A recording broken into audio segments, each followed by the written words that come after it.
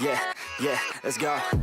I ain't the first with the curse, with the thirst that I wanna be better, not worse, man it hurts. I'm on this earth with my words and I put them all together, insert, cause I wanna have worth. Working hella hard till they put me in the dirt.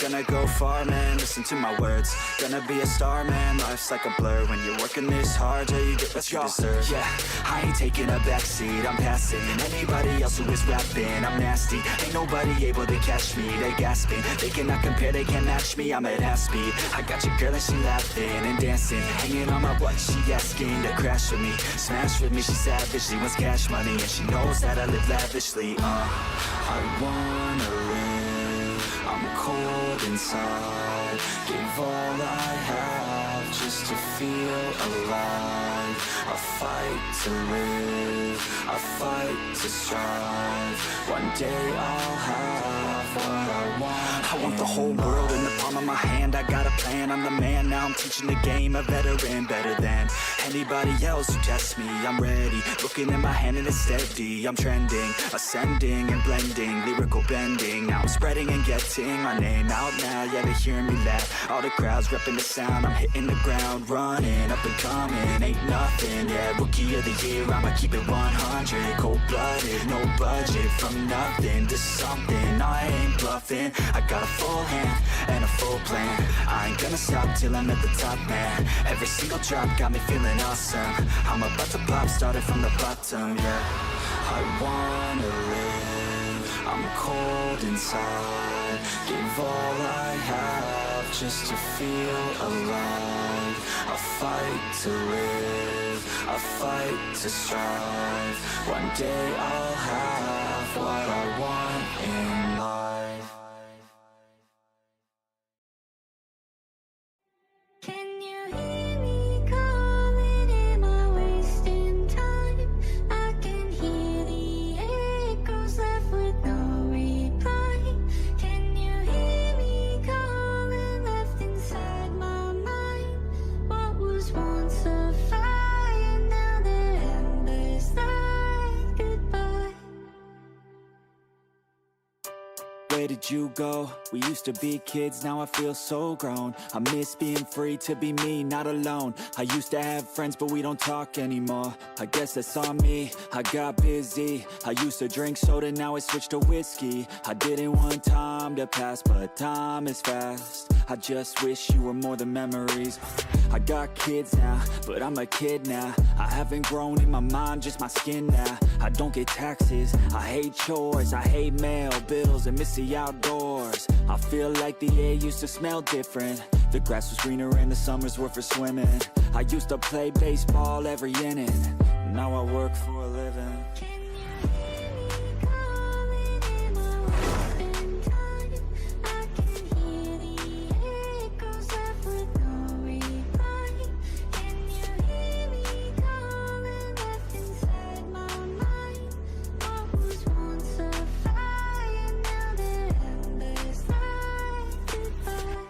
Watch more podcasts and hear less music. My brain feels different and I don't wanna lose it. I try to stay healthy but I'm tired all the time, cause there's too much on my mind. Got into meditation, just try to be more patient. Find a passion, a purpose, a reason to keep chasing all the dreams that I had when I was a little kid. Whatever happened to those dreams, man, there's something that I miss. Maybe I should do this, I always love music. Maybe I could find a way to make these dreams lucid. I really wanna try, cause I might have a chance before I die to see the world with the soulmate by my side. Yeah, that would be the life, not a fucking 9 to 5. I wanna feel alive for a minute at a time. Let the kid out that's been stuck, captive on the inside, who had dreams, big things were gonna come from his life. Can you hear me calling? Am I wasting time?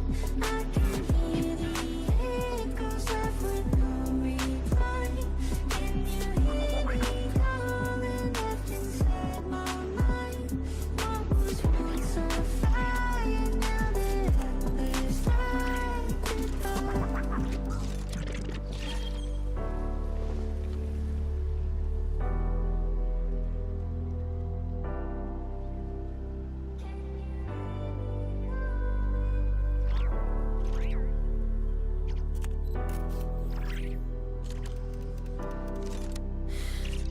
How many forging commissions do I still have to finish? Let's see.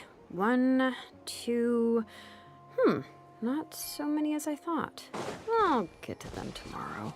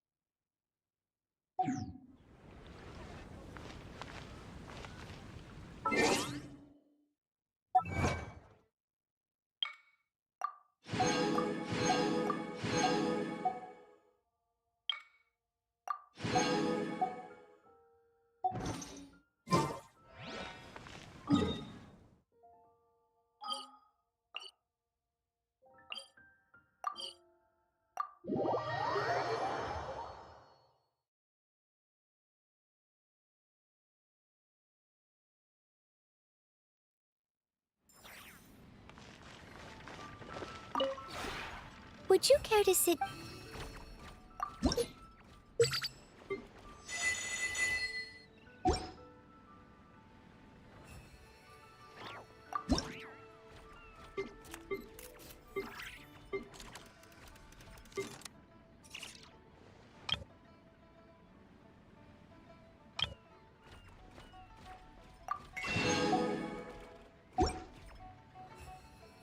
If you ever...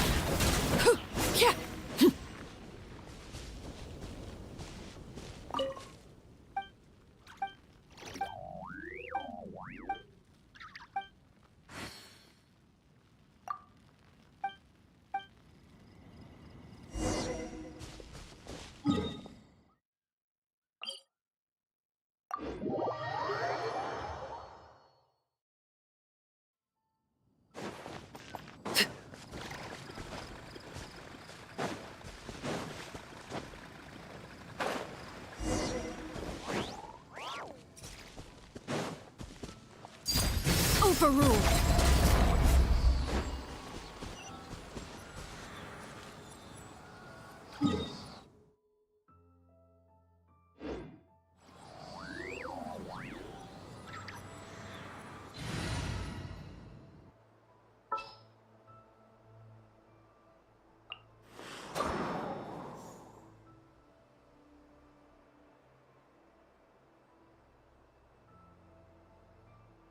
We may leave at any time.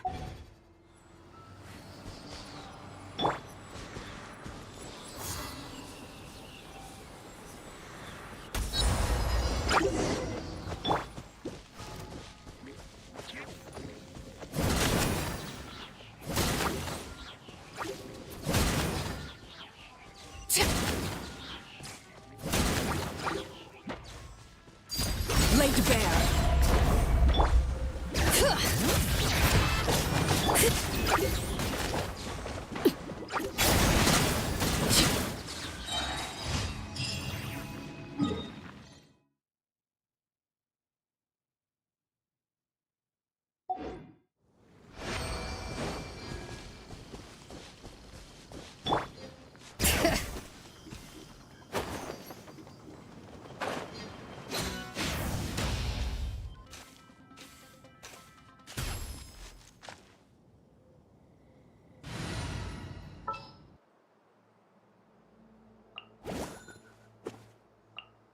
I won't hold you back.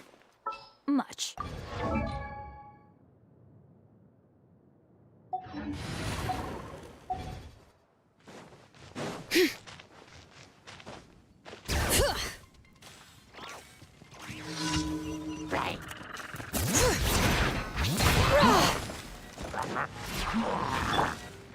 Transfixed.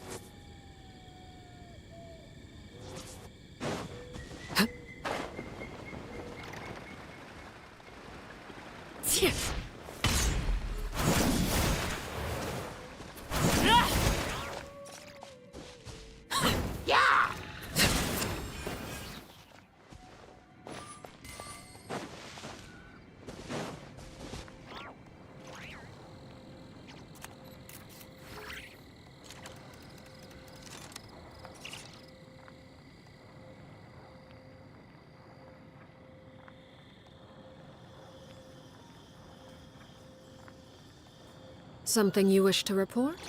Go on. You have my undivided...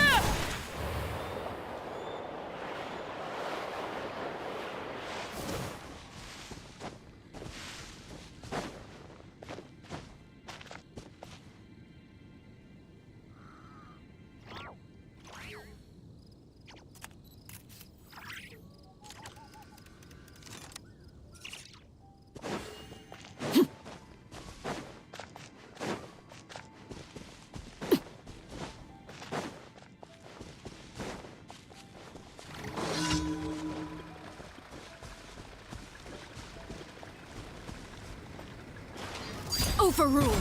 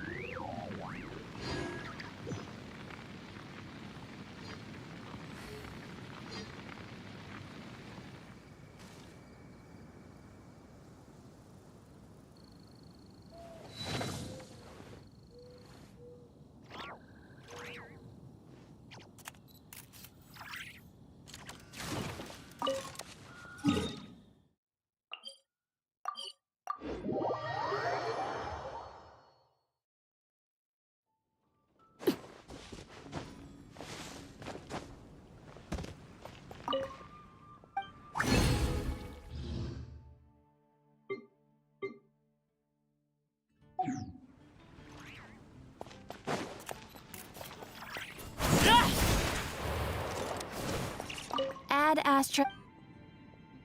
Thank you for complete. Add Astra.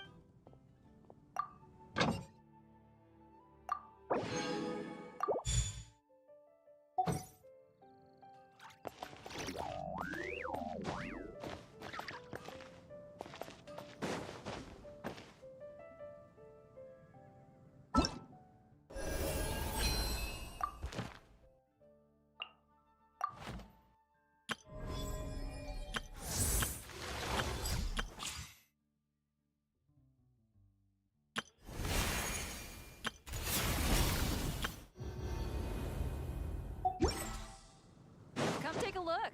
There will definitely be something.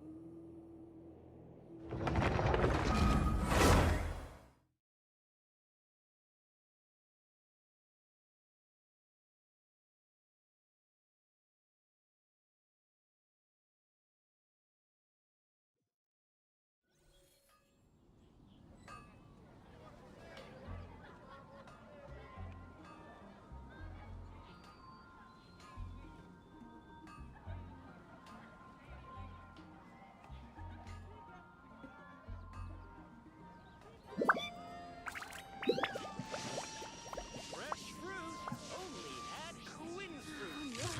Everyone can hear your voice. Better see Barbara at the cathedral if you're injured.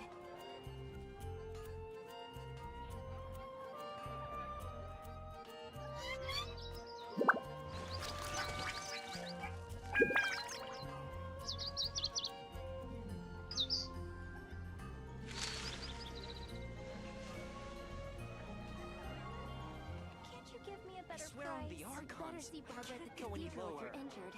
When you're high up, everyone can hear your voice. That's what I'll make tonight.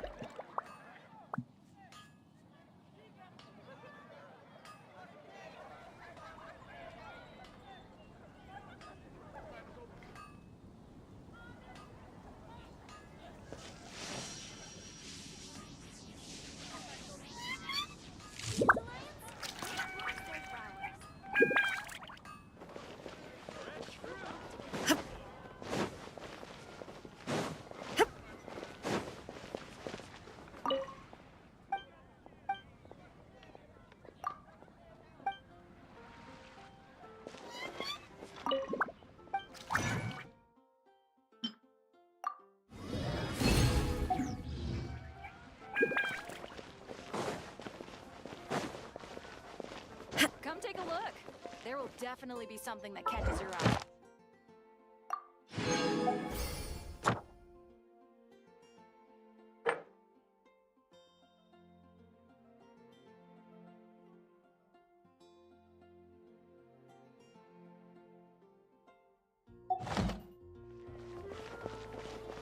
Add Astra.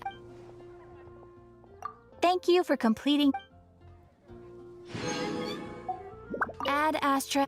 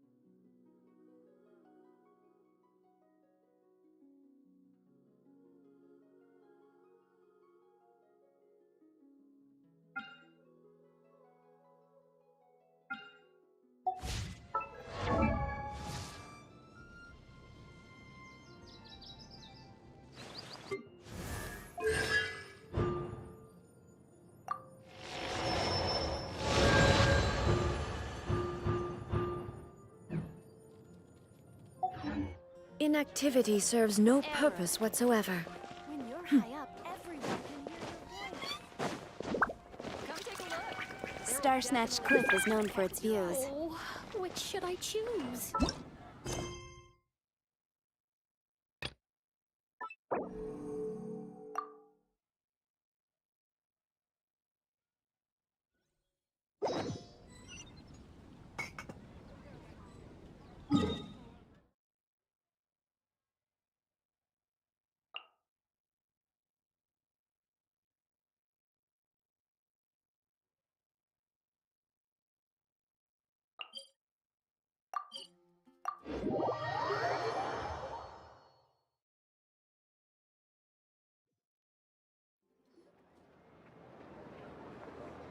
Thank you for waiting. I finished checking your adventurer handbook. Here are your commission rewards. We have no other urgent commissions on the books at present. Thank you for all your hard work lately. Perhaps you two could consider taking a vacation. Amazing! Paimon never thought we'd end up having downtime in Krai. Things were pretty hectic when we first got here. Everywhere you looked, it was either the Wild Hunt causing chaos or the Ventui stirring up trouble. It felt like this whole region was one giant slime in a barrel, ready to go boom at any moment.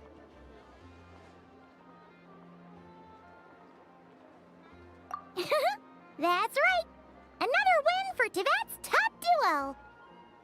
Ah, yes. Are you two aware that the Moon Prayer Night is soon to take place? Oh, yeah! Llama told us that was coming up soon. Wait, why do you mention it, though? Do people in Nasha Town celebrate it, too? Paimon thought it was just for Moon Goddess worshippers. You're partially right. Most people in Nasha Town just see the festival as an opportunity to do business.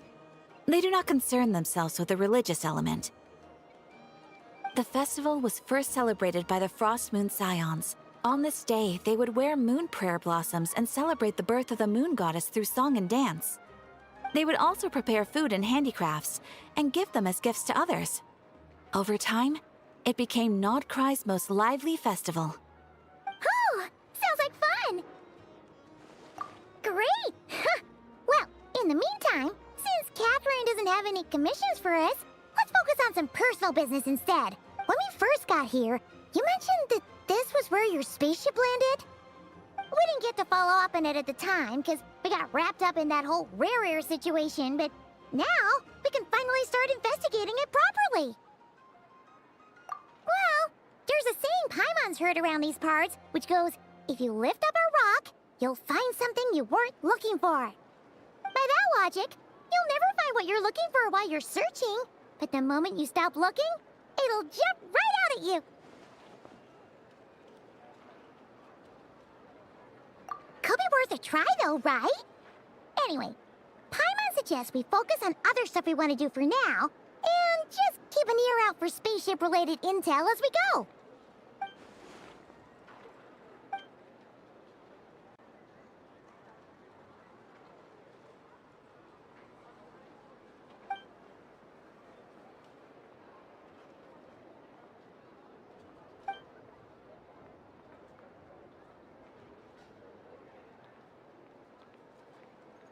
What's wrong? You look super serious all of a sudden. Huh? Paimon gets why you'd be concerned about Columbina, but what does the doctor have to do with anything? Oh, that's true. And now that you mention it, we're definitely overdue for a showdown with the Ventui. It is weird that he hasn't shown himself this whole time. What could he be up to?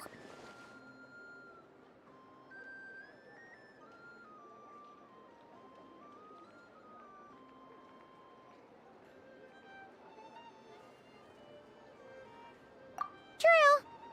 Paimon would much rather deal with Marionette anyway. She says the meanest things, but when it comes down to it, she doesn't seem like a bad person. Maybe it's the pressure of being a Fatus? Especially as a Harbinger. Does she feel like she's gotta act tough to keep up appearances or something? But then, every time we headed out with Rarier, she always wound up having to repair Polonia and her other robots. That's gotta sting. Losing face always hurts more for people who care a lot about their image. She's probably still furious about it.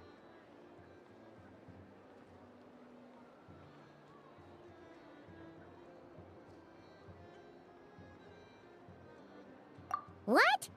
Relax! She's not even here! Huh? What's the matter? Oh, nothing. Sorry, we'll be on our way now. Where are we again? Oh yeah, Columbina? Right, yeah, let's go see Columbina.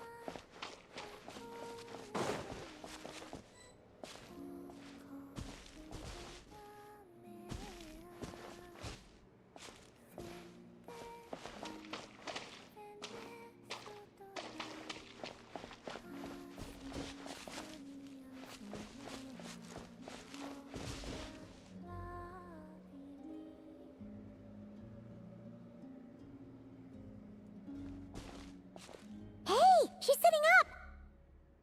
Is me sitting here a rare sight? No, we just thought you'd be resting. Perhaps I would have been, were it not for the sudden arrival of some unexpected guests. Not that I consider it a disturbance. After all, you are the only ones who are free to enter. Would it not be a little unfriendly of me to lie down while we speak? I didn't realize you put so much thought into little things like that.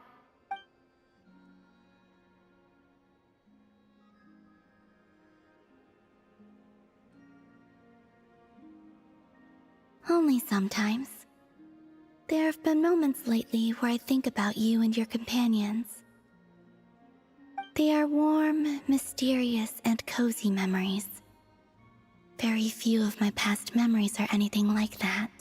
They say that travelers return home bearing bags full of souvenirs. But my luggage was empty, and I believed it would stay that way. Return home? So, you're still planning on returning to the moon? Yes. This planet continues to reject me, reminding me that I do not belong here. If I remain in Teyvat, there will come a day that I disintegrate. And I don't mean reduced to dust, or turned into food for the flowers. I mean, I will cease to exist entirely. Alright then. Well, we're sure gonna miss you. But it sounds like we'll have to say goodbye. How do you intend to return? The moon prayer night is soon to arrive. On that day, the moon will be closest to Teyvat. The Kuvaki in this land will reach its peak at that time. I merely need to grasp the tide, and with relatively little effort. Oh, Paimon gets it! It'll work like a slingshot! You make it sound like she's gonna get blasted up to the moon. If I did that, I suspect I would crash into the false sky. I will be using a much gentler approach. But I do like the analogy. It's fun. You see? She gets Paimon's sense of humor. In the blink of an eye, the time has come to part ways. It does feel that way, doesn't it? Time seems to fly fastest when you are enjoying it. I have always thought of myself as a wanderer on this earth, and it has never expressed any desire to keep me here. Yet, just as I plan to depart, it tugs at my arm. Is this a gesture of affection? Or is the world mocking me? Oh. Were you hoping I can answer that? Yes. You are a traveler, so you must have a lot of experience in this area. Then, what I would say is, enjoy the moment. That's right! Don't overthink it! Happiness is happiness and joy is joy! The point is to enjoy it, not analyze it. I see. Then what I would say is, even though I am very tired right now, I am still happy. I can't tell from the tone of your voice. Oh, really? You don't think I sound happy? I'm just kidding. I could tell you were in a good mood today from the moment we saw you. Ah, a joke. Albeit not a funny one. Anyway, I assume you're here about you-know-what. Give me your hand. Actually, it's not that. There's something else we wanted to discuss with you. Oh, then do you still want to give me your hand? Or not? Sure.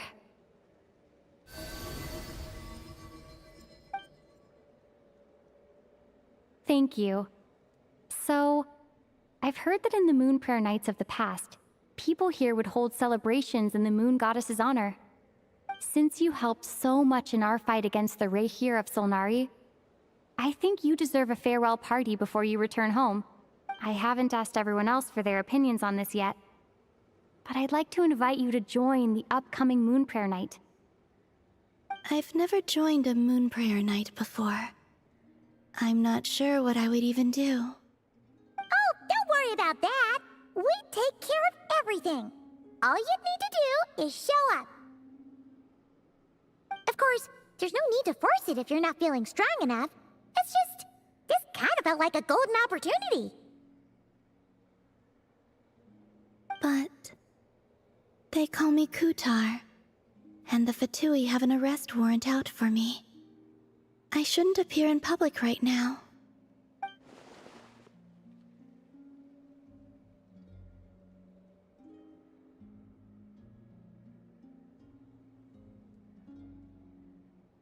I'll make it work.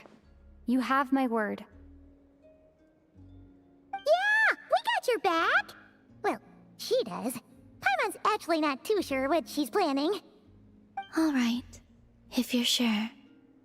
I will not refuse your invitation. I suppose it wouldn't hurt to pack a few more sights from this world into my suitcase before finally learning what my homeland looks like. Oh, if you see Lauma, please tell her that my answer to the question she asked me is neither yes nor no. Rather, it is, there is no need. That was kinda cryptic, but sure. Guess it's between the two of you. We'll pass along the message. Bye for now.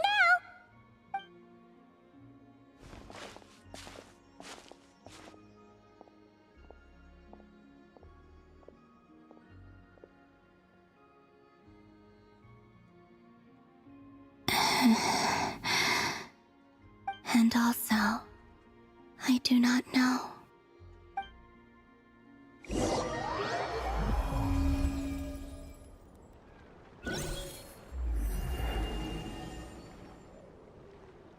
Since she's agreed to join the festival, let's go see who else wants to take part.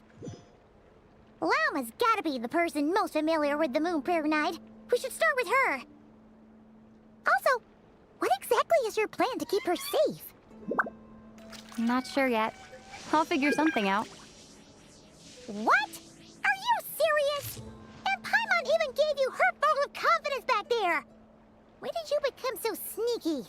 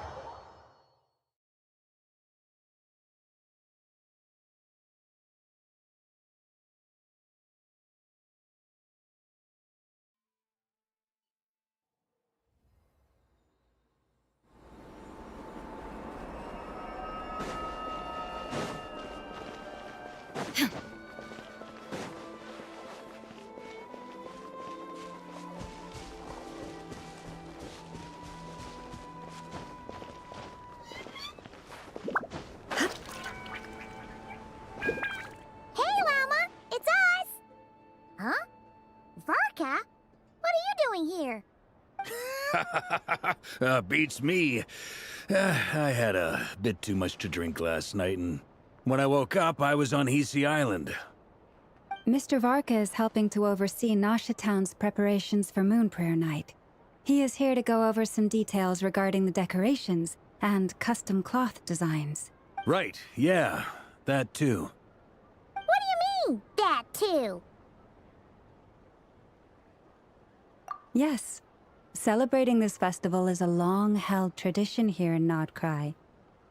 On this day, the crescent moon at the top branches of the verdant crest turns into a full moon, and the moon prayer blossoms bloom with a special radiance. Our people take these to be blessed omens. It's an especially welcome event coming off the back of all that nasty business with RevengE. Everyone got put through the ringer recently, and now they're looking to turn their fortunes around. The big shots in town all agree that a big, lively celebration is just what we need to rebuild people's faith in this place. No wonder Catherine said that people weren't so bothered about the religious element. That's right. It's become more of a local custom by this point. The celebrations have little to do with whether the religious stories behind this event are true or not. Even the Frost Moon Scions are eagerly awaiting the coming of Moon Prayer Night, despite now knowing that their past beliefs were founded on a falsehood. That's fair. It's a bit like the lantern ride in Liyue. It's a chance for people to enjoy themselves, not debate the existence of the Adepti.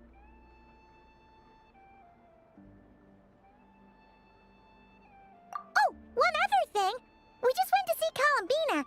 We went ahead and invited her to take part in the festival this time. Hope it's okay.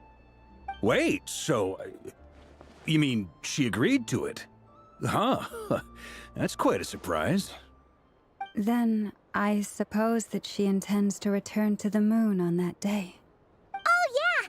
It's kind of a complicated process, but basically, it's like a slingshot. I understand. In truth, I had a feeling that she might make such a decision. Well, if Kuthar has decided to participate in the festival, we should prepare accordingly. Yeah, exactly. She was saying how it could be risky for her to show her face in public. We were wondering if there was any way we could hide her.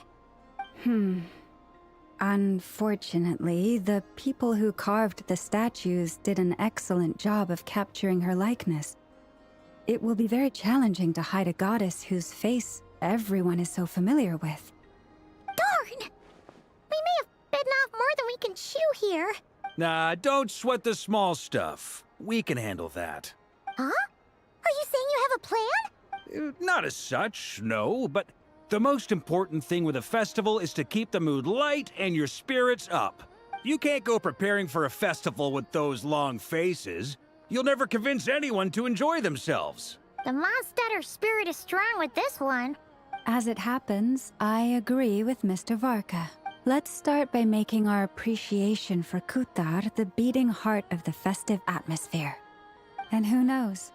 Once we get the ball rolling, perhaps everything will just fall into place. Hey! Did you catch that? Lama said the thing! Or close enough, at least. I'm looking forward to the Moon Prayer Night already. We have a festival in Mondstadt called Windbloom, and you can always tell which couples are celebrating it for their first time by the smiles on their faces. Big, beaming smiles like their whole face is glowing. And I have a feeling we'll get to see that same smile on the Moon Goddess's face at this festival. Not quite the same, surely. Anyway, I'll take care of business in the city, but I'll have to leave the decor up to you and the Frost Moon Scions. No one else can capture that traditional aesthetic quite like you guys. But lastly, there's the final key element that brings the festival to life. Companionship. Before you leave, let me show you something that we've been preparing. Mr. Varka had asked to see it already, so you may as well tag along. Also, I have some further questions about Kuthar's decision.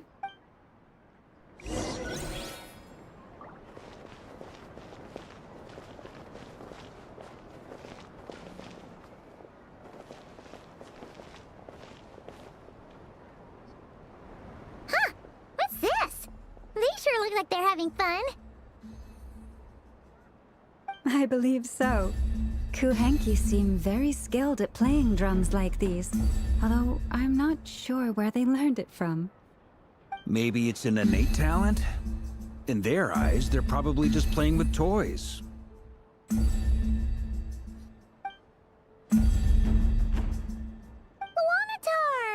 You want to play too? Yeah. She looks more confused than anything. Maybe we can teach her next time if we get the chance.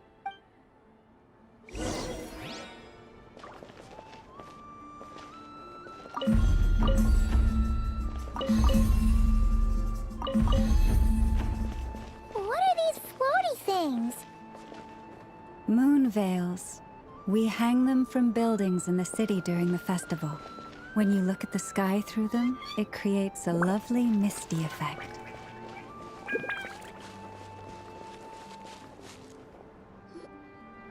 Everyone seems hard at work. They are preparing items for Moon Prayer Night. For instance, the sculpture being made over here, Mr. Varka and I were just finalizing the details of where it will be placed. Ah, there she is. I didn't know the finished article would be so large. Not to worry, though. All the necessary arrangements have been made. Just let me know once it's ready, and I'll get some people to ship it over. You have my thanks. And over here, we are preparing a very traditional confection. Oh, look at all these colors! It looks great! Can Paimon try one? Of course. I have a feeling you'll like it a lot. You bet! Sweets and treats are Paimon's favorite. If you included those in the Feast of the Moon, I bet Paimon would have joined the Frost Moon Scions by now. There will also be verdant crests like this present in Nasha Town during the festival. The timing of Moon Prayer Night is not completely set in advance. We make a rough estimate, then observe the changes in the verdant crests and moon prayer blossoms to guide us. As such, the wait itself is a fun feat.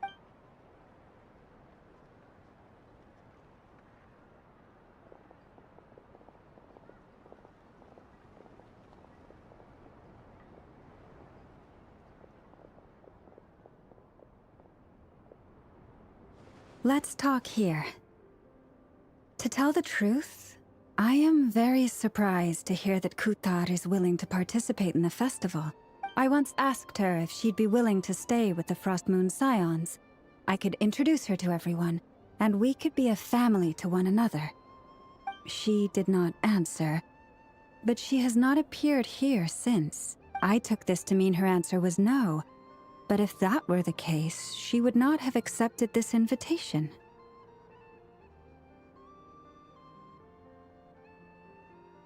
Ah, I see. Maybe she is right. Maybe the Frost Moon Scions of today no longer need a moon goddess. But my wish was not for her to come here and be worshipped as a deity. I simply wanted to offer her a place to stay. I'm sure she believes that showing herself here might invite Fatui intervention, and as such she does not wish to cause us trouble. But what really pains me about all this is that this is her birthplace. She ought to belong here, yet no one has been able to grant her shelter. I think I'm qualified to weigh in here. When someone's about to depart on a long trip, what they need is blessings, not burdens. We should wish her the best, not make the journey harder than it already is. Anyway, she's agreed to attend, hasn't she? All we need to do is simply respect her decision. I see your point. Yes, she will soon depart after all. Our job is to leave her with some happy memories. Besides, who's to say her journey to the moon is a one-way trip? It's not like she can't come back and visit if she wants, right? Paimon agrees wholeheartedly. Festivals are all about having fun, so let's keep it simple. All right, I'm gonna head back to Nasha Town soon. Want to come with? I'm guessing you have some other folks to visit there. Sure thing. Let's go. Bye for now, Elma. Thank you all. Goodbye.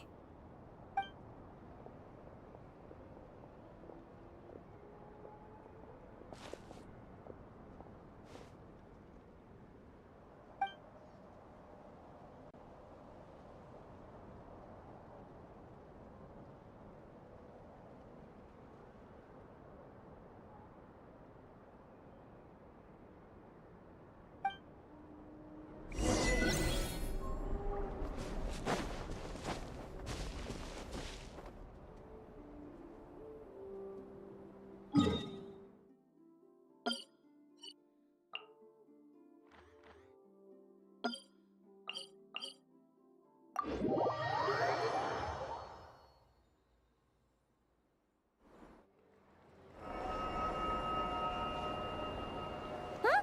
Hey, over there! It's Duirn and Albedo with Flints! What could they be chatting about? Your guess is as good as mine. Ah, Grand Master, and the Traveler and Paimon. Hello there. It's been a while. Perfect. We have some new volunteers for our investigation. Wait, let me guess. The righteous Lightkeepers are finally ready to hunt down the Abyssal Dragon? Haha. Yes, that too. Yeah, right! Oh, wait! Why does everyone keep saying that too? Well, to be precise, the facts match, but not the causality. Wait, so I guessed right? Half right. Don't act so impressed with yourself. Maybe I can explain. We ran into Mr. Flint's north of Nasha Town. At that time, we just noticed a few abyssal creatures out in the wild, but the strange thing was, I didn't detect any traces of abyssal energy on them at all. On closer inspection, we realized that they were not real monsters, but something akin to reflections in the water, or perhaps a mirage. Huh? What do you mean? Like, you could see them but not touch them? Exactly. It was very peculiar. They roared and tried to attack us, but we could not make any physical contact with them. I think I've heard of things like that happening in Krai before, but I don't know much about it. Yes, it's a known phenomenon. Mirage-like illusions tend to appear in Krai in the run-up to Moonprayer Night. From a distance, they appear quite real. I myself thought that Misters Duirn and Albedo were locked in battle with abyssal monsters when I first arrived. But after sharing intel and investigating a little further, we can confirm that these illusions are harmless. There is no great cause for concern. All the Mirage stories I've heard are either animals, rocks, or small houses. Abyssal monsters, though? That's a first. It's a first for me, too. So I'm planning to look into it further just to be on the safe side. I intend to inspect a few more locations. What about you two? Any plans? Alice contacted me a few days ago. She'd like me and Duirn to assist her with an experiment, but we lost contact shortly after receiving the message. I'm sure that comes as no surprise to anyone familiar with her. We don't know when the wind will blow, yet when the wind blows, we will know. That, in a nutshell, describes how Alice operates. Yeah, that tracks. Okay. Well, I suggest we investigate this Mirage business in the meantime. It's piqued my curiosity, and I'm pretty sure I know someone who will already be 10 steps ahead of us. Well said. Right? Whatever's happening in Krai, she always seems to be the first one to know. Let's go see what she knows. We can invite her and her staff to the festival while we're at it.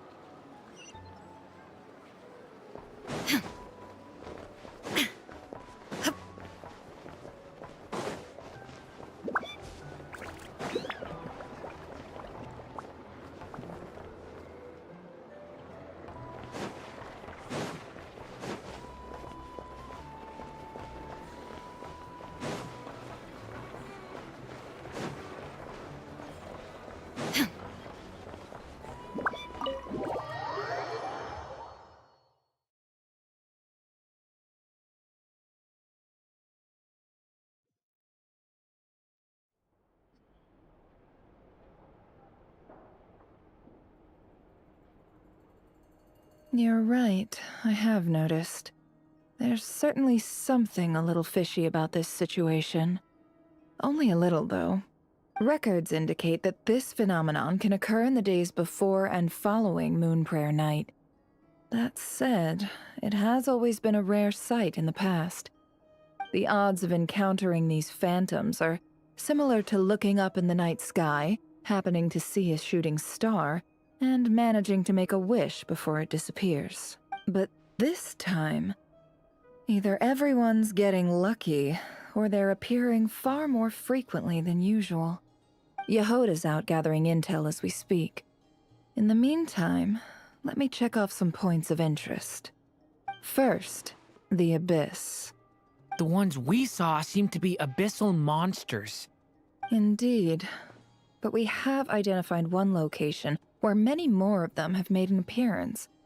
And given the scale and nature of the phantoms, it's almost as if someone's last memories are coming to life. Or perhaps the memories of multiple people. Oh. So you mean the phantom monsters are hunting down the phantom humans? Exactly. The phantoms can interact with each other, but we have no means of intervening. In addition, some of the human phantoms would seem to be from the very distant past. This is clear both from the clothing they wear and the stories they tell. They claim to be from Hyperborea, a name which I've heard from Lauma before. If this is true, it means they must be from 6,000 years ago. Did Paimon hear that right? 6,000 years? It sounds like this merits further exploration. That'd be a big help. I'll leave it with you, Albedo. My knowledge of ancient history is non-existent. I used to doze off every time the pre-Knights of Favonius era came up in class. It's quite a miracle that you were able to understand these phantoms' speech, given how long ago they lived. I suppose you're right. But I'll leave the archaeologists to ruminate over that conundrum. As an intelligence broker, my sole interest is in the value of the information I gather. Which, in this case, hopefully means earning myself some good favor with our dear Lady Moonchanter. So calculating. Whew, this intel broker logic always catches Paimon by surprise. Sounds to me like we could split the work up. I think the abyssal phenomenon is best left to Albedo, Flints, and me. Agreed. It coincides with my duty as a lightkeeper. For my part, I'd like to understand the abyss better. Even a little knowledge would go a long way. This is certainly a rare opportunity to study the Abyss. But even rarer, perhaps, is the chance to make contact with the Ancients. The Curatorium will take the lead on investigating the Hyperboreans. We put in the work to learn what we know so far. It seems only fair that we get some quantity of exclusive intel. That just leaves our trusty team of 2 unassigned.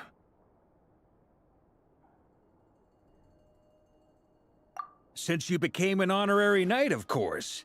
This was part of my grand plan all along. Ha ha ha!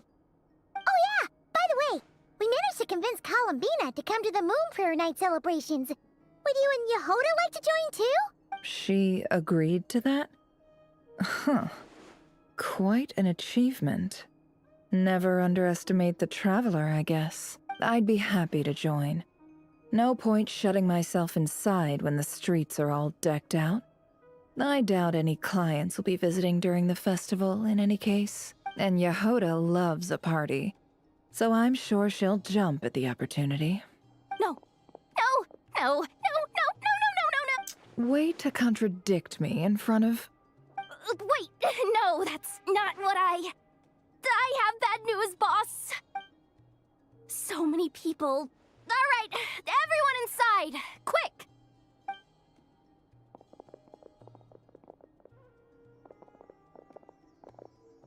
This is gonna sound crazy, but hear me out. I saw one of those phantoms at Star Sand Shoal, and it was some sort of flying ship. Like a spaceship? That's gotta be the one you came to Tibet in. You said you saw the same thing through the moon marrow, right? Huh? You already know about it? Ugh, I thought I was gonna blow people's minds. Turns out I'm the last to find out. Wait, back up. You came here in a spaceship? Now my mind is blown! What's it like on the inside? Was it like flying through space? I want to know everything!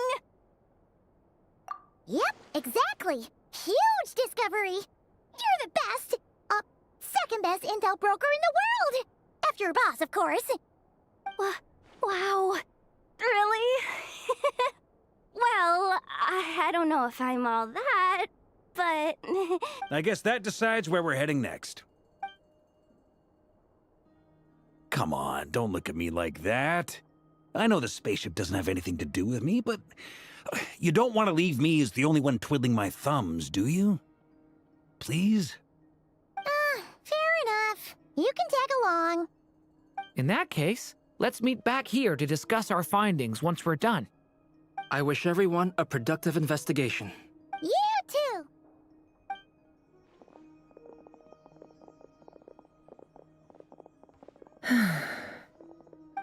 What's up, boss? Aren't we gonna head out?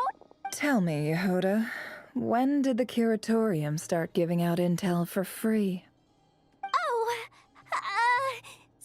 sorry, boss.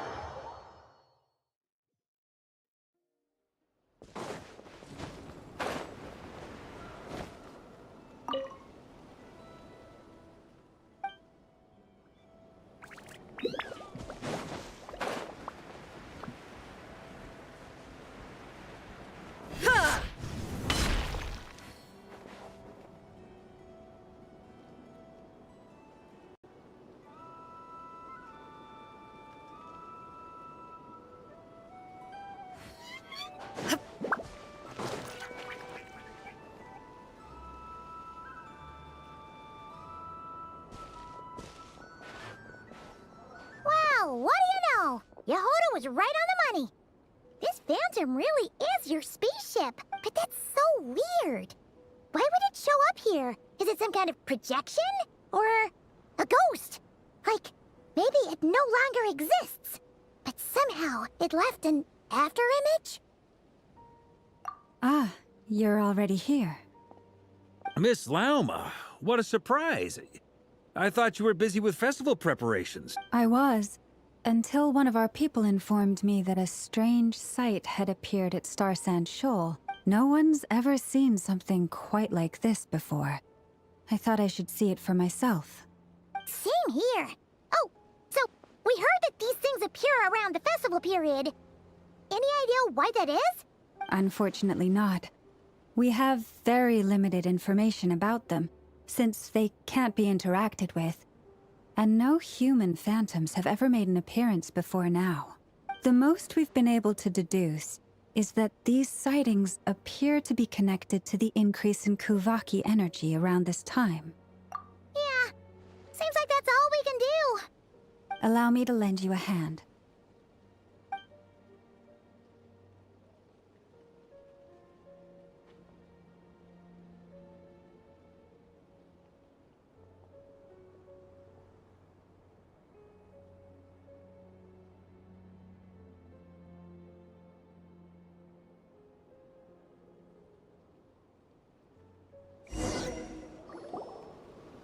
Everyone, our friend here should be able to provide us with some information. Is that a phantom Rhymehorn deer? I've heard about how the Frost Moon Scions live in harmony with the animals and can even communicate with them.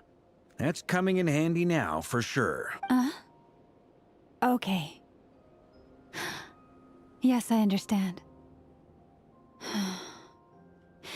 Then how about this?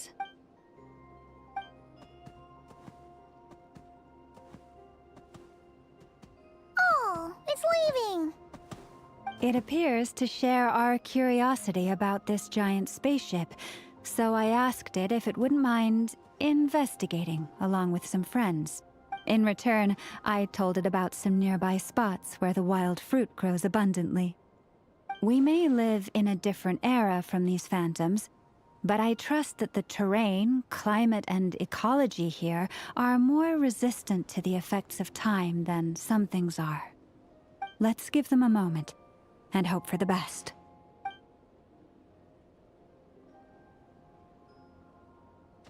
All back together? Must have been a lot of fruit. Indeed. Now let me ask them some questions.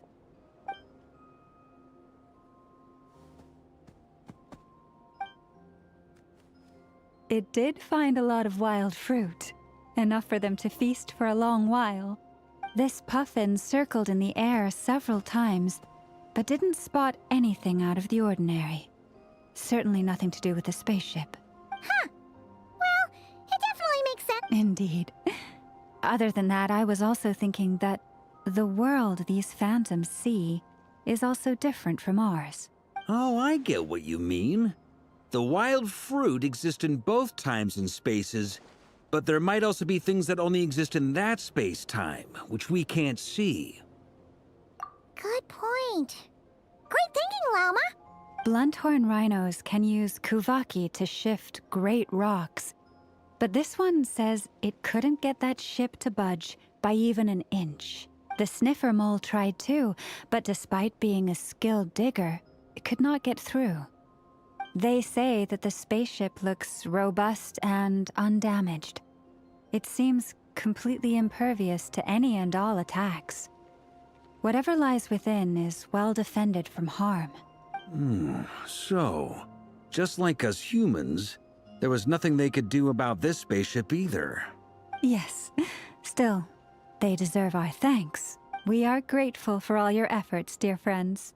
Now go, and enjoy your feast.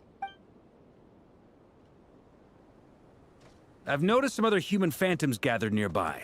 Come on, let's go talk to them.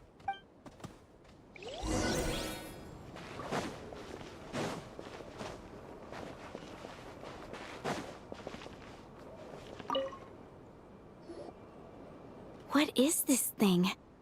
I've never seen it move, and there's no way to get inside. Goodness knows. My grandpa says it's been sitting here at least since his grandpa was still alive. What about his grandpa? Did he say anything to your grandpa's grandpa about it? Huh? I don't know. In all likelihood, it was here back then too. Hard to imagine something this huge could move. Guess that means that as far as they're concerned, this ship's been around a long time.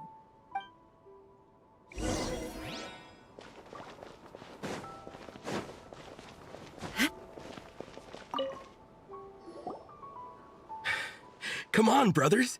If we can get even a small chunk off of this thing, it's gotta be worth a fortune. Today is the day we strike it rich. Huh? You mean Paimon? Yes, brother, I shall join you. Let's make our fortune. We should go with them. What the? This thing is crazy tough. I can't even scratch it. What's it made of?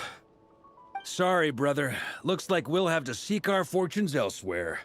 Enjoying yourself? I was just seeing if I could influence this phantom's perception by playing. But nope, no dice. I'm sure we're all starting to build up an idea of what's going on here now that we've spoken to some of the people. These phantoms are reenacting real historical events in Nodkrai. It's almost like we're in some kind of interactive stage play. We can talk to the actors, but the plot is fixed, and we can't influence it. It makes sense. History is set in stone. The objective facts of the past cannot be changed. Paimon totally thought you were just goofing around earlier. But actually, you were doing some serious investigating. Of course I was. Anyway, at this point, I think we're forced to conclude that although the Phantom spaceship is right there in front of us, we aren't going to learn much about it from these people.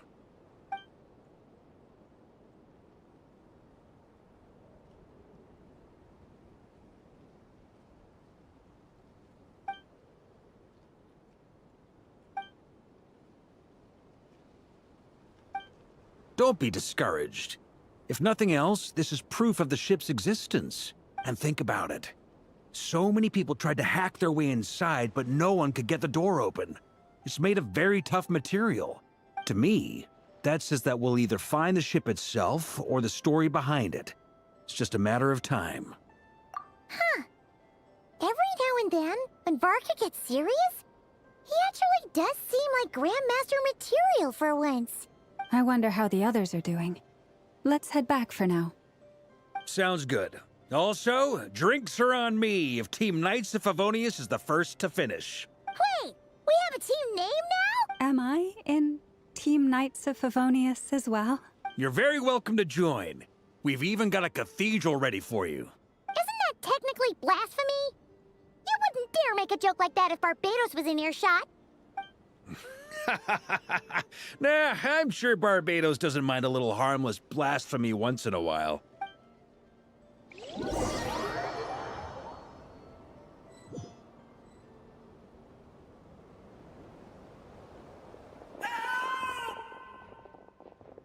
Oh, no! Get away! Oh.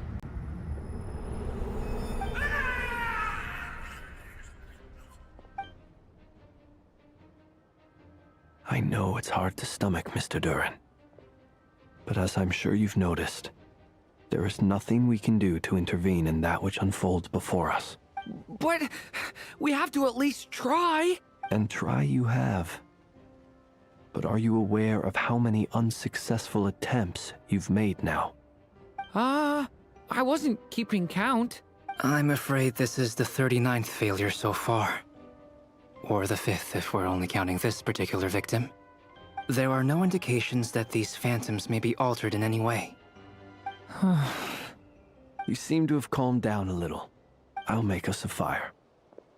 You should rest and have some water. Feeling any better now, Mr. Duirn? May I ask a few questions? Be my guest. What exactly are we witnessing here? What happened to those people? My guess would be that we are seeing Nodcry during the Conrian Cataclysm. Would that be accurate? Conria. That is correct.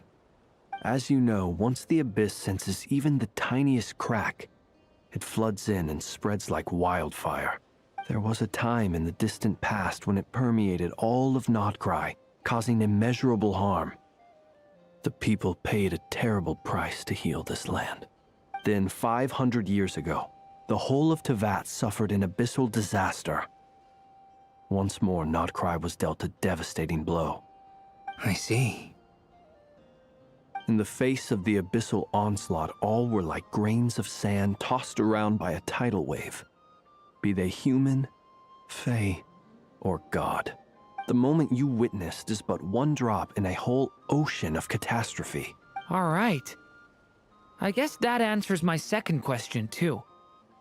I wanted to know why there's nothing I could do to help them, and that's because what we are seeing is history. That would be my guess as well. As I understand it, history and fate are not all that dissimilar. The latter may be unseen to us, but both are immutable. Yes. Fate was determined long, long ago. I still have a couple of other questions for you, Mr. Flint's. You mentioned more than one abyssal disaster that has struck this land in the past. How can you be sure that what we're seeing is from the Conrian incident? And also, how are you able to stay so calm when you're talking about these events? From everything I know about you, you're not cold or ruthless, and you're not indifferent to the suffering of others. Alas, I am forced to show my age. I must be 600 or 700 years old by human measure.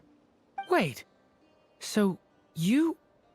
One is not easily moved by history when one has witnessed the truth firsthand.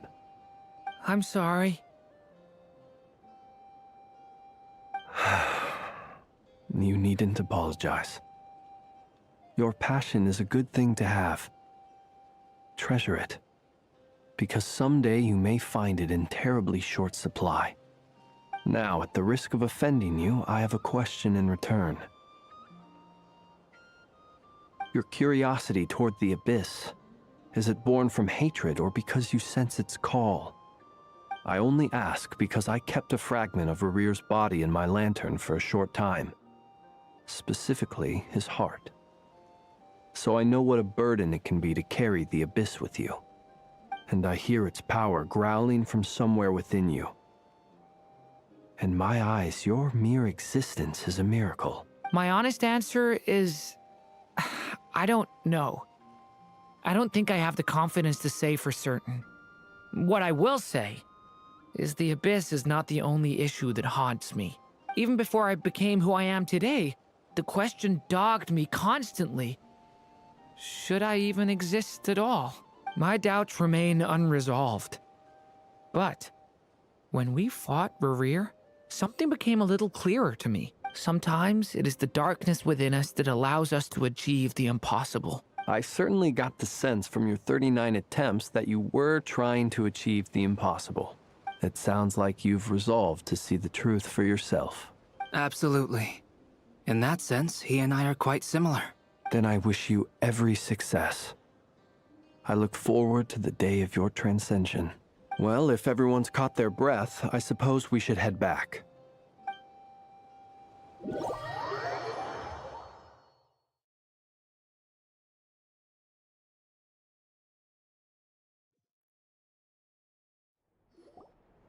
Incredibly, our separate investigations led us all to the same conclusion.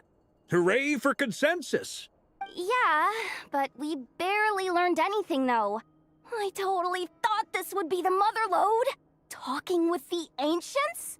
I mean, come on! But nope. All we got was useless snippets of conversation. And all this stuff about moons and hyperopia.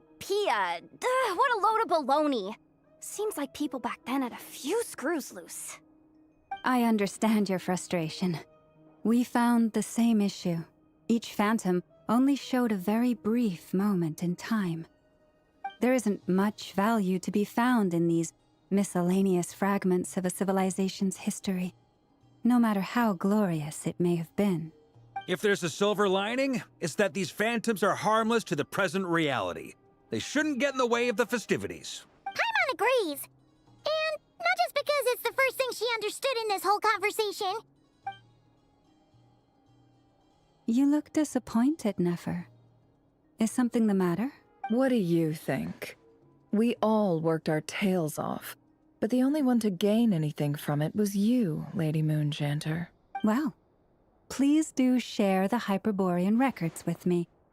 I will gladly inscribe them in our people's document. Oh, duh! Yeah! That was it! Hyperborea! Hyperborea. I'm serious.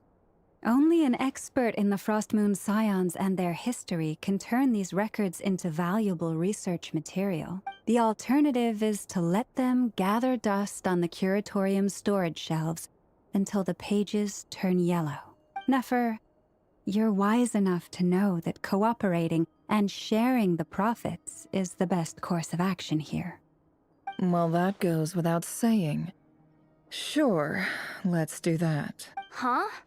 But didn't you say we aren't supposed to give out intel for free? Sorry. Shutting up. Now is not a good time to push Nefer's buttons.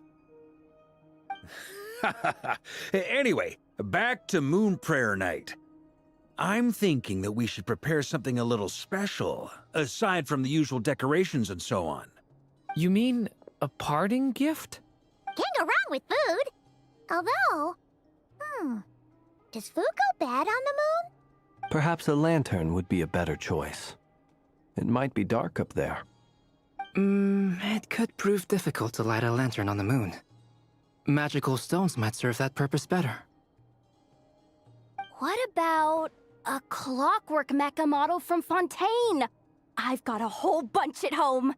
I use them for fighting practice in my free time. None of these sound like things she would be even remotely interested in. But we don't interact with her enough to know what she likes. Yeah. It would really save us the guesswork if someone could find out what she's into. Wait! at you. Great! Haha, problem solved.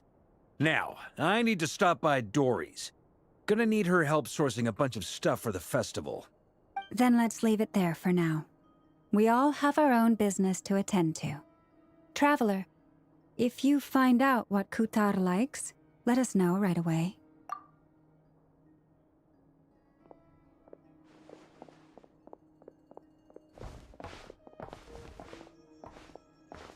Is something the matter?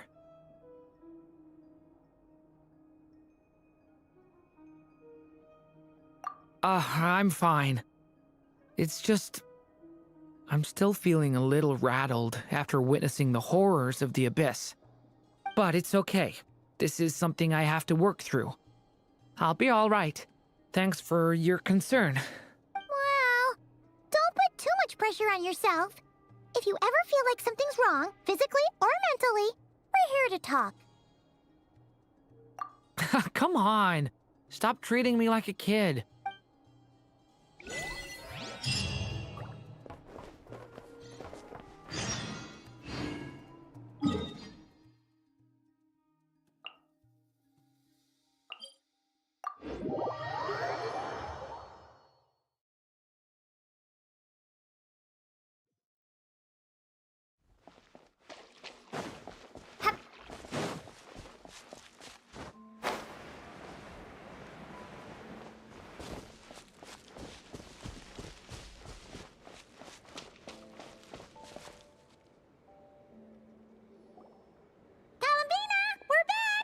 Huh? She's not here. Weren't there a few Kuhenki here last time, too? Where did they all go? Walkies? For Kuhenki? You're not pets, you know. Oh, well. Looks like we just came at a bad time. Let's try again tomorrow. There's still a few days until Moon Prayer Night, so we're in no rush. Besides, she needs time to rest anyway.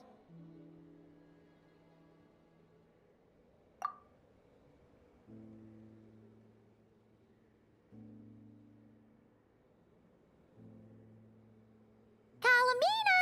Are you back yet? Oh, how strange. Looks like she still isn't here.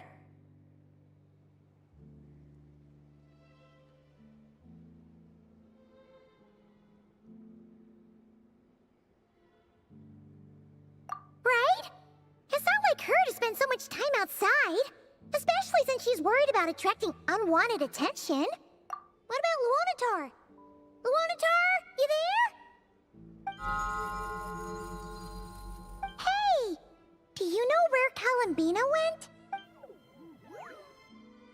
Sorry, didn't understand.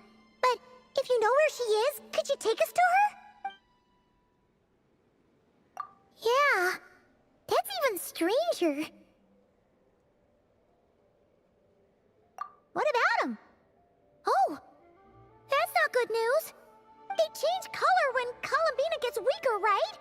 And they look super pale right now. Good idea. She might know what's happening.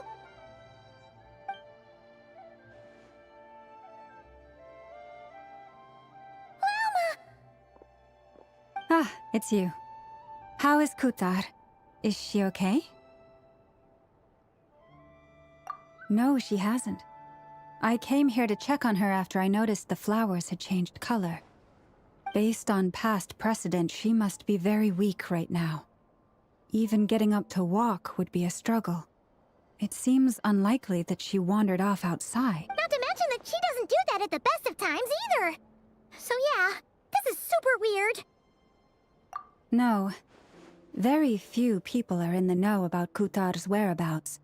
And if anyone suspicious had visited, they'd have left some sort of evidence. Come on, let's go to Nasha Town. If anyone has seen her, someone there will know about it. It's not Krai's information hub after all. Makes sense. Let's go!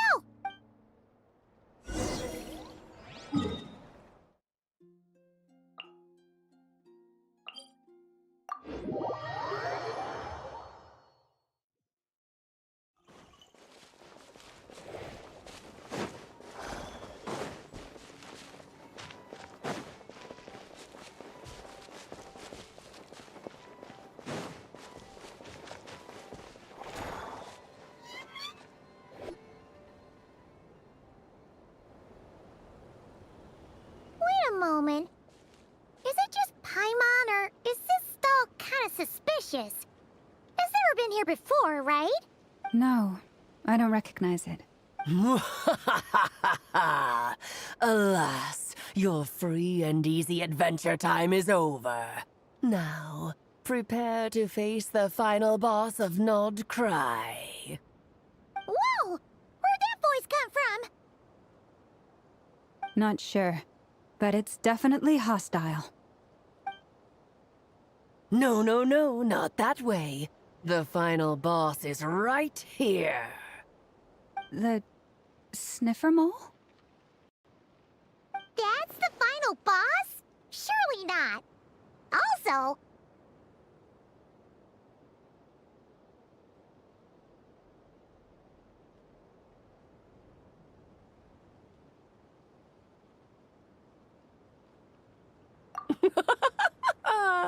Okay, the jig is up. I'll stop teasing you. Turn around. I'm right behind you. It seems I've managed to leave quite an indelible impression, even though you've never seen my face. Ah, nothing could make a great mage more pleased with herself.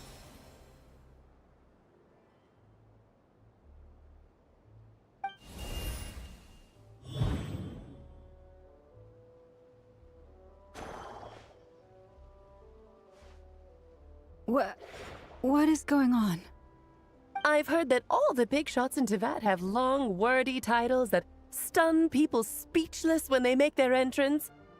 Unfortunately, none of them are affiliated with the Hexen Circle, and we ourselves keep a very low profile. The notorious name-dropping doesn't quite work for us. Still, I, for one, think I'm really quite amazing.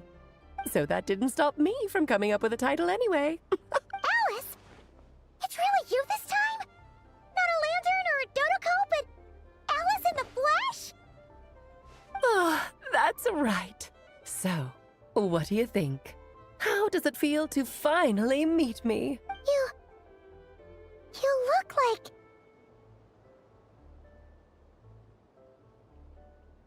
Oh, that's the first thing you thought. A little surprising, but that actually makes me very happy. Because that means that when Klee grows up, she'll be just as stunningly beautiful as her mother. So she's a friend of yours? Kind of. This is actually the first time we've seen her in person. I see. Madam Mage, that was, quite a powerful entrance. I certainly won't be forgetting it anytime soon. It's okay, Lauma, don't force it. Paimon will do the honors. This is Alice from the Hexen Circle. She's a friend of ours. And of Arcus, too. That's right. She's a good person, just kinda... unpredictable. Well, what is the human heart if not unpredictable? Hmm? If we could not do as we please, how would we differ from machines? I am Lauma, Moon Chanter of the Frost Moon Scions. It is a pleasure to meet you. Oh, I know. Before you got here, I spent a good, 15 minutes getting up to speed on Nod Krai's present situation. In other words, I've read the whole in the last episode part, so we can skip the pleasantries. Fair enough. Well, Miss Alice, I can already tell that you have quite a unique personality. He'll get used to it. Paimon sure is. So anyway, what are you doing in Nod Krai, Alice? Oh, I thought I told you already. This time, I'm the final boss. And what a formidable foe I shall be. Powerful, confident, decisive, and good luck finding my weak spot. You will never succeed. Oh, drat! My one weakness, and you found it in an instant. Fate has been dealt a devastating blow. Thus falls the great Dodo King. Why are you playing along with this nonsense? For funsies, of course. What's wrong, Paimon? Are you disappointed in me? Am I a gigantic letdown? No, it's just... you seem like a busy lady. And this is the one time you've shown up in person. Paimon figured it would be for something more high stakes than just goofing around. You're quite right. I'm here in Nod Krai because something big happened. Something big enough it caught the attention of the Hexen Circle. It concerns the 3 moons, Tevat's borders, and of course, the moon goddess you are currently searching for. Kind of. Why don't we discuss this over a pot of tea? My main reason for coming on this trip to Tevat was, of course, to have some fun. But I do technically have a job to do as well, namely, maintaining the stability of Tevat's borders. I'll skip over the complicated parts, but to sum it up, abyssal energies are all that lie beyond Tevat's border. We'd find ourselves in a real pickle if they ever made it through. And the phantoms you've been seeing are a sign that the border has been disturbed. Ah, no wonder they tend to show up around Moon Prayer Night.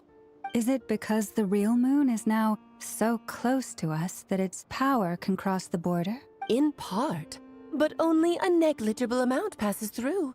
Just enough to influence the verdant crests and so on. And as you've noticed, there has been an unprecedented number of phantoms appearing this year. The influence of the moon beyond the border cannot explain this. No, there is another far greater factor at play. The trilunar syzygy. A trilunar syzygy? Eons ago, before the heavenly principles came to Tevat, it was the then 3 moon goddesses who controlled the laws of this world.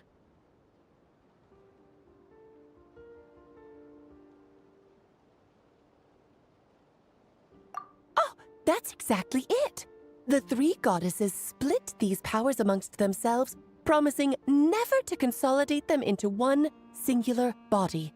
This was meant to keep the world stable. But, fast-forwarding to the present, the eternal moon's marrow is with you, while the iridescent moon's marrow, which should never have appeared in this world, has been retrieved. Add that to the presence of a moon goddess in the flesh and... the power of all 3 moons is gathered here in Notcry. There hasn't been an event like this since the War of Funerary Flame. And it's having a noticeable effect on Tevat's borders.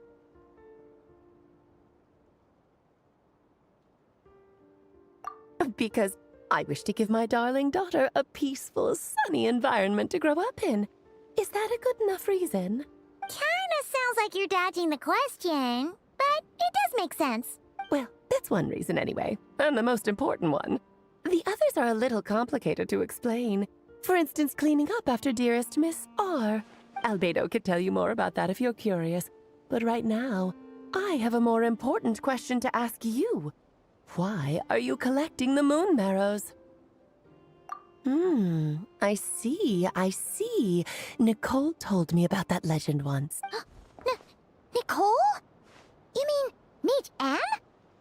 Oh, so you remember. Yes, of course. That was a story about fate, her area of expertise. But back to the story of our dear moon goddess. I'm afraid her intended method of returning to the moon is unlikely to work anymore. What does that mean? She may be missing, but she hasn't gone anywhere. She has disappeared.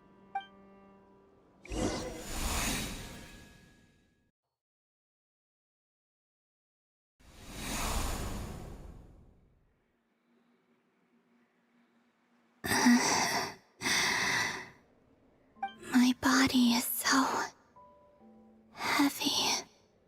Wait, no. It's my mind that's heavy. My arms and legs are as light as a feather. What's happening to me? I feel drowsy, like I've been asleep for too long. Is it daytime or nighttime? Is the moon out? I think I'll go for a walk.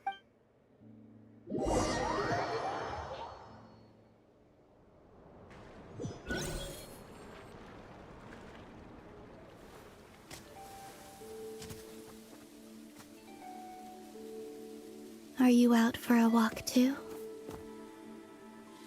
Huh?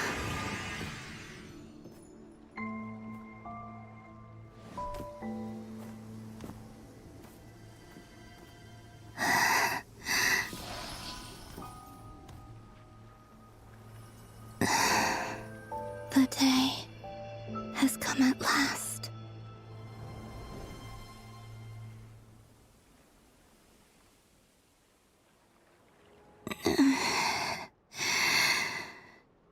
Have I grown so weak that I can't even sustain my physical form? But Moon Prayer Night is nearly here. I was so close to returning home. Death is near. Is this how it ends for me? Will I return to the moon after I disappear? Or... I don't want it to end like this. So far, at least, I still exist. Even if not physically, I can still feel. But as my power wanes, I'm sure that too will fade. I suppose I might take one final look at this world. The world where I was born.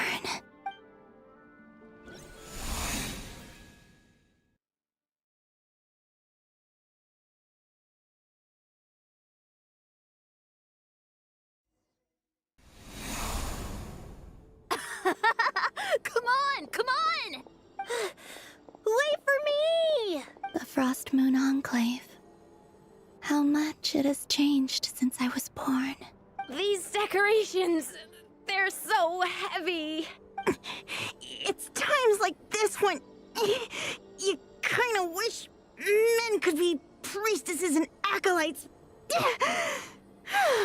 How fascinating. I've never had the chance to be privy to people's private lives in this way. In the past, people would get so solemn and serious the moment I showed my face. Like they were frozen stiff. Karina, Lametti, it's time to eat. Coming! I want to watch them a little longer.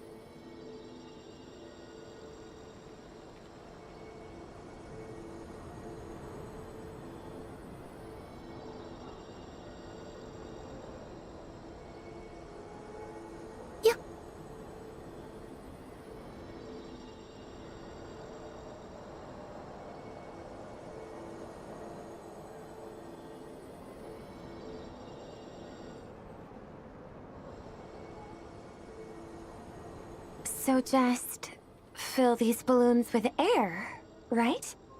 Yep. Try a couple now to test things out. The rest can wait till Moon Prayer Night. Think fast. Breda! Teasing an acolyte of the Frost Moon Scions? Surely that's a punishable offense. Take this! Huh? Alright, enough horsing around. Lady Lauma gave us a task. We should get back to it. The task is just to check that the balloons don't leak, right? Doesn't matter if we fill them with air or water. Yeah. Okay, you got me there. And you got me there. But still, we can't use all the balloons before the festival even starts. We won't use all of them. And as long as Lady Lauma's trusted acolyte doesn't snitch, this can stay as a little secret between friends. A couple more can't do any harm, right? Oh, you menace. Then, think fast! Is pumping a balloon full of water really so much fun?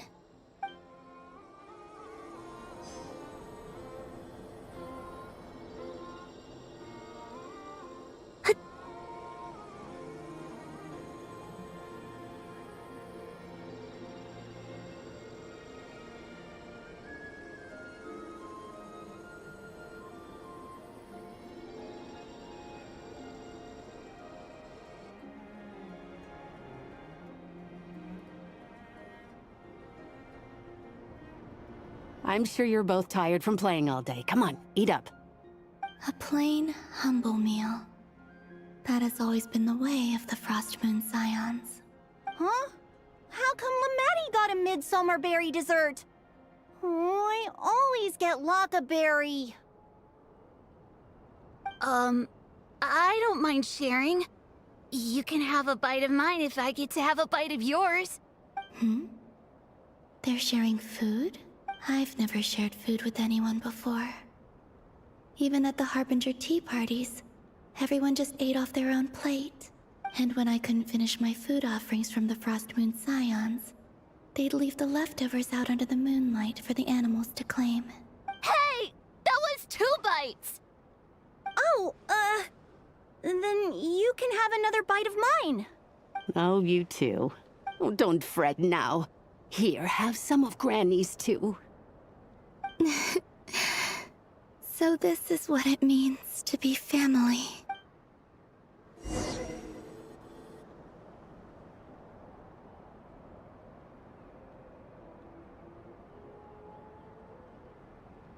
I'm seeing so much that I'd never usually get to see. They'd never act like this when I was around.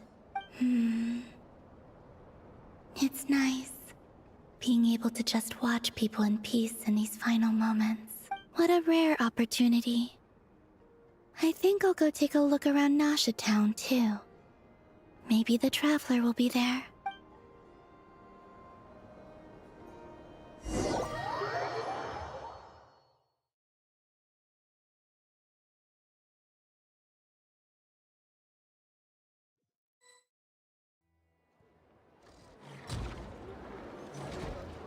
After the War of Funerary Flame, the Moon Goddesses were no longer recognized by Teyvat. They lost the whole foundation for their existence. That's why the Moon Goddess's strength is fading.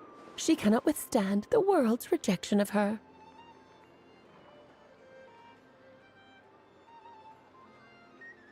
To be more pedantic about it, the Moon Goddesses did something to offend the heavenly principles, and that's why they were ousted. Something of a recurring theme in Teyvat's history. Theoretically, speaking so candidly should put me in their crosshairs too, but they can't tell me what to do. I'll say whatever I want. Anywho, the Moon Marrow energies were but a drop in the bucket for her, and that battle against the Ray Hair of Solnari only weakened her further. Fortunately, it happened close enough to Moon Prayer Night when the Kuvaki concentration here is high. That's the only reason she managed to survive this long. What do you mean, fortunately? You said she disappeared. We're too late. Ugh, what a headache. I thought this was all common knowledge. I guess I have some more explaining to do. Okay, buckle up. It's time for another lecture.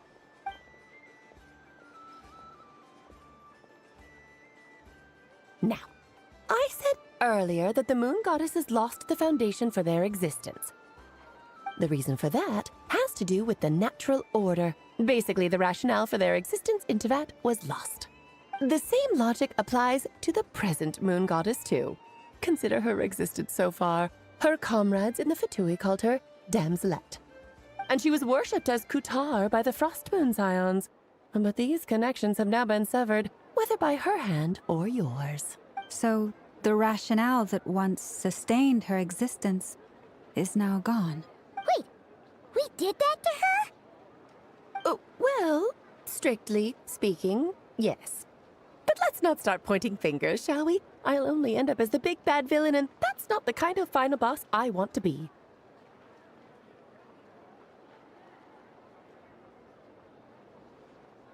Of course I do. I'm only the greatest mage in the whole entire world. Now, if you wish to find your Moon Goddess, there are 2 problems we need to solve.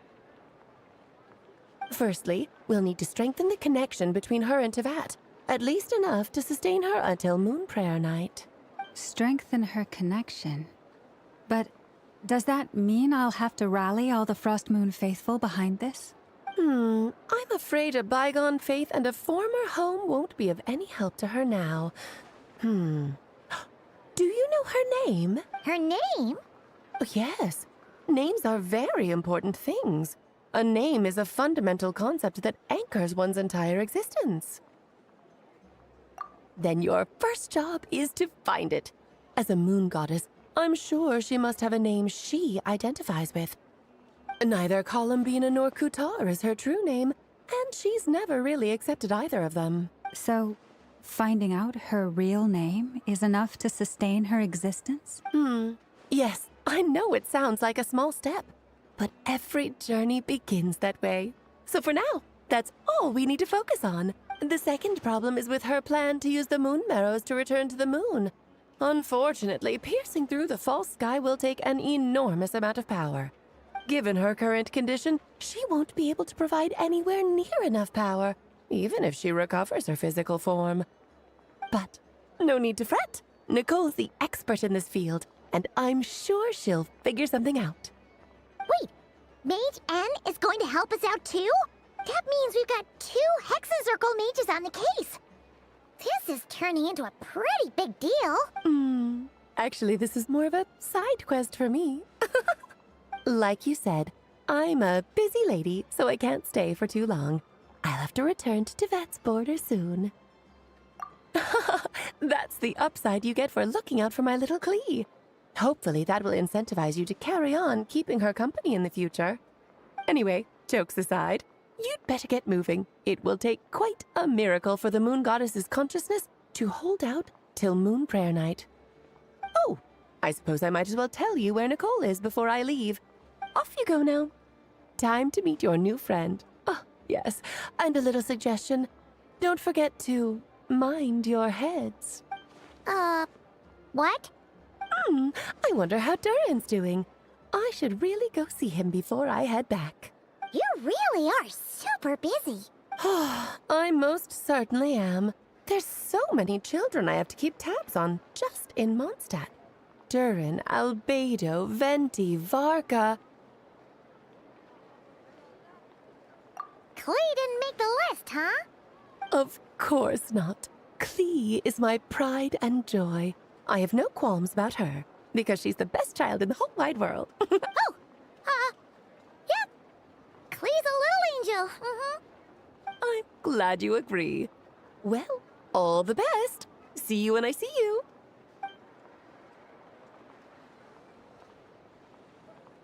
She left in a hurry. Yeah, she didn't pack up her stall. Should we handle it for her?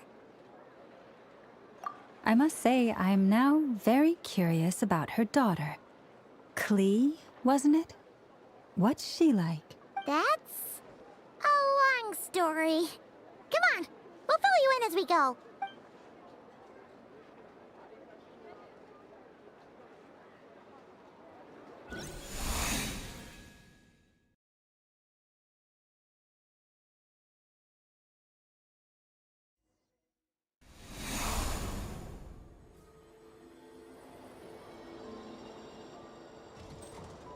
What a lively place. I've never experienced Nasha Town like this before. Hey, you old geezer! Your hammer's rusted through! Who are you calling old geezer? Are they quarreling? I'm looking right at him! You've really gone downhill since giving your daughter free rein in the workshop. Can you even swing a hammer anymore? It shouldn't take you days just to fix a single chair.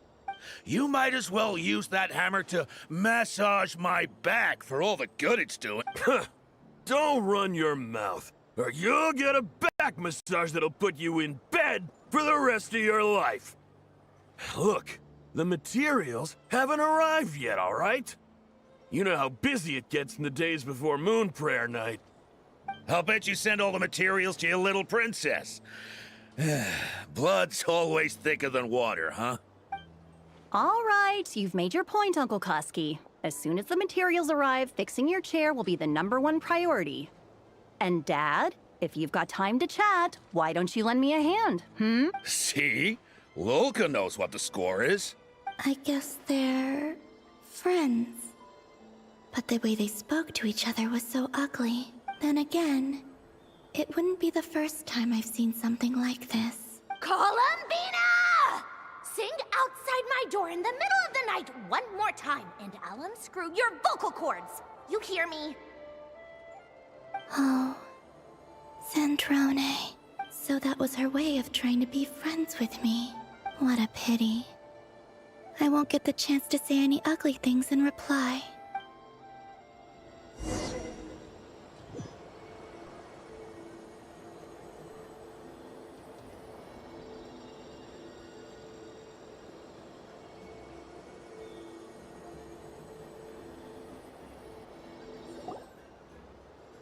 Hey, have you decided what to give her for Moon Prayer Night?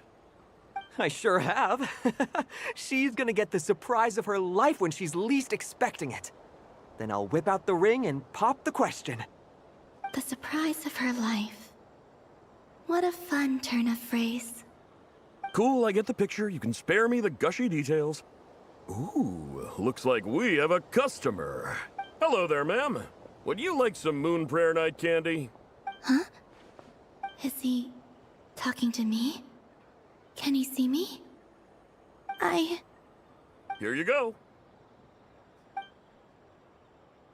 Oh.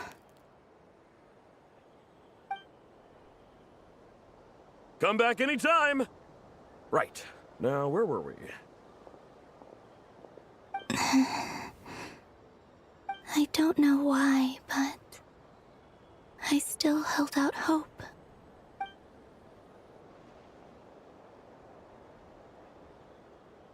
The most important thing right now is to find that mage. This name thing seems super important too, but where do we even start looking? I'd better go pay the Fatui a visit.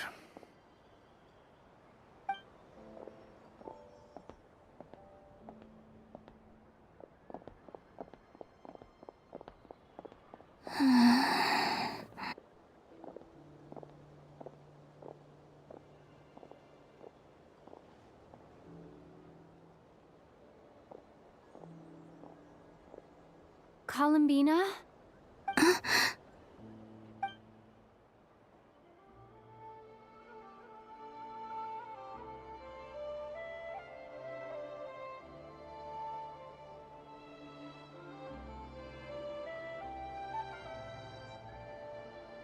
Traveler? Let's go! This is no time to be spacing out!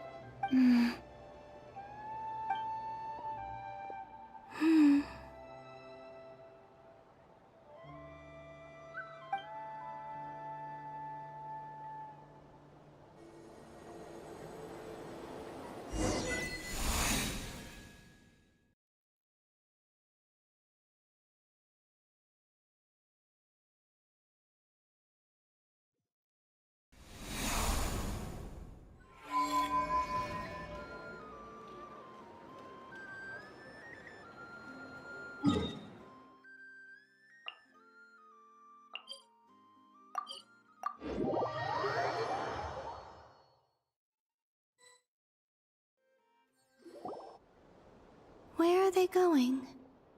They mentioned a mage and... a name? So, Mr. Varka, are you acquainted with this Nicole? Or should I call her Mage N? Not really. We've never met, though she has come up in conversation. From what I've gathered, Alice kinda took Nicole under her wing. Taught her how to speak in a more ladylike fashion, that kind of thing. Huh. Hard to imagine Alice as an etiquette coach. Yeah, Alice is a larger-than-life personality, I'll give you that. But then again, that's why she's able to draw such an eclectic mix of people into her inner circle.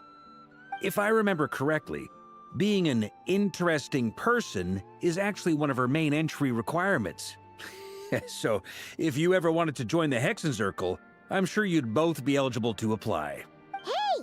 Don't go around making promises on Alice's behalf! I wouldn't dare. I'm just trying to paint a picture of the Hexenzirkel for you. Okay, sure. Anyway, since none of us have ever met Nicole, how are we supposed to find her? We can't just go up to every woman in sight and ask, "Hey, are you Nicole?" Maybe something she's wearing will give it away? Like, a wind bloom pinned to her chest or something. Wait a minute. Alice never said Nicole was from Mondstadt. Oh, true.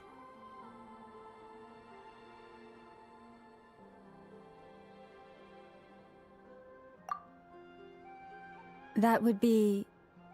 this young lady, then?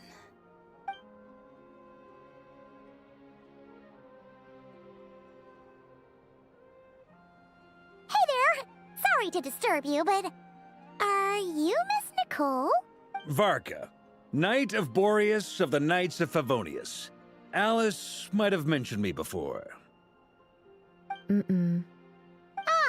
Have we got the wrong person? Sorry. Well, this is awkward.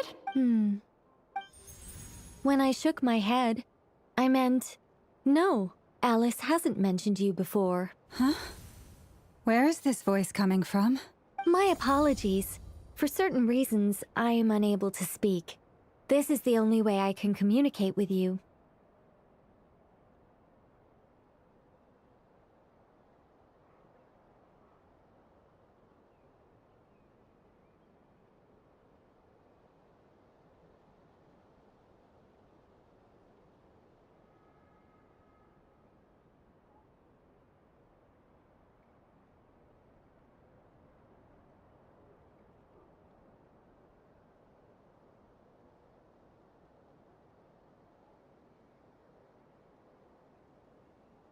It might take some getting used to, but I hope you can understand. Hey, it's fine. I'm more shocked by the fact that Alice never speaks about me. I mean, As for you two, we have crossed paths twice before, but it is nonetheless a pleasure to finally meet you. It's really you! Thanks for all your guidance in the past! You're quite welcome. This time, things are different. We have reached the unwritten pages of the story. You might say that we stand at the crossroads of fate. Now then, allow me to formally introduce myself. My name is... No, stop! Alice! I can't believe it! I had a whole speech prepared. I'd agonized over every single word. She always picks the worst moments to ruin other people's plans. I'm so sorry about that. Alice took the liberty of devising some bespoke self-introduction magic for each member of the Hexen Circle.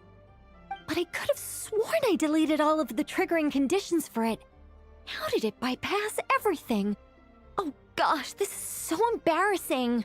This is a very different side of Nicole than what we're used to. Is she not used to face-to-face interactions? Don't worry about it. We've seen that introduction magic once already, so it wasn't too much of a shock. Please go on, Miss Nicole. We'd love to hear what you have to say, or... well, communicate. Huh? Are they talking to this lady? But... Will you all promise to forget that horrendously embarrassing introduction? sorry, embarrassing. When?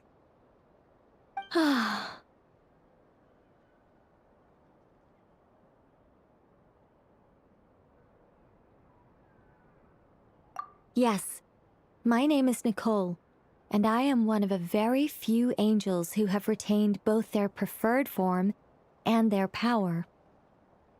The Traveler and Paimon should be no strangers to this concept. There is another of our kind in Natlan.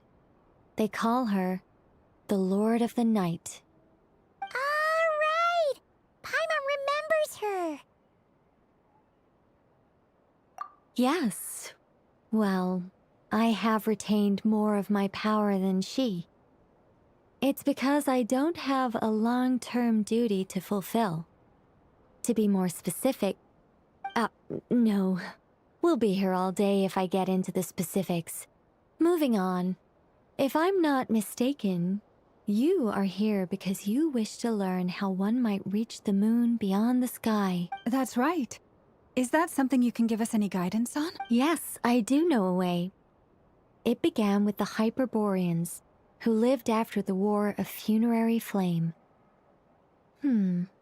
Blank looks. Maybe I should start with the background of the war. Or maybe not. It shouldn't be an issue. I'll fill in the gaps for you when we have more time. Anyway, after that war ended, the 3 moons retreated to beyond the false sky. The Hyperboreans were humans I once aided. They accepted the civilization and creations bestowed upon them by the angels. But despite accepting many blessings of the angels, many among them still held on to their faith in the moons. They were reluctant to accept the new order. Even after the War of Funerary Flame, they sought to contact the moon goddesses beyond the sky and receive their guidance. But all 3 had passed away by that point.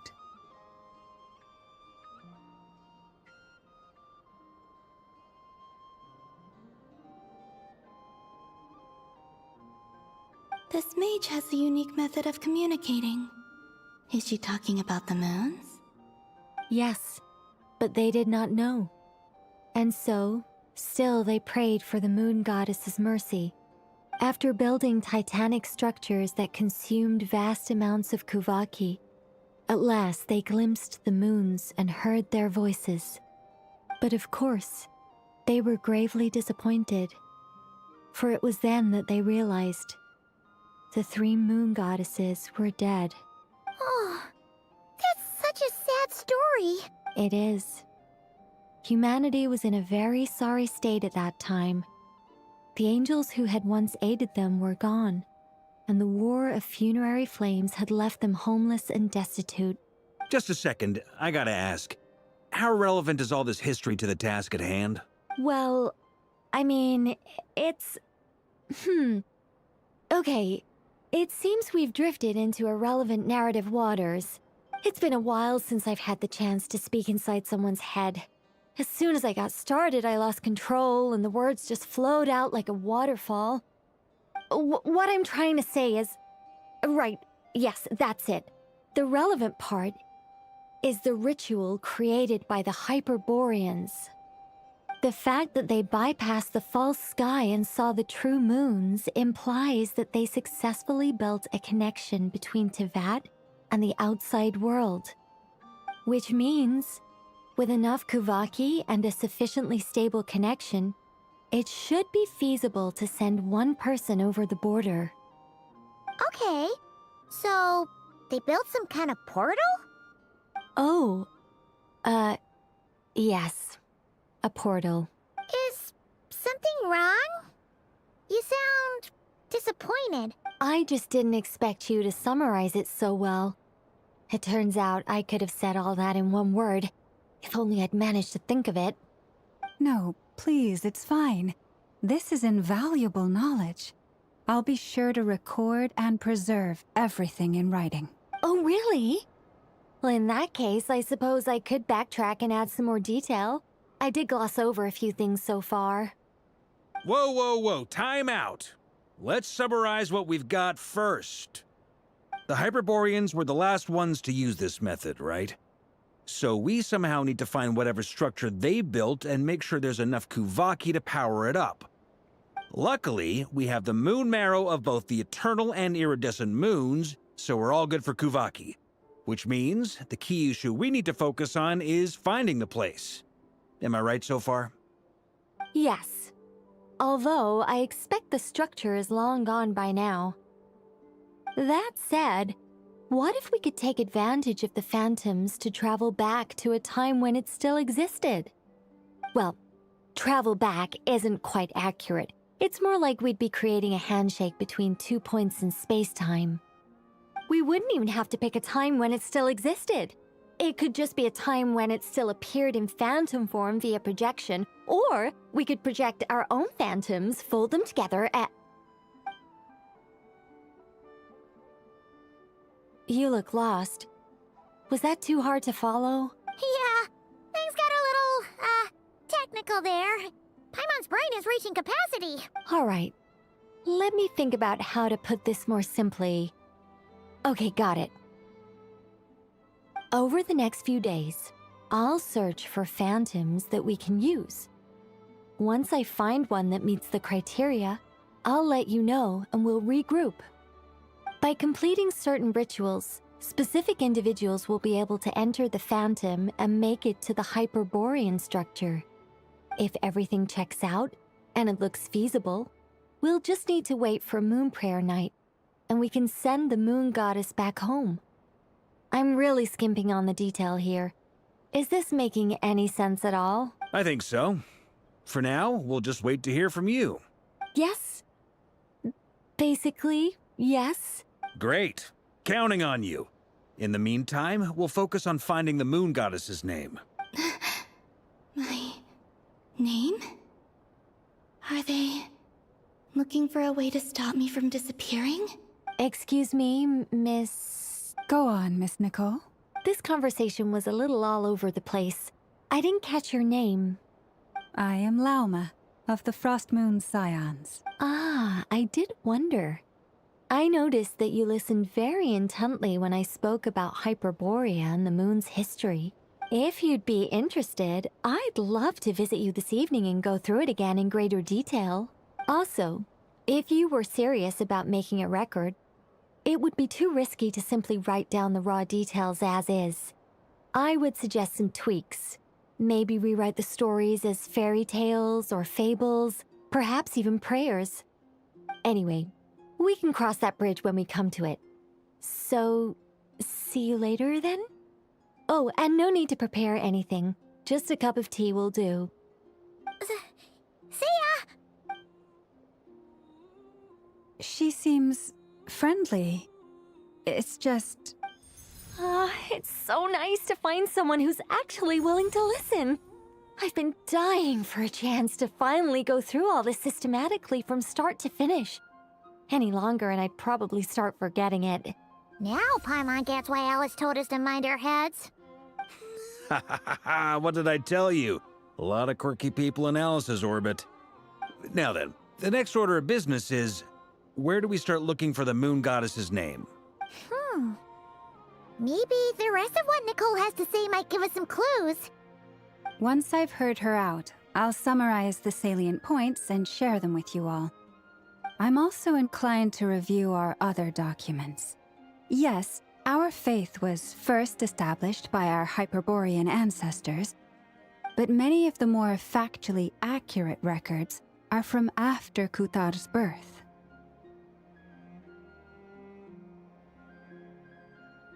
Sounds like we're gonna follow Columbina's journey through Devat, huh? In that case, we'll start by heading to the Frost Moon Enclave. Sounds like a plan. Take this with you. I'll see about getting in touch with the Fatui. It'll probably just be Arlecchino and Sandroni again.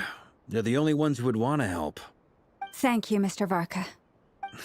Ha ha ha ha ha, don't mention it. Honestly, I'm more comfortable dealing with the Fatui than prying into the details of a young lady's childhood. Catch you later. I should follow them, just in case there's some way that I can help.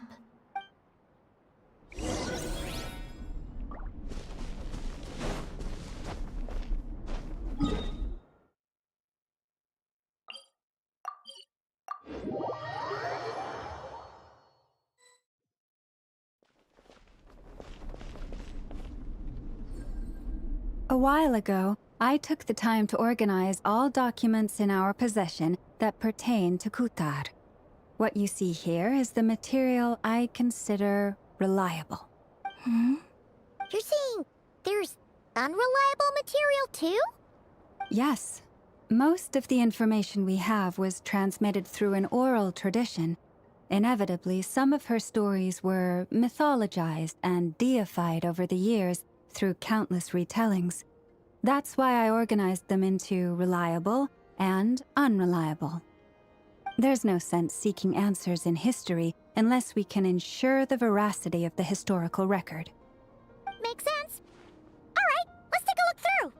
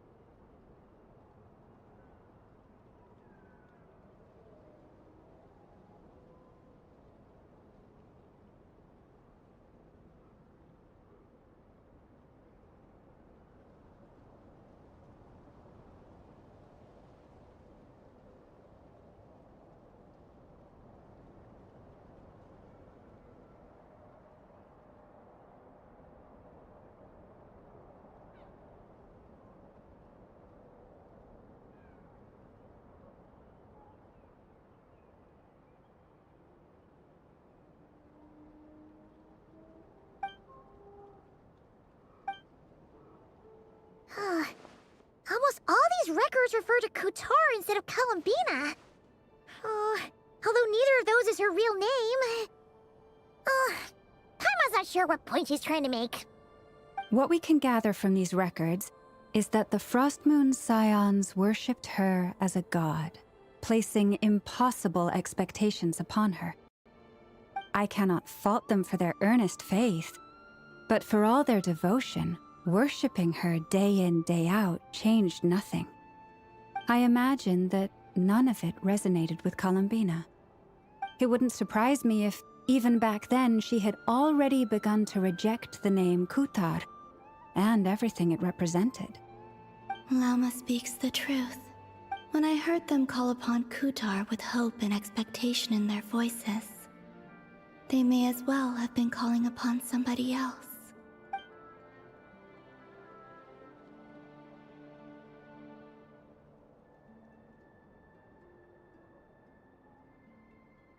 Well, that's a bit complicated. I looked at the level of detail, perceived authenticity, prose style, and how realistic their portrayal of Kutar seemed to be.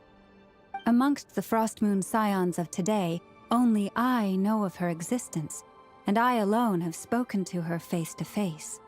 As such, I know that there are certain things she simply would never do. That being said, I have sensed some changes in her lately. Changes? Me? Oh, seems like this is getting us nowhere. Oh, for what it's worth, why don't we check the unreliable sources too? Sure. Give me a moment.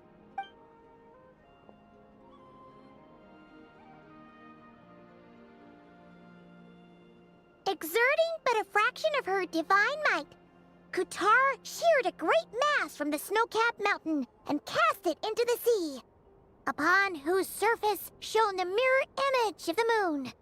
Thus was formed the island of Hisi. Yeah, right. That doesn't even begin to pass the sniff test. The 3 moons are not but lies through and through. Only one moon has ever shone for us, and Kutar is her name. The vast majority of ancient texts are filled with fanciful tales like these. I trust you understand my criteria a little better now. Kutar did not speak, merely gazing into the distance in silence. And where her gaze landed, this was her prophecy. Clearly, whoever wrote this text never even met Kutar. Otherwise, they'd know that her eyes are always closed. What about you, Traveler? What are you reading?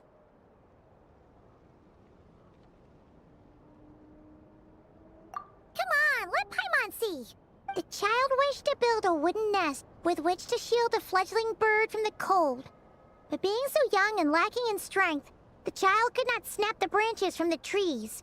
Kutar was passing by. Upon seeing the child, she summoned forth a Kuhenki, who built a beautiful nest for the child. I remember that. Not knowing the meaning of Kutar's divine intervention, the child dared not to respond, and thus ran home to call their parents. But Kutar was gone. The Moon Chanter declared the event a miracle and took the nest as a relic, placing it on high for all to see. The child was named as one favored by the goddess and was greatly respected amongst the people. Yet, no further miracles were bestowed, and this matter was forgotten in but a few years. Huh. Any thoughts after reading that?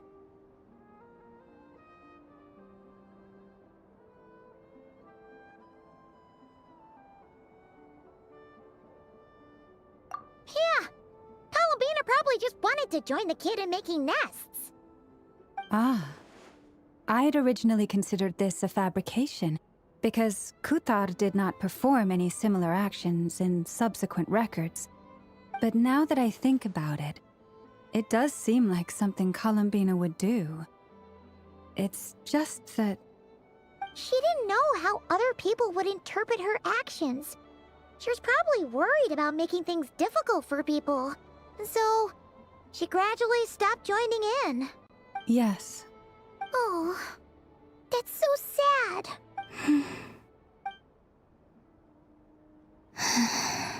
And now, I can make no such gestures of warmth, even if I want to. Still no name. That's a bit of a shame. But we did learn some interesting stories. That's gotta count for something. Barca said he was gonna set up a meeting with Arlecchino and Sandrone, right? Let's go back to Nasha Town and see how he's doing.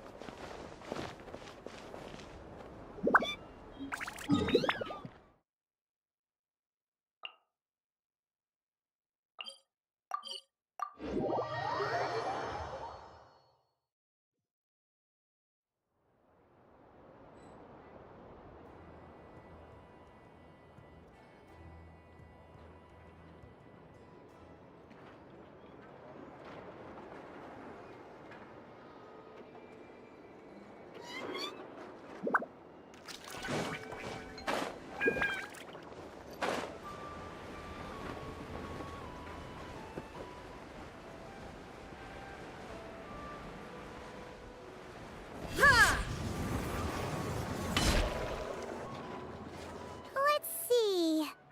There's Varka. Oh, and it's Duirn and Albedo too.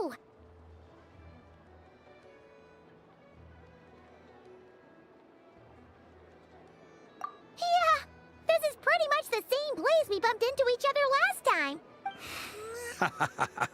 I convinced them to stick around a little longer. We were all waiting on people, so I figured having a little company would help pass the time. Ah, so you've been waiting for us? Does this mean that you've already arranged things with the Fatui? Sure does. Now you're back, we can go meet up with them together. How'd your investigation at the Frost Moon Enclave go? Well, we didn't find out Columbina's true name. But apart from that, it went pretty well. Aha, just as well that I didn't tag along then. I'm sure our moon goddess wouldn't want every man and his dog knowing all about her private life. Still, desperate times, desperate measures, I guess. Someone had to do it. So, Varka was waiting on us, but what about you two? Are you waiting for Alice? Oh, no. We already met with her. We discussed that experiment I mentioned to you last time. Oh, and she also handed me this communication device.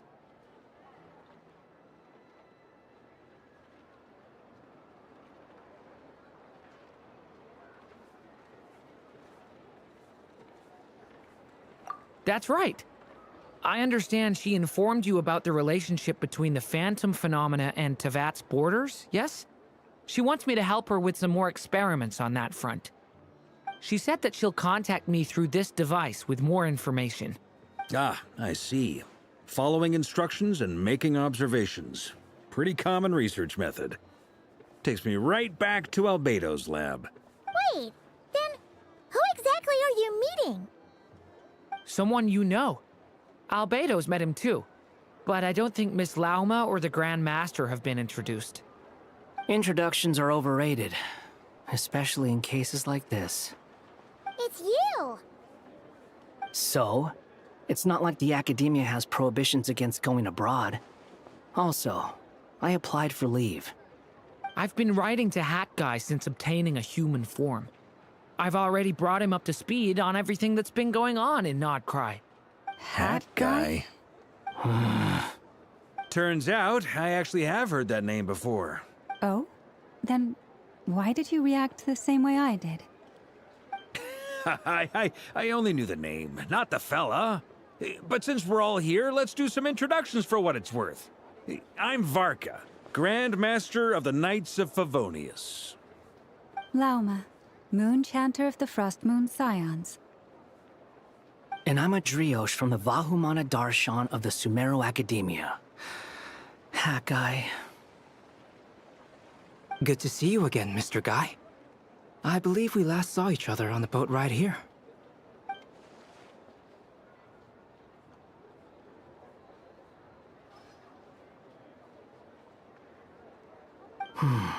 Mind you, the only reason I came here is because there's someone I want to look into. Who's that? The Doctor, also known as Dottore, second of the Fatui Harbingers.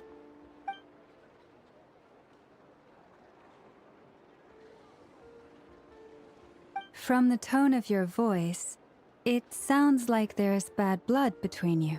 I was reviewing our archives and noticed that a lot of information about him was missing. Left a bad taste in my mouth.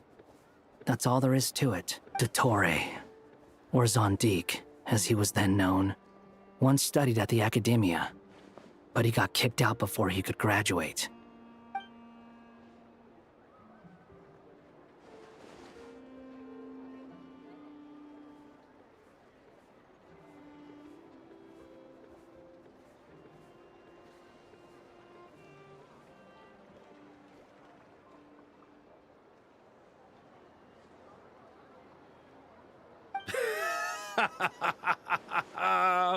So the Harbinger's #2 man is a college dropout? How embarrassing for them. Last we heard, he was planning something.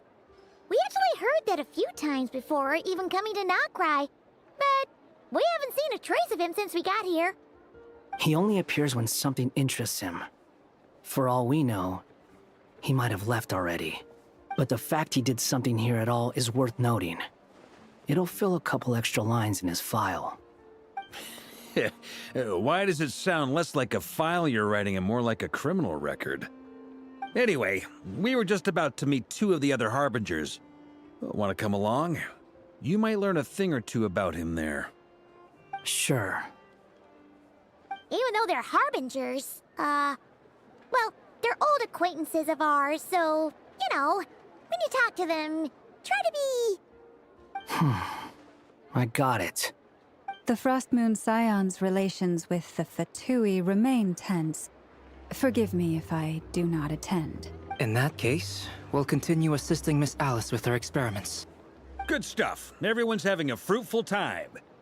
All right, we better get going. I'll lead the way.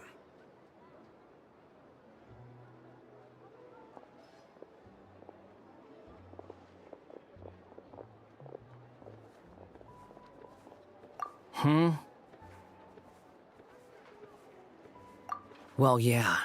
That's obviously part of it. But I'm not the only one who has a score to settle with him. Neither you, nor Lesser Lord Kusanali, nor I want to see him meddling with things again.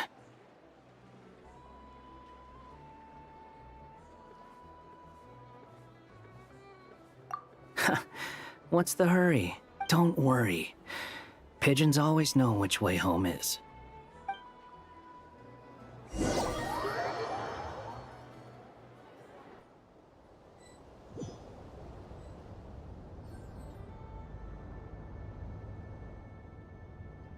You made it. Who is this? A scholar from Sumeru. They call him Hat Guy. He's an old friend of the Travelers. Wait, this is the Academia representative you wrote about? He doesn't exactly look the part. I believe this will prove my identity. You'll notice it bears the seal of the Sanctuary of Surasthana. Well, what do you know? So it does. All right then. My mistake. It's fine. I expected as much. What? So as I mentioned in my letter, the Academia's got its eyes on Dottore. But this matter remains top secret. Apart from those assisting in the investigation, the fewer people who know, the better. If anyone asks, I'm here in Notcry to pursue my personal academic interests. Gotta say, Varka, you did pretty well to keep all this under wraps for so long. Sounds like you got in touch with the Academia about this way back. You flatter me.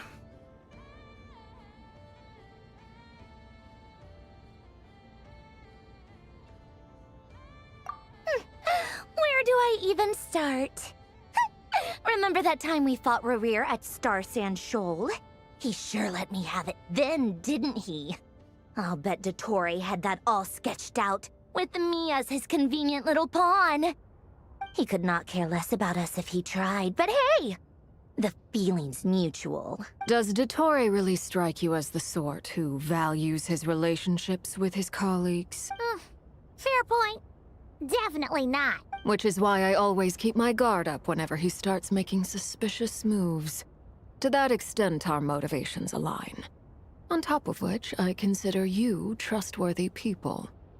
Now, back on topic. In the wake of the Reikir of Solnari episode, Sandrone and I grew suspicious about Dottore's complete inaction during the entire affair. So we tried to find out what he'd been up to, but unfortunately to no avail. He never lets anyone in on his plans. The more he cares about something, the more secretive he gets. Indeed. Perhaps he believes that by keeping a low profile, he can avoid trouble. But that trick isn't going to work on his colleagues. Yeah, I mean, he's been researching the ancient moon's remnants. And he's been trying to get his paws on the moon marrows. Only an idiot would believe he doesn't have something more planned. With this in mind, I returned to Snezhnaya and relayed my thoughts to Her Majesty the Tsaritsa, entreating her to have him recalled. That's pretty direct. Did the Tsaritsa agree? Yes. I made it abundantly clear that the Fatui's business in Nodkrai is almost concluded, and we do not need 3 harbingers in this territory. Her Majesty concurred. Accordingly, Dottore has returned at her orders. I imagine he is continuing with experiments, which no one besides he would ever have any interest in. Common sense might mean nothing to him, but he's not stupid. He knows that no good can come from opposing the Tsaritsa. Smarts alone won't get him all the way. He needs the Rooster's resources and Regrator's Mora, both of which the Tsaritsa can strip from him by waggling a finger. But doesn't he have a track record of publicly following orders while going against them in private? He probably has it down to a fine art by now. Wouldn't put it past him. We worked together on a research project once. Only briefly, but it was enough to show me that we're fundamentally different people. He has no interest in doing things methodically, stage by stage. His thoughts jump all over the place, and the moment his curiosity is satisfied, or he gets the results he wants, he disappears. The only similarity we share is that, once we set our minds on doing something, we will see it done. Whatever it takes. Oh, we definitely saw some of that in your battle with Rerir. You got so competitive. Ugh, do not remind me. Then I believe we all concur. Dottore will not simply give up. Fantastic. Now this is turning into a whole day of unpleasant memories. Ugh. Are you talking about the moon marrow stuff? He also strikes me as the kind of person to disregard experimental regulations, ruin all the equipment, and go way over budget. Then leave the first person he can find to deal with the fallout. Exactly. This one time, he was running some high-temperature experiment and the substance exploded. But does he care? No. He orders his subordinates to open the device so he can observe the results, which causes the gas inside to leak out. That gas was poisonous. If I hadn't been there, who knows how many people might have died. And after all that, he left while I was still cleaning up after his mess. What a waste of time, he said. Waste of time? The nerve! He wasted my time! You've been bottling that up for a while, huh? Hat guy, I must say, you seem awfully familiar with internal Fatui affairs. Especially when it comes to Dottore. Thank you, Lady Harbingers, for providing such valuable information. I have no other questions for now, so I'll be on my way.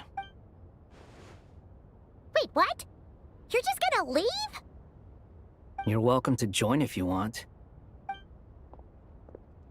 Ugh. Just when Paimon thought he'd finally mellowed out. He makes quite the impression. I'll say. I've met tons of headstrong people, but not many of them would join me in bad-mouthing Dottore. Anyway, back to the main agenda. Barca, you said that Columbina has gone missing? Or rather, disappeared. Yeah. We're working on building a connection between her and this world. The simplest method is to find out her real name. I've actually asked her that question before, but she said she didn't know. Considering our relationship, I doubt she was lying to me.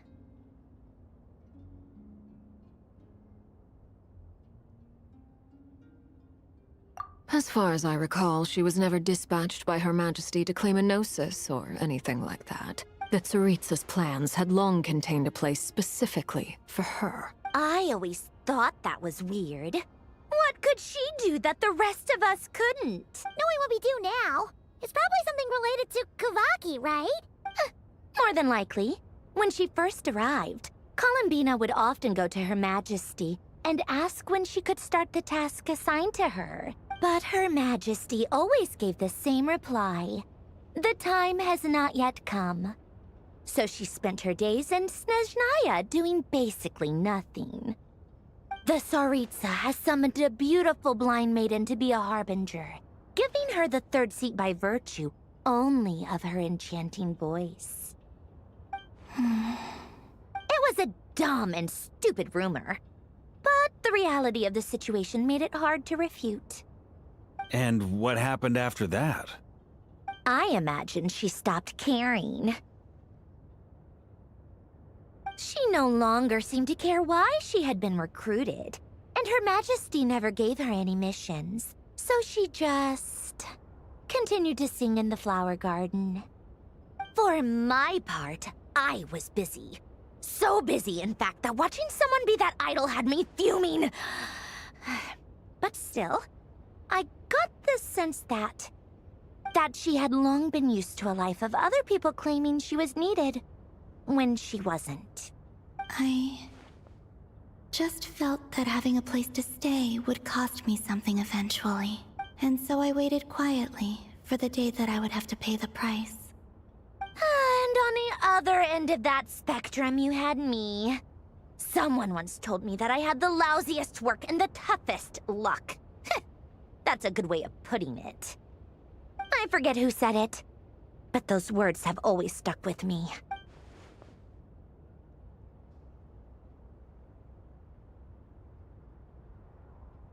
But you've done your job exceptionally well all this time. Because at heart, you are a conscientious person. What is it? Something come to mind?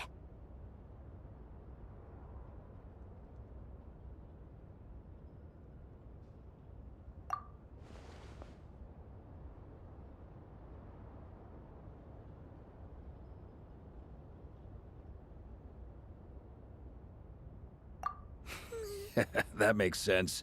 Nothing screams you are needed like your name shouted from across the town.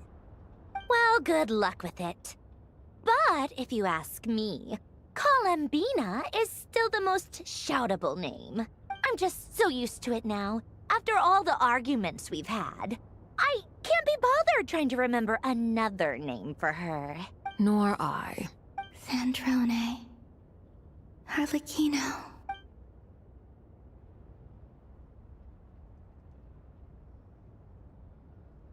Huh! It's a Sealy! Does that mean Nicole has news for us? Ladies, I thank you for your hospitality. If the chance ever comes up, I definitely owe you both a drink sometime. I'm sure it will. You can make your own way out. Heck, you've been here enough times, you probably know your way around better than I do. Okay! Time to do what adventurers do best!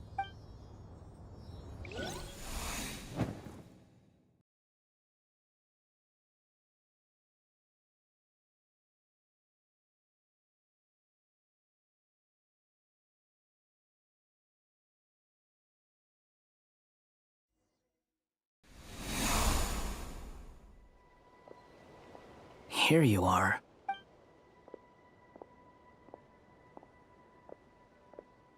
Oh, hat guy. How come you're back so soon? Did things go all right with the Fatui? Fine. Dotori's been summoned home by the Tsaritsa. Couldn't get much more than that. How about you? Any progress with the investigation? Unfortunately not. We've tried everything. Different phantoms, different locations, different points in history. But the results are the same each time. Abyssal monsters roaming the land. People crying out in despair, with no hope of being rescued. Every time I see it, I can't help but think, is this what it was like in Mondstadt when Dragonspine Duirn attacked? And, if I fail in the task I've been given, will I create yet another tragedy? That's just meaningless speculation. When we encountered similar phenomena previously, I tried to interfere with those illusions, using sounds and lights to guide them. However, we could not change their fates. At most, we were able to extend their existences. The events of the past are like fate that has been written into Irminsul. There isn't a living thing in Teyvat that can escape its past. But Miss Alice instructed us to try to find ways to change the outcome that these phantoms face. It's an impossible task. Can't you just refuse? Since she asked us to do this, I feel like it can't truly be impossible. Or if it is, well, mages can make the impossible possible. I could not have been born as Duirn otherwise. But you also said that your past 39 attempts were fruitless. That's true. But you're still going. Yes. After this many futile attempts, surely you realize that you're not doing this because you still believe what some mage told you. It's because you want her hypothesis to come true. It's something you wish for deep inside. So, think for yourself about what you want to do. As long as you don't believe it's futile, it isn't. Yeah. Previous experience indicates that we cannot touch the phantoms, which limits the effectiveness of our interventions. If we want to clear this hurdle, we need to break this rule somehow. Same thought here. Following the same rules means repeating the same failures. Reducing ourselves to mere playthings of fate. So you mean we need to figure out a way to make contact with them despite knowing that we can't? Yes, and I suspect that's something only you are capable of. Everything in Teyvat is logged in Irminsul, but the withering that once occurred in Sumeru was a sign that the Great World Tree was being corrupted. This corruption allowed things that should not have existed in Teyvat to appear. This is tantamount to rewriting reality to an extent. You're saying abyssal power might be able to affect those phantoms? No one's ever tried it before. If you're gonna try it, it'll take courage. And you have to be confident that you can control it. Is anyone there? Has anyone seen my daughter? She's missing. I have to find her. I hear someone inside. Spargana? Are you in there? Ah! If I can use my abyssal powers to warn him that there is danger here, maybe it'll change his decision. Maybe he'll stay away. Yes. The important thing is not the nature of the power, but rather how you use it. To intimidate and obstruct. Sounds about right for the Abyss. Let me try. I should be able to influence that thing. Have you seen a little girl? What? This isn't the time for that! Just run!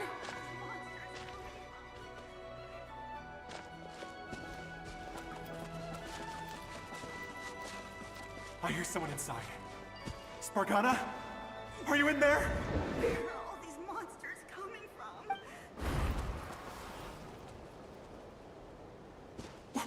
What is this? Looks dangerous. I should get out of here.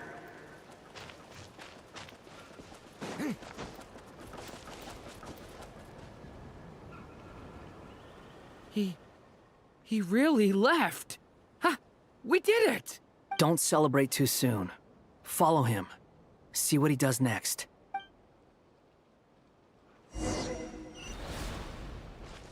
Monsters approaching from the front. You need to stop them and create an opportunity for him to hide.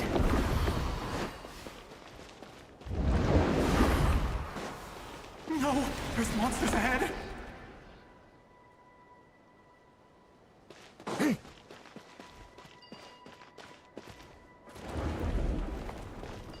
Wait, is that the barrier I saw earlier? Why is it appearing now? It's as if someone's controlling it.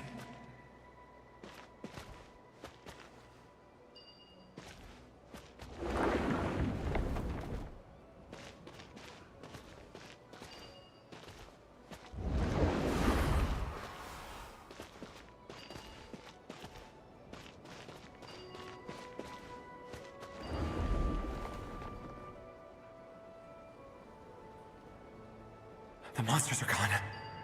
Is it safe now?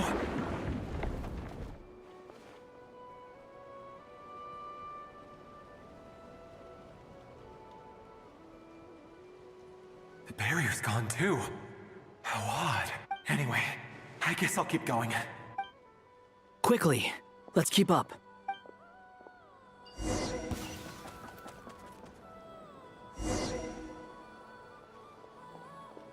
Wait, there was someone else here? Don't go any further. We've got anti-monster traps laid out everywhere. But my daughter must just be up ahead. I have to go. This way's blocked.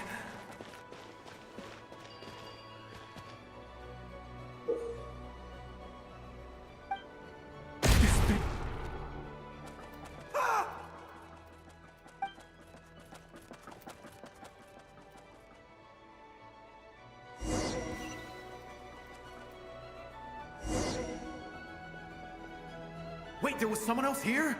Don't go any further. We've got anti-monster traps laid out everywhere. But my daughter must just be up ahead. I have to go.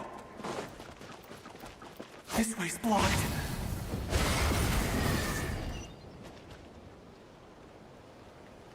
We might be able to use the explosives over there, but we need to take care not to hurt him. I'll use the barrier to keep him at a safe distance. This barrier seems to be helping me somehow.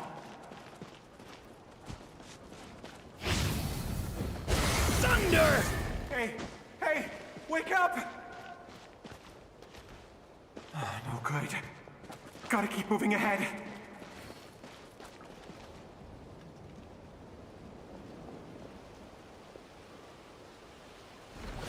So many monsters! There's still a chance, Duirn. Use the traps.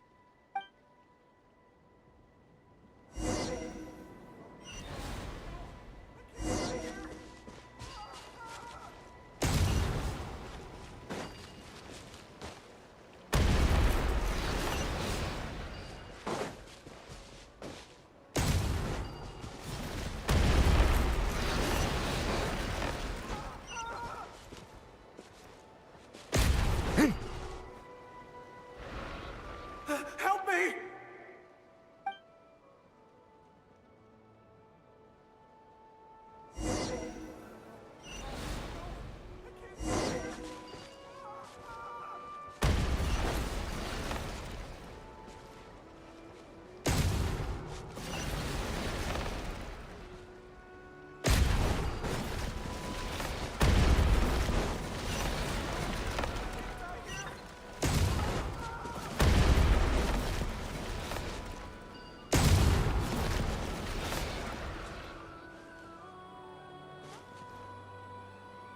This is a new development. I've never seen this happen before. We might just be able to save this person.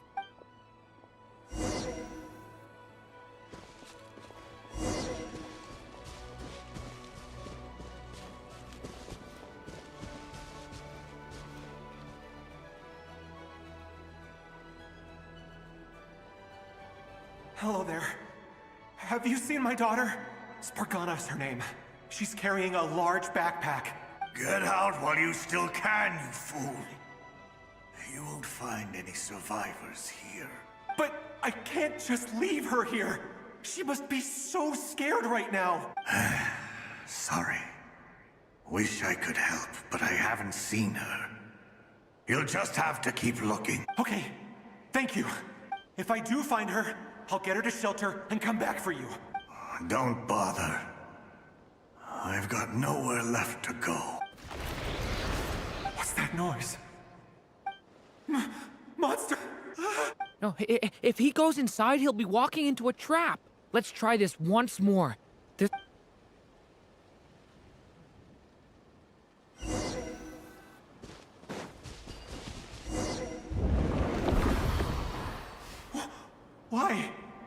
How will I know where Spargana's gone like this?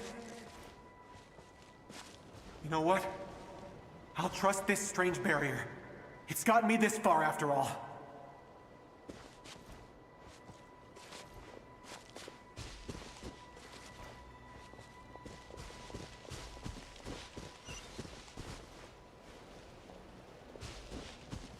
Spargana, are you there? What? What's this? Hey!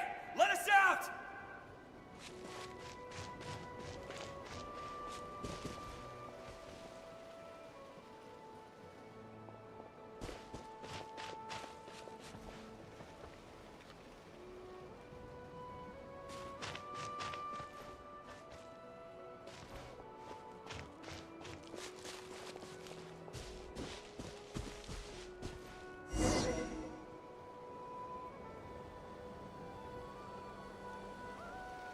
Huh?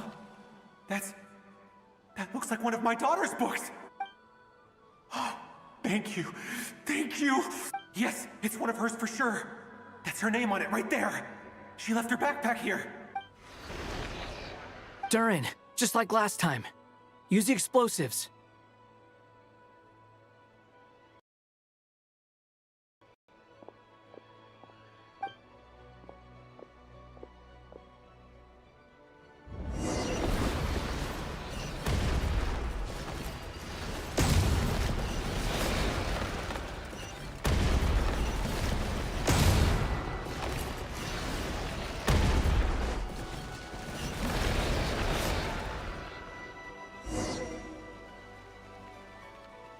It won't work.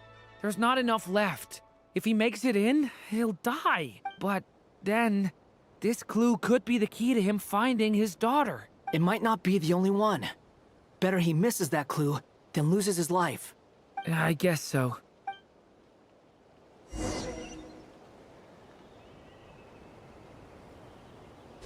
Stop him, Duirn. We can't let him get any further in. That's my daughter's book!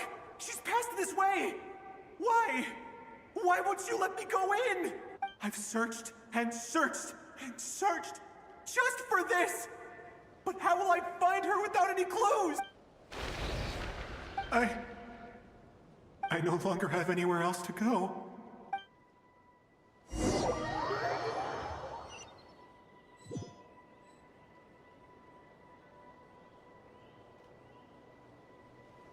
I'm sorry. I'm so sorry. He refuses to go anywhere else. Whether he opens this door or not, all that awaits him now is death. We couldn't change his fate. Albedo? Hat guy? Let's try one more time. I don't know how we're gonna do this, but I don't want to give up either.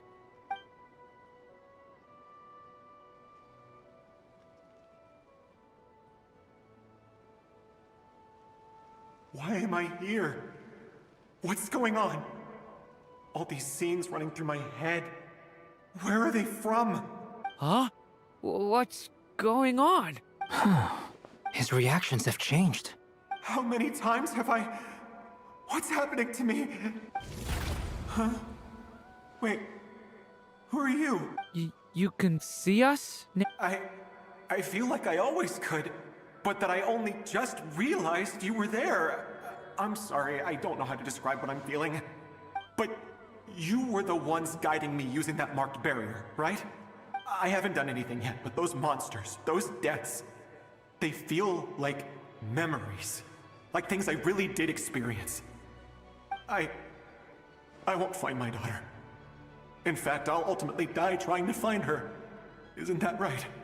No, it isn't. Yes, it is. Even so, we're trying to find a way out of this. You've not seen my daughter either, have you? It seems she really isn't here. I'm sorry we couldn't help you. I'm just... tired. Maybe this is destiny. Maybe it doesn't matter how hard I search. How long do I have left? Experience says 15 to 20 minutes. 15 to 20. Thank you for all your help. Let's rest a while. You look exhausted too. Now's not the time for you to start pitying us. It's not pity. I'm just realizing that I've only got 10 or so minutes left. You know?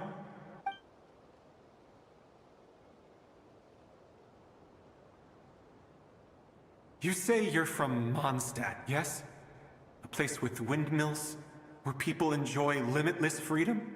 And you're from Sumeru, where they've built an academy into a giant tree? Yes. It seems you've never heard of either place. Those names are unknown to me, I'm afraid, yes. Have you heard of Hyperborea? I have, but I heard that it was destroyed in the distant past. I see. That was where my ancestors once lived. What about Delphi Pytho? Was it later rebuilt? I've never heard that name. Then what about Sal Vindagnir? I have seen that name on stone tablets on Dragonspine. But I'm afraid the only things left of that place are its ruins. I see. Sure enough, there was no way to turn this around, huh? I'm sorry.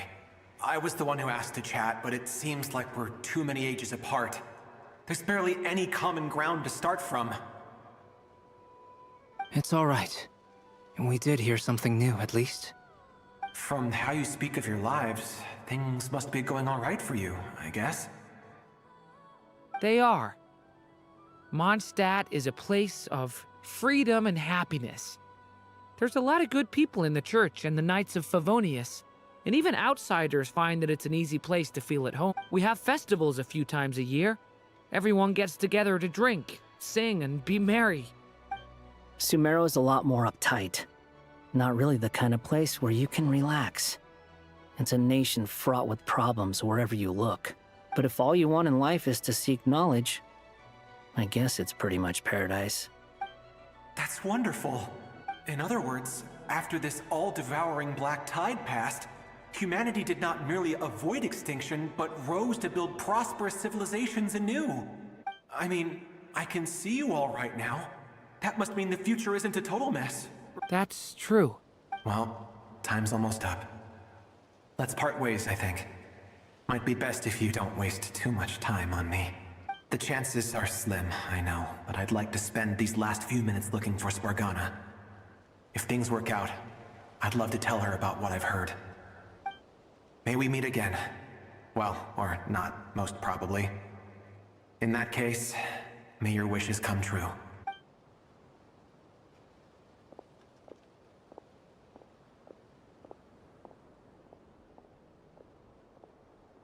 He's gone. In a few minutes, he will meet the end that was his to begin with. The ending of this tale did not change. But I believe that we've just made the most progress we have yet. May your wishes come true. If only it were so simple. Hat Guy, could I ask you a question? You've never talked about your past. It seems complicated, and it weighs heavily on you, too. Would you be willing to tell me about it? I mean, sometimes it's better to get things out in the open. Take that guy we try to help, for instance. At least he said goodbye with a smile, right? I know about Albedo's past. Our experiences are very similar, and he created me. As for you, you're my first friend, and you've witnessed every step I've taken. But by comparison, I know nothing about you. Either way, I mean, we're still best friends. But if I knew more about you, I might understand your thoughts a bit better. I've told you about myself. I'm a student at the academia. And what did you do before that? Prepared for the entrance exam? All right.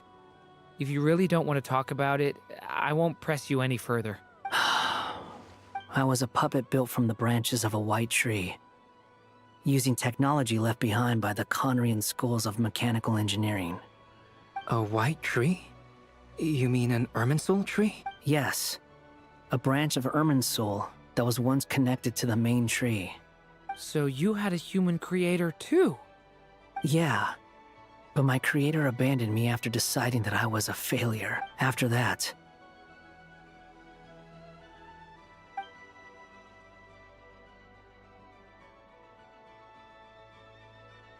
Duirn. Resisting the influence of the abyss, suppressing the urge to destroy, trying to do the right thing. None of these things are easy, but no matter how hard they are, trying to rewrite past wrongs is far harder. You asked me if you would create a new tragedy if you failed. I told you there was no point speculating about that, but the real answer is, yes, you absolutely will. That guy. But at least you've got people here to help steer you away from the wrong path. So, just keep aiming towards the light. I will. All right, break time's over. Hello? Duirn speaking. Hello, friends, it's me. What have you been up to, I'm detecting some unmistakable fluctuations here at the border. The amplitude isn't particularly high, but they're completely different signals from the ones before, and the scale is comparable to those I've detected previously. Alice, we were unable to save that person. However, he appears to have retained a portion of the memories gained through that cycle, and was able to hold a conversation with us. I see. Well, that is rather odd indeed. It definitely merits further attention. Could I trouble you to keep trying the same approach? I need to gather some more data. Counting on you. I should probably have Nicole come and check this out as well.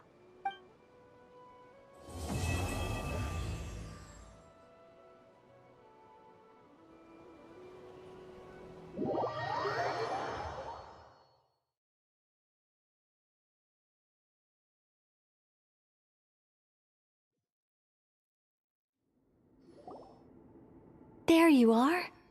I was worried you might stop to collect treasure chests opened by the Seelie along the way. It would have taken you so much longer to get here. Another conversation I cannot hear. I am delighted to see that you understand what takes priority, and that your adventurer's instinct has not swayed your resolve. Really, I must applaud you for it. You should know.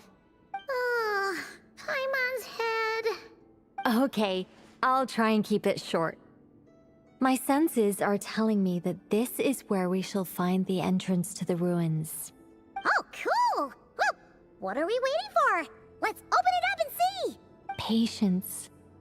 This was a sanctuary of great importance to the Hyperboreans. A special process is required to open the gate.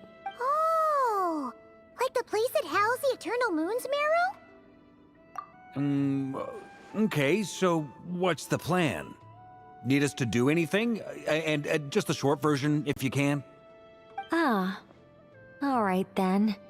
I was planning to start with some background on the invention of these techniques. Are you sure you don't want to hear it? Remember what you were saying about priorities? Fine. Simply put, we need 3 human representatives to successfully undergo a process of Kuvaki resonance. Think of it as a test from the 3 moon goddesses to see if the entrants are qualified, with the most recognizable qualification being Kuvaki. Pretty sure Lauma would ace that test. Oh. I also have no doubt that the Moon Chanter would be qualified. But we would need 2 other people with the same constitution. Therefore, the most feasible method is not so much to follow the rules, but to figure out how the test functions and find a workaround. I've done some research, and it turns out the mechanism is rather crude. We'll simply need humans to stand before it who have sufficient Kuvaki energy within them. I'm with you so far. How do we get the Kuvaki in them? The easiest way would be transfusion. Take some Kuvaki from Nod Krai's soil, put it into the bloodstream, and get it circulating in the body. So we're going to cheat on the test? Precisely. There are other methods, but this is the simplest one. Cheating the system is much easier than trying to hide from it. Huh? Sorry? Does the idea of cheating upset you, Miss Lauma? No, that's not it. I suddenly had an idea. Oh, what is it? It's about Moon Prayer Night. I figured out a way for Kutar to join in the festivities. Huh? But But as Paimon said, we need to have our priorities straight. Let's get back to the test. I'll follow up with Nefer on the festival arrangements. Oh, okay. Anyway, is this really the best method we have? A Kuvaki transfusion sounds dangerous, no matter how you slice it. If you think that's dangerous, wait till you hear the other methods. I'd be more than happy to go through them if you'd like. There are several. No need, we're good. Let's go with this one. Very well. Kuvaki transfusion it is. Now, I should mention that the risks can be greater or lower depending on individual compatibility. It would be rash to simply infuse the Kuvaki and hope for the best. If the body rejects it, the reaction can be quite severe. The symptoms are similar to another condition that some people living here suffer from, known as congenital Kuvaki sensitivity. So, before we execute our plan, I will perform a simple test of my own to see who is compatible and who is not. Once that is done, we will have to complete the resonance process as rapidly as possible. The participants must remain stationary while the Kuvaki circulates and bonds with them, and they mustn't eat or drink anything. What? No eating or drinking? That's some hardcore fasting. They'll all be monks by the time they're through. 3 days. Oh, that's so long! And we still need to find 2 more people who are not just compatible, but also willing to volunteer. Fasting? What are they talking about? Really? Don't you want to think this through? Haha, count me in too. 3 days without food? I can handle that. Miss Nicole has made it clear that this is the easiest way. The way I see it, there's nothing else to discuss. It's time to step up.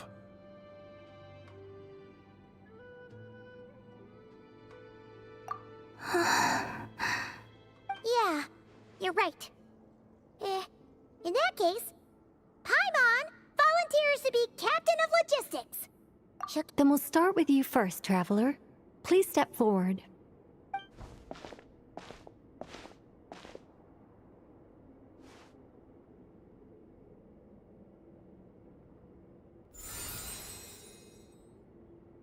How's it going?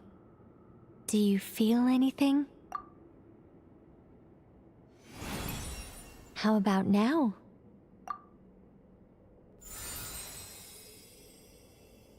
And now?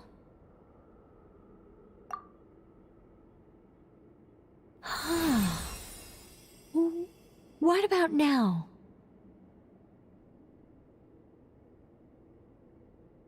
You guys, it's not a competition, you know.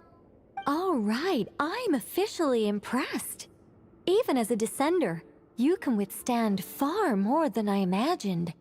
It's like I summoned a giant stone titan to arm wrestle you, and your arm hasn't even moved an inch. In my last attempt, I infused 5 times the amount of Kuvaki required. Yes, safe to say, compatibility won't be an issue for you. You're eligible to join. You're next, Mr. Varka. Sure, here goes nothing. All right, I'll start where we left off. 5 times the required Kuvaki dose. Whoa, whoa, whoa, hey, wait a minute. How's it going? Ooh, no, not great. I kind of want to puke. Feels like I've been drinking too much. A few bottles of wine, then a big stein of Dark Horse, with some hard liquor from Liyue mixed in. You think this is funny? I just lost to a young lady in an arm wrestling contest. I'm never gonna live that down. My apologies. I'll lower the concentration and try again. Oh. How's it going now? I'm not as dizzy as last time, but I can still feel it pulsing around. In that case, you wouldn't be an ideal choice, Mr. Varka. Let's try someone else. Okay. Let's go ask some of our other friends then.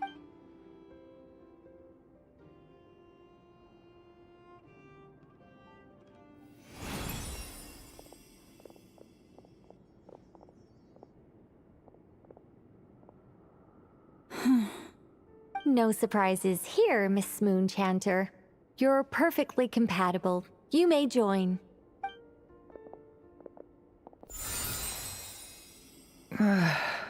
I'm getting a slight headache. Shame. You were so close.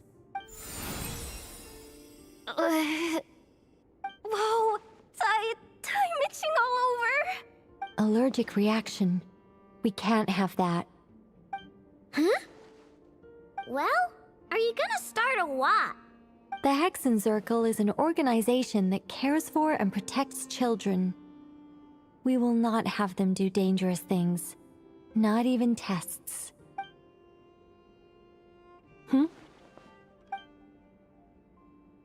Is something the matter? The candidates have to be human.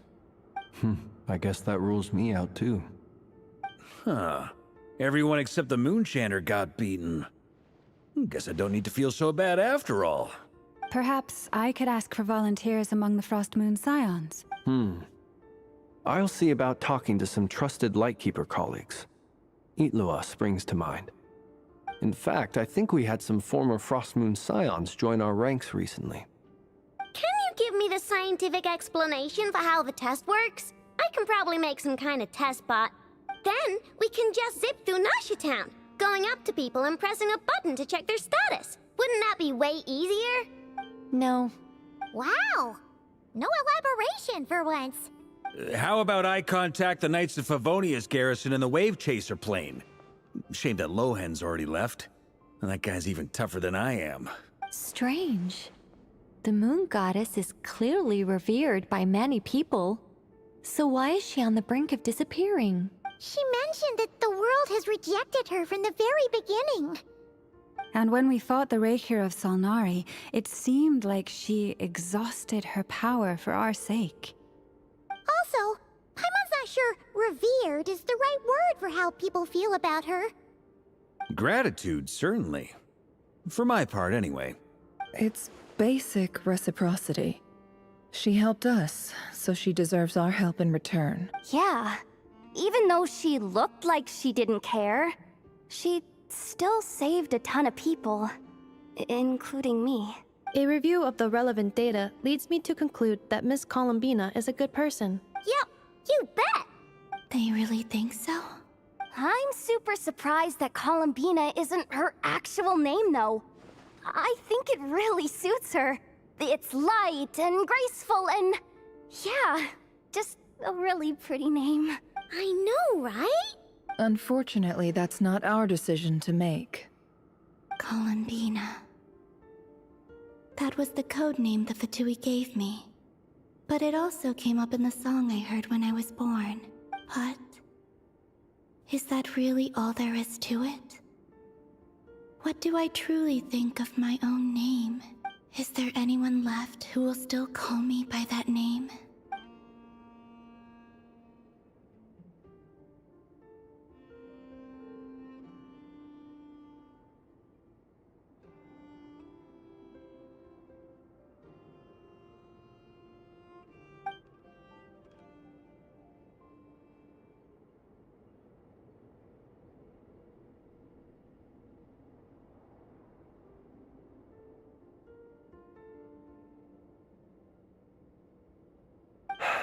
Moonprayer Night is getting closer by the day.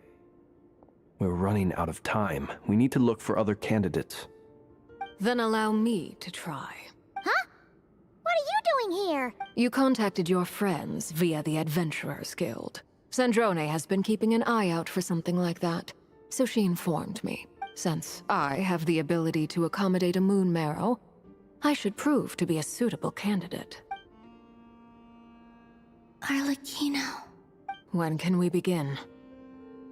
I see. We can begin right away.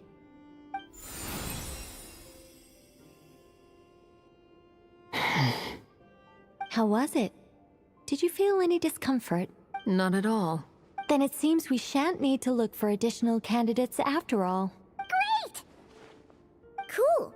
All right, like Paimon said, the rest of us can take turns making sure the three of them stay warm and comfy. Then, my job is to take care of the caretakers. I will ensure everyone receives food and accommodation. I'm ready as well.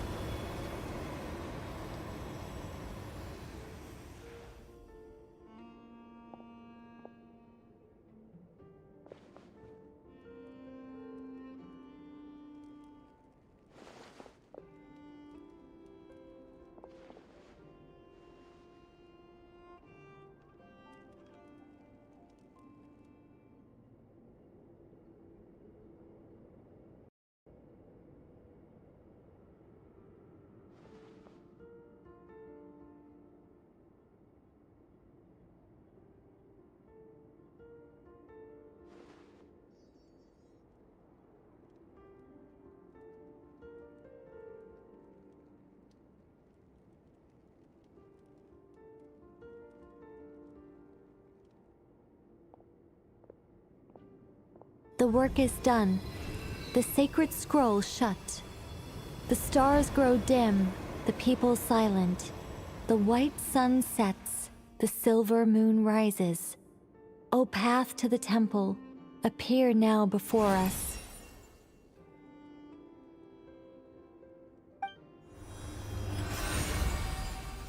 Wow! It really opened! So that's what all this is about. They've been trying to open this gate.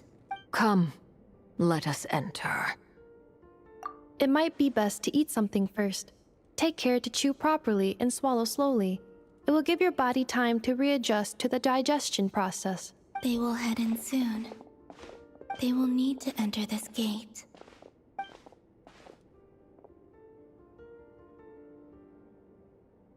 Huh?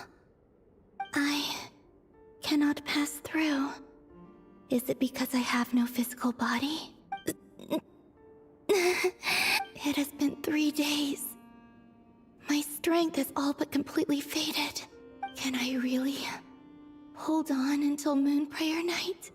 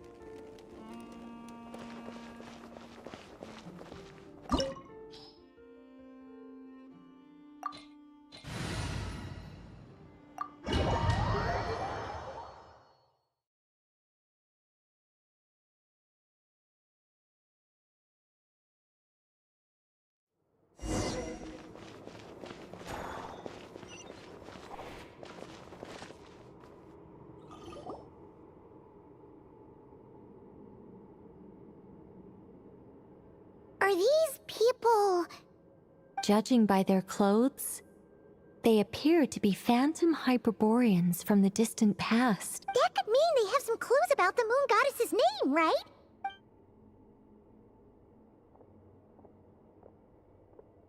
Hey there! Could you tell us what the moon goddess's name is? Sorry. That's probably a weird question, huh?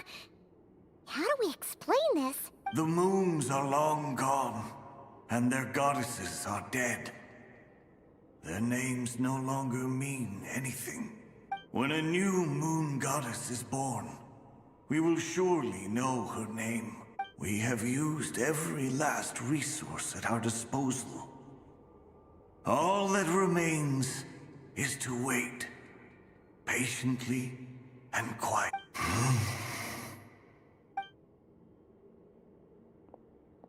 Were the people of the past all this devout? It looks like this phantom doesn't intend to converse with us any further. Surely the new moon goddess he speaks of must be Columbina.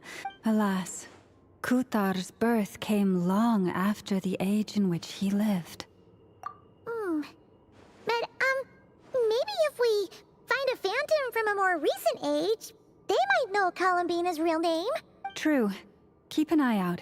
We should be able to tell which era they're from by the clothes they wear. Yeah, you've been pretty talkative this whole time. What changed? Oh, nothing. I'm fine. You all make good points. When the Hyperboreans speak of moon goddesses, they mean the three from truly ancient times. I can't imagine they would know anything about our current moon goddess. There once was a time when the moon goddesses blessed them greatly and protected them from harm. So, when the war between the gods and dragons plunged the world into chaos, it seems they looked once more to the moons for help, praying for a new goddess to be born. Yeah, that checks out. Let's continue on. Who knows what else we may discover?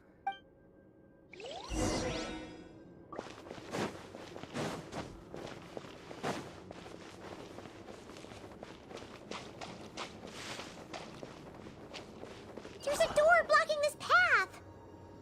Not a problem. Try this. Whoa! How did that door suddenly collapse? This device was maintaining the door's integrity. Remove the core, and the device stops working. Is this our destination? Impressive. More precisely, this is a device that will help us reach our destination. Let's go. We still have a long distance to cover.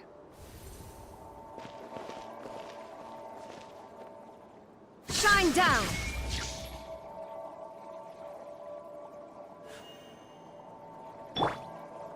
One with nature.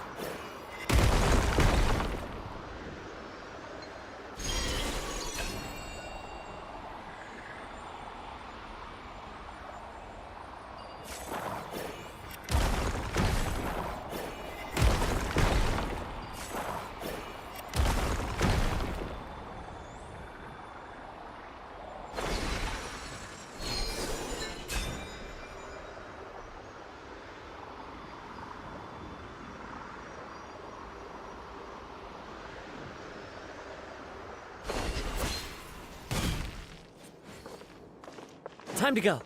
The way ahead is blocked by broken rocks! Oh. Let's try that device again. Remember the door from earlier? So it works in reverse, too! The humans we see are all phantoms, but the monsters are real. What a fascinating place. There'll be plenty of time to admire it later!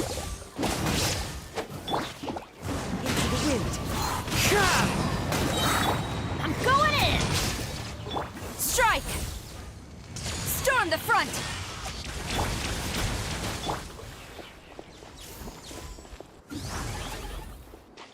Flash!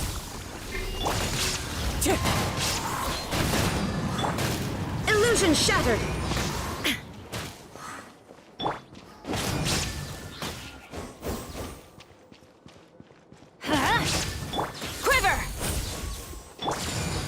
One with nature. Let's light it up! Everybody stand back! Clouds high.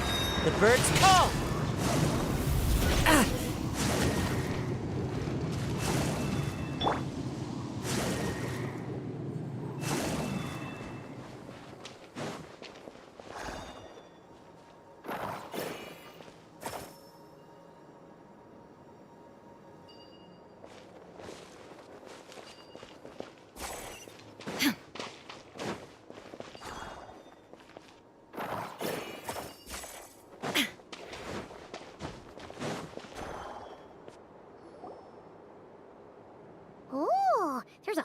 bunch of artwork in here. Seems pretty old. Nicole, this is probably your area of expertise. What do all these paintings mean? Let me see. To understand these murals requires some knowledge of the history surrounding the War of Funerary Flame. I shared a little of this with Lauma before. Yes, I think I follow. The dispute between the Moon Sisters, the transformation by Nibelung.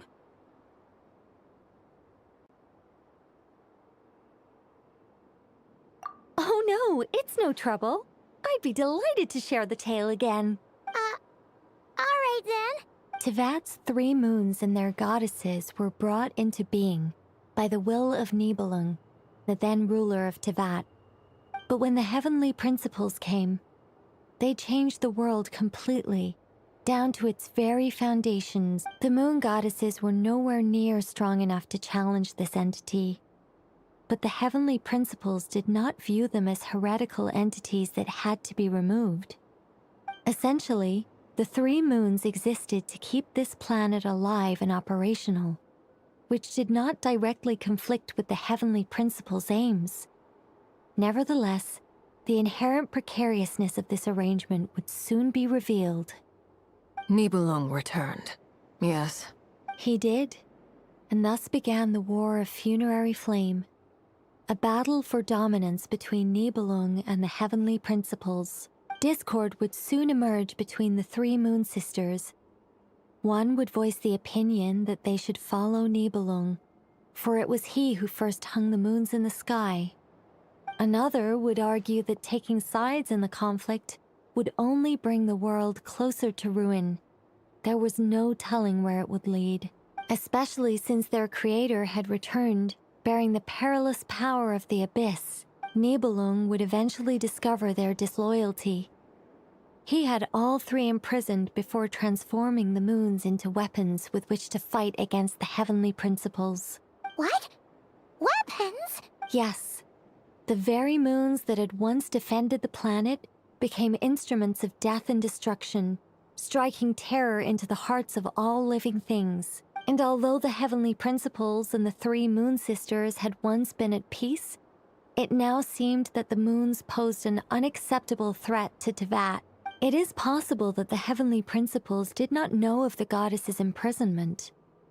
If so, the weaponization of the moons would surely have been viewed as an intentional breach of the peace agreement. Regardless of who knew what, when, the heavenly principles shattered 2 moons and flung the other beyond the skies. Whether the goddesses managed to escape Nibelung's captivity after his fall, nobody knows. But this much is certain. From that day on, the moons no longer belonged to Tevat. The rejection slowly drained their power until eventually they passed away. So that's the full story. You say the moon ceased belonging to Tevat from then on. Why then would Columbina be born here? That is perhaps due to the lingering connection between the Frost Moon, which was not shattered, and this world. You could see it as the 3 sisters' dying wish. They never desired war. All they ever wished for was to protect this land. I see. If the final fate of the 3 goddesses is as you say, then Columbina faces the same grave danger. Our investigation has yet to bear fruit. We must hurry. Yeah, you're right. Let's keep going.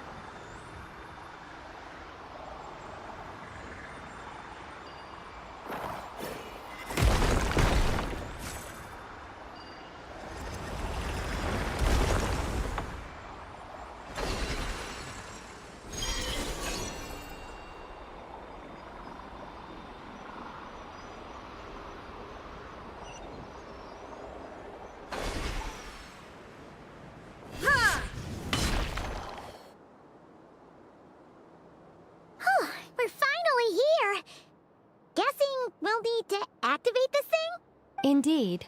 I was a little worried about that at first, but as we got closer, I sensed that the Kuvaki within it flows unimpeded.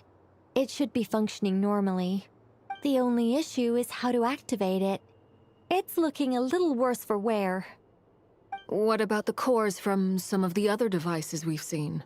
In all likelihood, yes. I imagine that would have been the Hyperborean's backup plan. Let's look for some cores.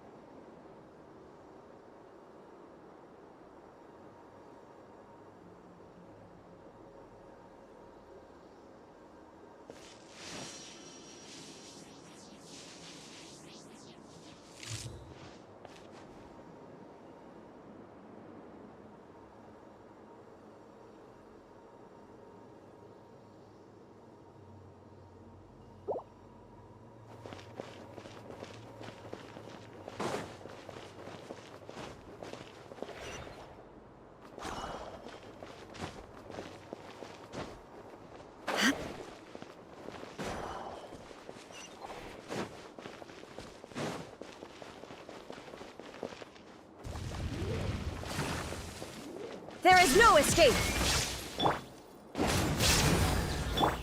Flash! Glory to the Shogun!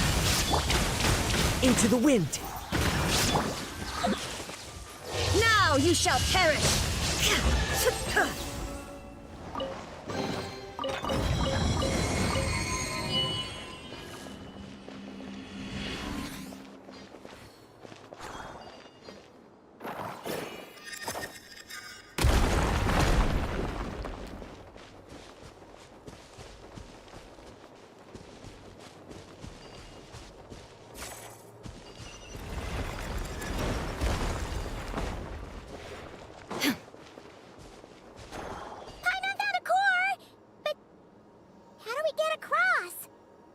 Walk up, then jump down.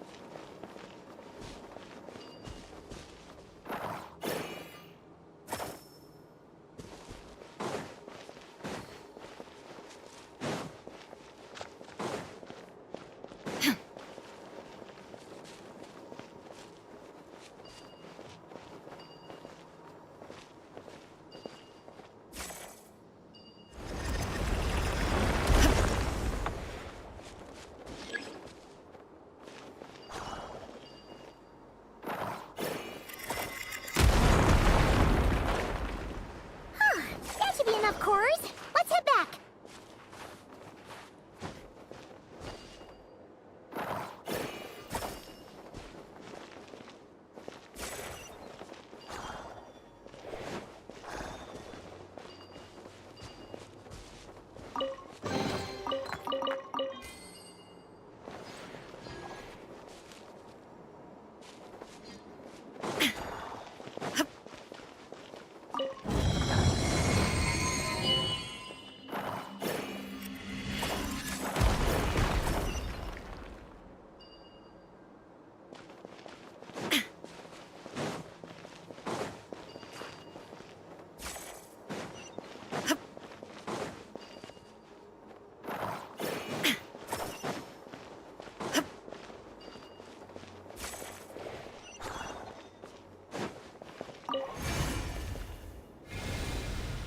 The device is up and running. It's hard to believe that the ancients were capable of constructing such things. Paimon's our destination! It's right up ahead! Yes, let's go.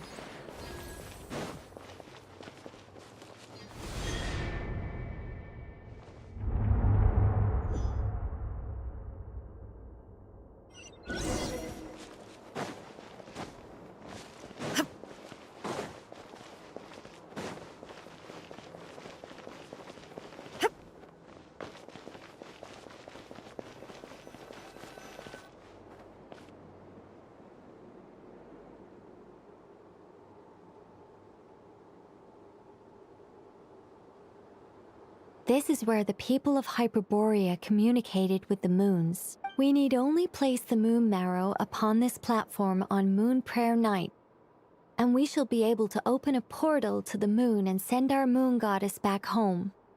The assumption being, of course, that we can find her first.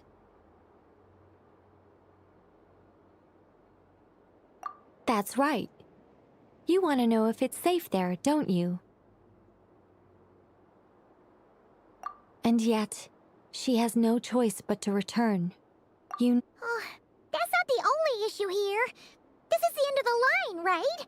We've explored everything we can. And despite looking at historical artwork and talking to people from Hyperborean times, we're still no closer to learning Columbina's name. If it's not too much trouble, could you tell me exactly what Alice said to you about finding her name? Oh, sure. What she said was... Then your first job is to find it. As a moon goddess, I'm sure she must have a name she identifies with. Neither Columbina nor Kutar is her true name, and she's never really accepted either of them. Is it not also possible that she has never had a true name? Not at any point in history? That would be a hard pill to swallow. But at this point, we may have to accept that that is the truth. No one knows how she came into being, and she certainly doesn't have parents in any sense that we're aware of. Perhaps she was never granted a name at all. But does that mean there's no way to get Columbina back? She's just gonna disappear and there's nothing we can do about it? Huh? Wait, why all this pessimism? Was it the way I phrased this question? You all seem to be taking this in completely the wrong way. Well, just because she's never had a real name in the past doesn't mean she can't have one now. What? Think about what Alice said again. She never once said that you'd have to find a new name, did she? Are you saying what I think you're saying?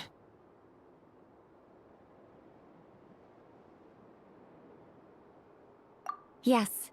Names are anchors that connect us to the world. If she doesn't have one already, then all we have to do is create one, no? It's like... yes. Traveler, when you first arrived in Teyvat, do you think you would have turned around if someone behind you shouted, "Hey, Hermione"? But what about now? I understand what you mean. Life is a long journey. Even the friends and family by our side can change over time. When people call you by different names, what matters isn't so much the words themselves, but what they symbolize. And of course, whether that resonates with you. So, close your eyes and picture the moon goddess in your mind. If you were to call out to her in this moment, what would you say? Columbina. Columbina. Paimon would call her Columbina too. Well, she has long forsaken everything that Kutar represents. Well, it sounds to me like you found your answer. Are you sure? Is it really that simple? We haven't found her this whole time, and not for lack of trying. For a journey like this, the process is every bit as important as the outcome. Had you not searched far and wide, rejecting every other answer you were offered, how could you have come to an answer you felt was finally correct? Oh, it all makes sense now. This has Alice's fingerprints all over it. Are you suggesting that Mage knew from the start that Columbina never had a real name to begin with? I can't say for sure, but I can definitely imagine her chuckling in satisfaction somewhere right now, saying, "Ah, what fun." Llama! Your antlers! You should hurry. The festive moon has begun to rise.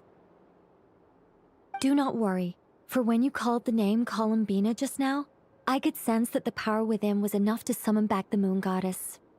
The power within what? Yes. So, the thing is... What's wrong now? This is so annoying. I really, really, really want to explain how that whole thing works. Starting from the founding principles of Teyvat and... Oh, I could talk about this for hours. But...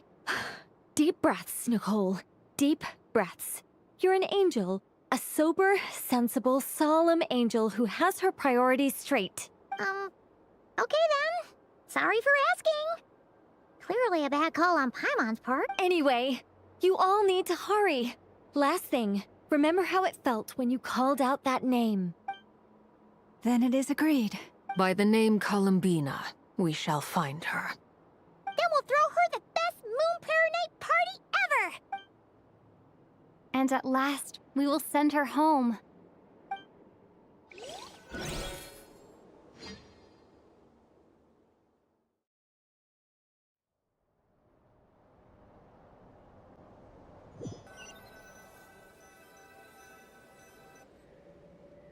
I can barely move anymore.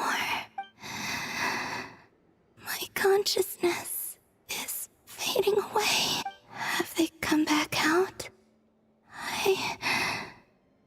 I'd love to see them one more time.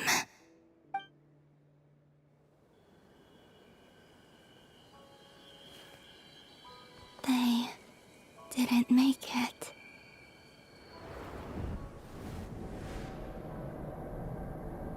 Could you tell me your name? My name is... Columbina!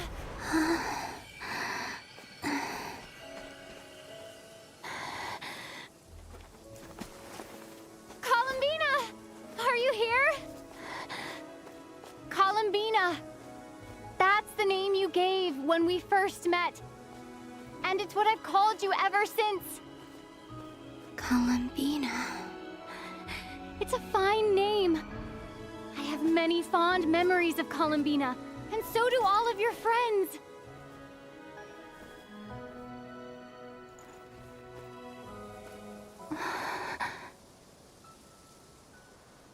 If you like this name.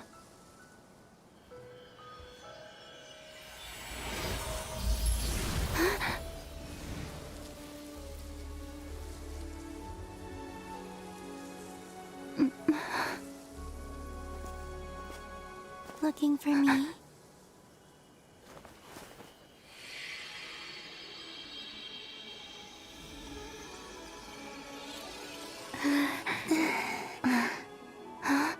I like it.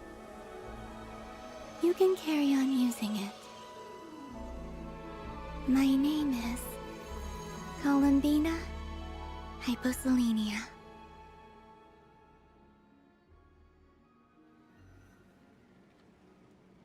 Columbina Hyposelenia. That's a wonderful name. I never thought that Columbina would become my real name. But after I met you and my other friends, the things that this name stood for slowly began to change.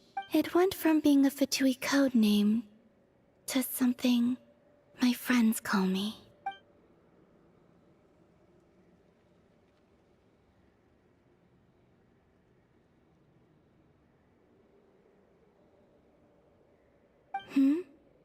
What is it? Why aren't you saying anything? I'm just so happy for you. Thank you. So, where's everyone else? We can go and meet them very soon. Everyone went to different places to try calling your name. Great. I'd like to thank them as well. Everyone's done so much for me. Searching for my name, entering those ancient ruins. Huh? Wait, so you were... Yes, I was there. Not physically, but my consciousness was still holding on. I followed you the whole way. Starting from when?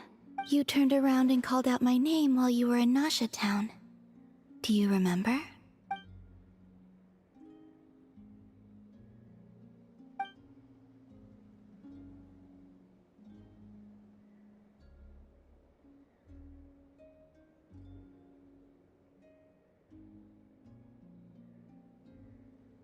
Let's go.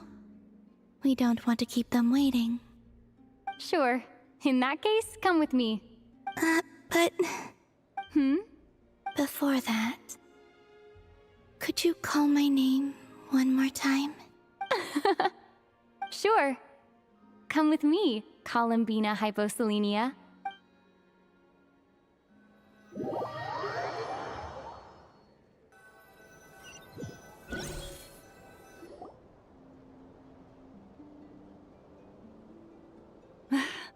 Columbina!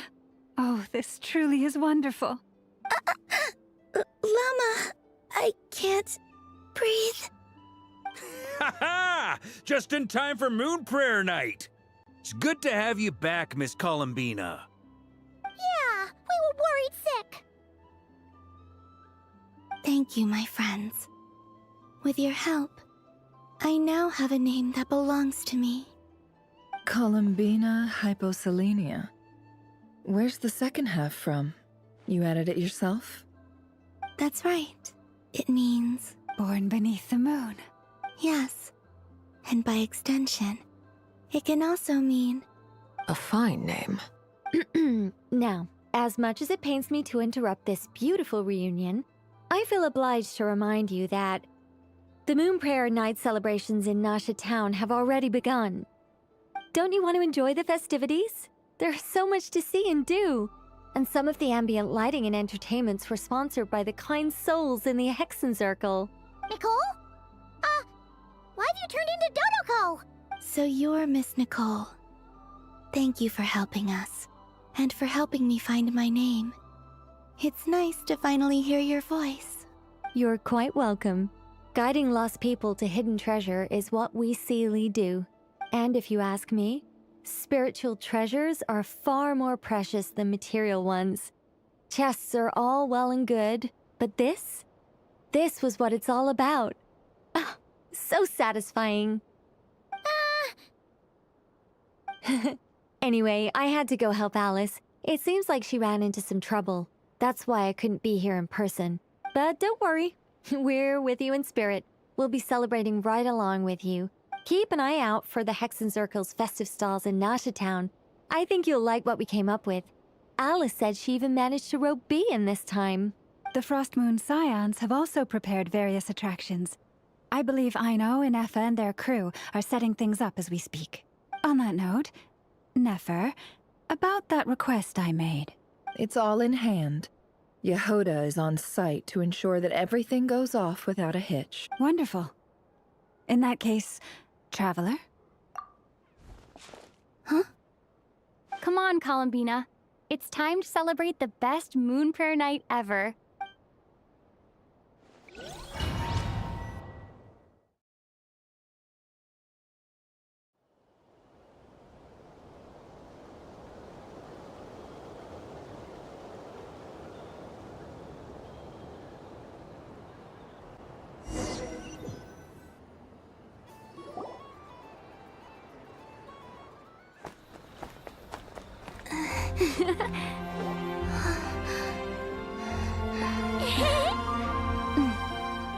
Hey, young lady.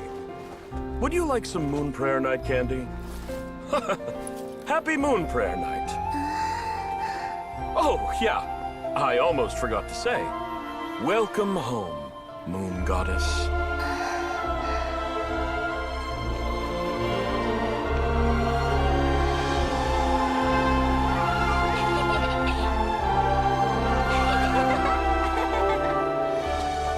Welcome home, Moon Goddess. Welcome home, Moon Goddess. Welcome home, Moon Goddess. Turning Nasha Town into her home is a festive gift.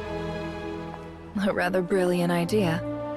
Perhaps this is what Nodcry, Columbina's home, should have been like all along.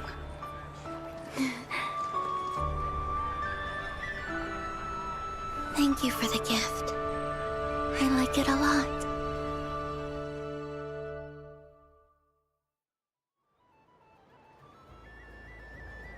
This feels like the surprise of my life. I do. I never imagined I'd ever get to enjoy Moon Prayer Night with everyone so freely. If you're happy, we're happy. Quite a strategy you came up with.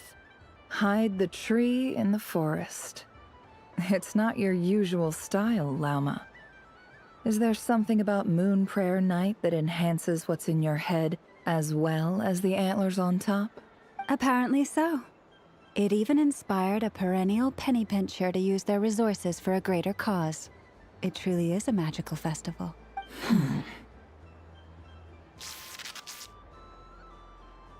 I see it now. This bickering is actually a sign of a strong relationship. Huh? What's everyone doing here? Oh, Miss Columbina, you're back. Yes, I'm fine now. Thanks for your concern. How's your progress with Alice's assignment? Very well indeed. I've never heard her sound so excited. Not like this. This time, her excitement seems more serious. Seems like she's had a major breakthrough. She said she'll contact us once she knows more. In the meantime, we're free to relax and have some fun. Enjoy the time off while it lasts. I have a feeling that our next task won't be so simple.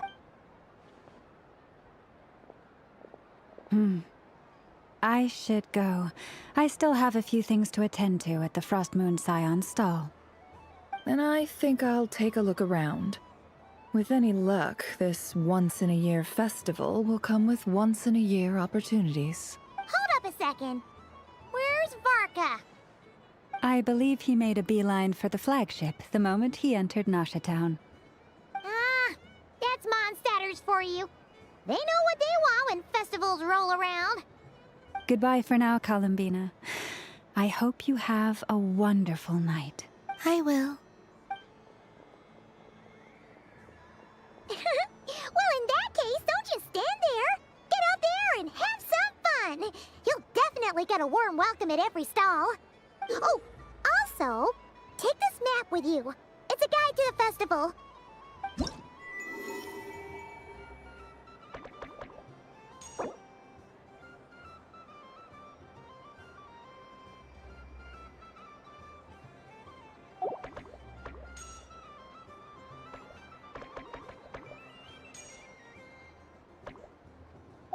The Frost Moon Scion stall is over here. Lauma's invited a whole bunch of cute animals to celebrate too. Over there is the Hexencircle section. Alice seemed more excited than anyone about this festival, so she insisted on making it a grand affair. Oh, and then there's the Nasha Town local specialties, including... Actually, forget that. Better if you go check them out for yourself. Thank you. It looks like a lot of fun. You're not coming with me?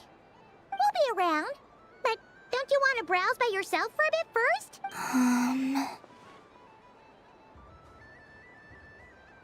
Yep. If you find something you like and want to try it out together, just give us a shout. We'll be right with you.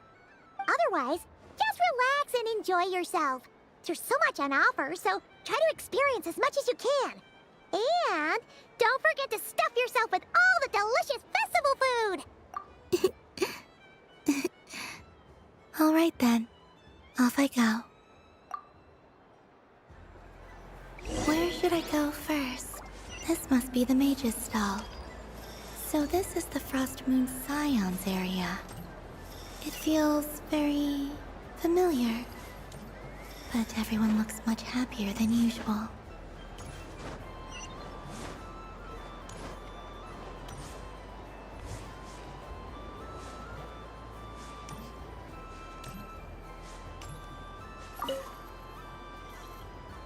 A soft and furry creature that bounces and jumps.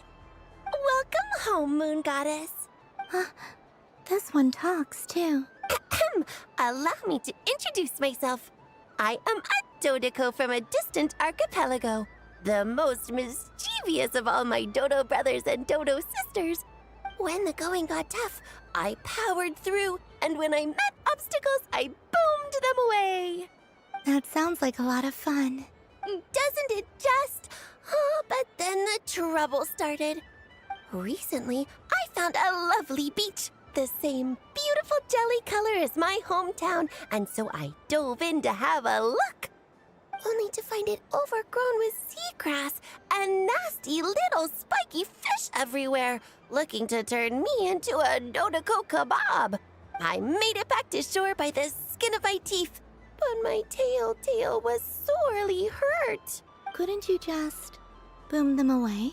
Oh, I wanted to, believe me. But I've heard that you, Moon Goddess, can understand animal speech. The last thing I wanted was to cause a gigantic fuss and get taken to court by a school of spiky fish. I'd be driven out of these waters for good, and my winter holiday would be ruined. And so, dear Moon Goddess, I was wondering if you might lend me your allegiance. Are you roping me into a crime? Oh, let's call it a once-in-a-lifetime carefree adventure. Does that sound better? All the festival goers tonight are dressed up as the Moon Goddess, but there's nothing to say that the Moon Goddess can't disguise herself as a Dodoco, is there? Besides, this is your home. You should be free to be whoever you wish. I'm afraid I'm not well acquainted with Dodocos, Madam Mage. Oh, that's quite all right.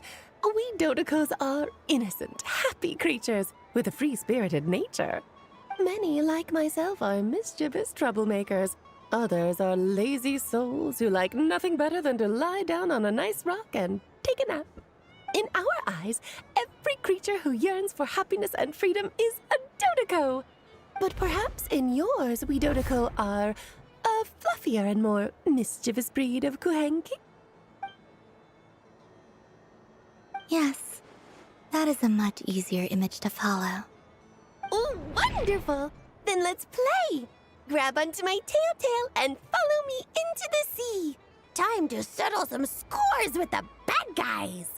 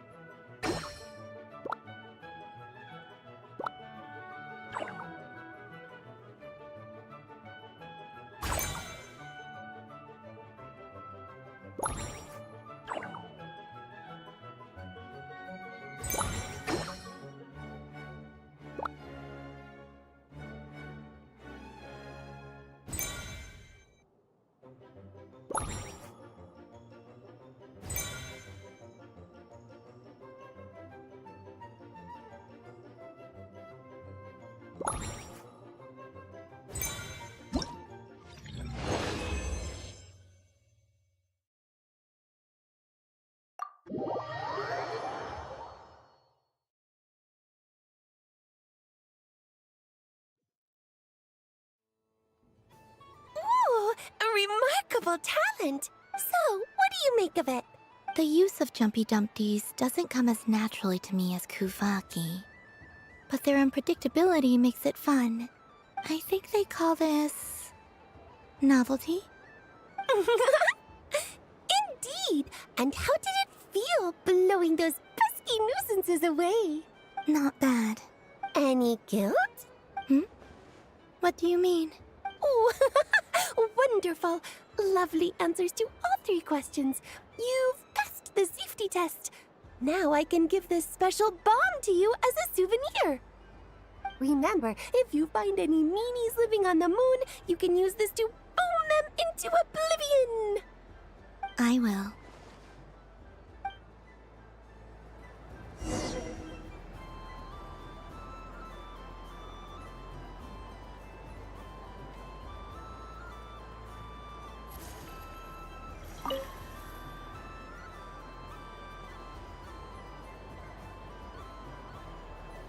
I wouldn't say it's unfair, exactly. I mean, your voice goes right into people's heads. How would you explain that to the kids? You can't just explain it away as magic. Is something the matter? Ah, Miss Columbina! No, nothing you need to worry yourself about. Ah, impeccable timing. Stick around for a second, Miss Columbina. I need your input on something. This self-proclaimed Knight of Justice has yet to give me a satisfactory answer. I, for one, would like to hear your verdict on the matter. Hey, now, I left the flagship just to help you out, Miss Nicole. What's going on? So Alice and I are both using long-range remote control spells that work on similar principles, allowing us to attend this festive fair in Dodeco form. Sorry, let me backtrack a little. While similar, there are some key differences. Alice, being a great mage, wanted her Dodeco to reflect something of her own charm and mystique. So she adjusted the way its tail moves when it spins around. An entirely gratuitous move, in my opinion. I hardly see how anyone is going to notice that. If anything, I'd say that anyone who stares intently enough at a Dodeco's tail to notice such a small detail is someone we ought to be highly concerned about. I only say this to emphasize that my question has nothing to do with tails. Now that we're clear on that, why is Alice's Dodeco permitted to interact directly with the children celebrating Moon Prayer Night, while mine is not? Your voice speaks directly into people's minds. See? Exactly what I said. Miss Nicole? Ugh, I can't stand it. I know that probably makes me sound like a whiny child acting out in front of their parents. And it's a little embarrassing now that I think about it. But hey, I've said it now, I can't take it back. That would be even more embarrassing. Also, don't go reading too much into that analogy. It was off the top of my head. I'm actually an awful lot older than either of you. Miss Nicole, are you saying that you'd like someone to play the game you've prepared? I'm not so invested in that. It's just something cobbled together using items I borrowed from Alice. She probably didn't even make them herself. The point is, I want to know everyone's thoughts after they receive their prizes. But as you've said, I can't just ask. I've been biting my lip for so long, and I've had no one to vent my frustrations on. I thought this was going to be a nice, straightforward festival where I'd get the chance to guide people to treasure. Well, can I play? I can't guarantee that I'll win a prize, but... You will? I'd like to try. Then what are we waiting for? Let the game begin! It's like they forgot I was ever here.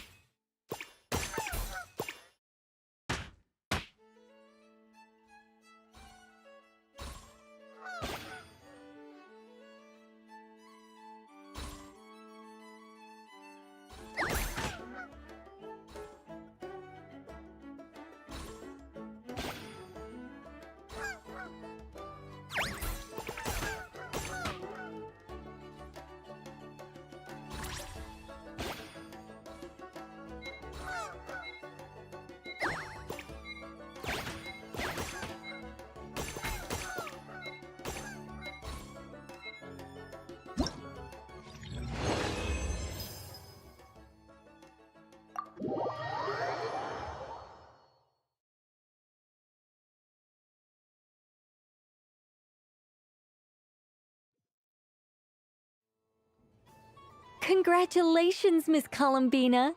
With your great wisdom, you have overcome every obstacle in your path and conquered the great challenge posed to you by fate. Fate? Well, something to that effect. If you'd prefer something more poetic, it could be the icy winds or the dawn.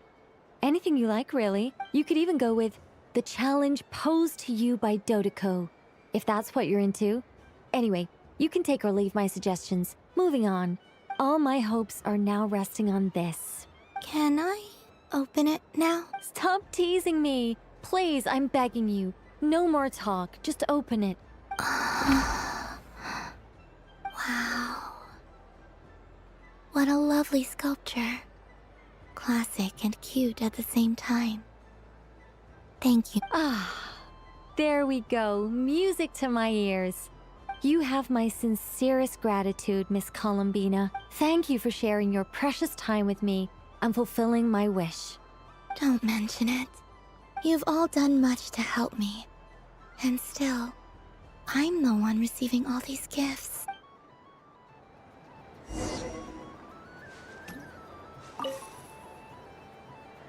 Welcome home, Moon Goddess. Oh, you're the genuine article. Alice was right. This Moon Prayer Night was worth watching after all. Another one that talks. Greetings. Pleased to make your acquaintance. I am the Hexenzirkel member they call B. Barbeloth Trismegistus. Columbina Hyposelenia. Pleased to meet you too. Hyposelenia. A fine name indeed. Now then, Miss Columbina, do you wish to hear a mage's divination? Divination? The Frost Moon Scions used to ask me what would happen in the future. Is this like that? From the perspective of the one seeking answers, perhaps. As you look to your journey ahead, if you seek to understand the unknown, resolve your doubts, and soothe the confusion in your heart, divination could be for you. The unknowns on my journey. Of course, if one wishes to peer into fate, then hydromancy is the more precise option. But that is a complex affair, and to relegate that majestic art to the status of a festive amusement would seem somewhat uncouth. Besides, it is sometimes better to not know fate with great certainty. Hence, I shall use the suitably festive Luna Arcana to tell your fortune instead. It is more popular with the youth in any case. Lunar Arcana? Indeed. Unlike hydromancy, this will only display possibilities and trends. People like to think of themselves as creatures of agency and free will. Peering too far and too clearly into the future is detrimental to both body and soul. I'd like to give it a try. Of course you may. Come then, take a seat, Miss Columbina.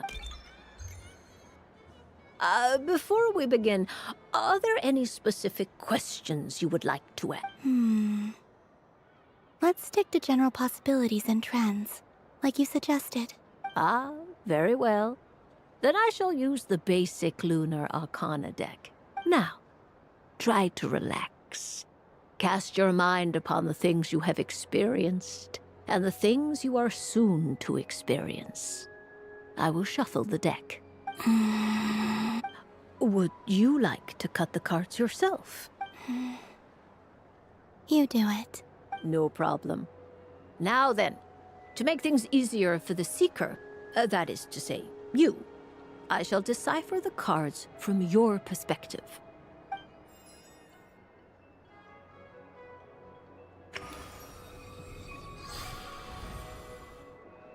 Please, draw the first Lunar Arcana. Now, draw your second card. This will stand for the past, the sum of all your experiences that have come before. And now the third Arcana. This is the present, your interpretation of the current moment. Finally, the last card. This shall speak of the future, which... Oh.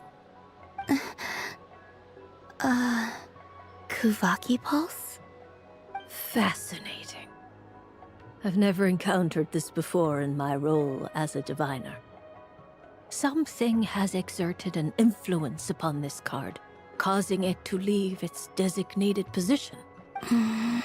What do you make of this, Miss Columbina?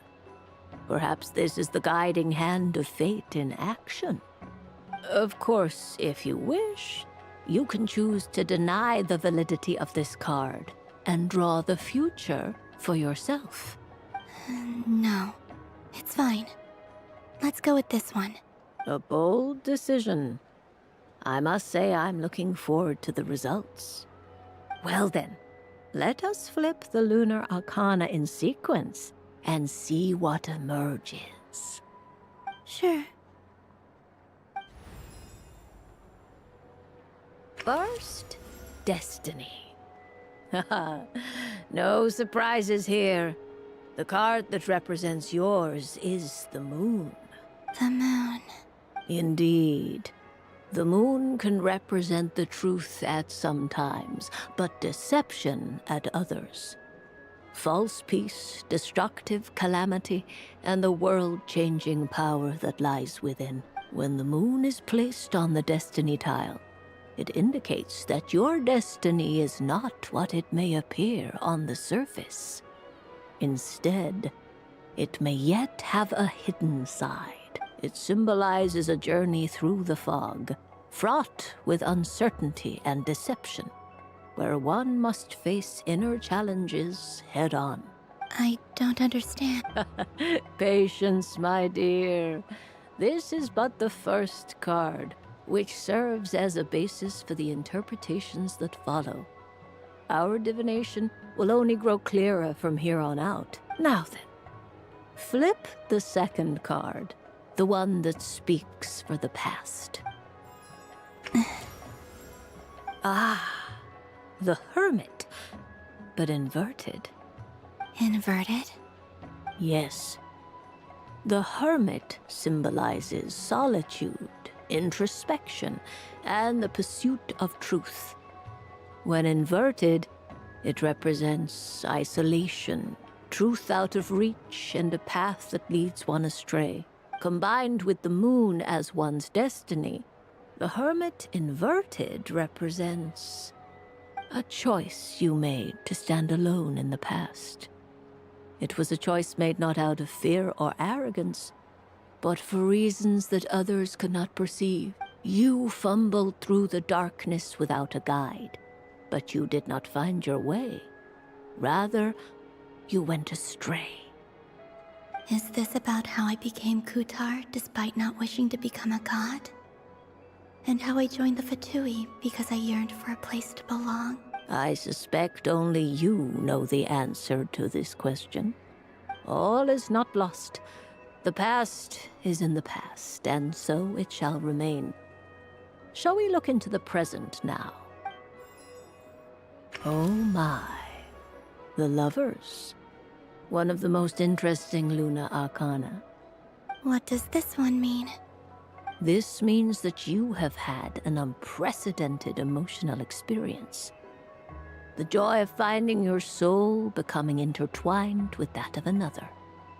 A precious and wonderful thing indeed. It's true. I've made a lot of friends recently, and they are very good to me. I like them a lot. That sounds lovely. I am most delighted for you. The Lovers can also represent important decisions, perhaps related to a parting of ways. Now, if I were to guess... Yes. My return to the moon. I understand. Parting with friends is never easy, Columbina. But rest assured, this is not the end of your journey. There is always another story waiting to be told. The future always lies ahead. The future. Well now, it's finally time to flip this most mysterious of cards. Why did it appear? And what does it wish to tell you? I'm ready. Very well. Flip this card and see what lies on the other side. Oh. Miss Barbaloth? What? This card is death. That doesn't sound very good. It depends on how we interpret it. It is true that it can represent an agonizing death, a complete and utter end, but at the same time, it can also represent rebirth. Do not forget that your destiny card is the moon. That lends your future many different potential meanings. If death spells the end, is it unavoidable? As I have said, divination can only display general trends.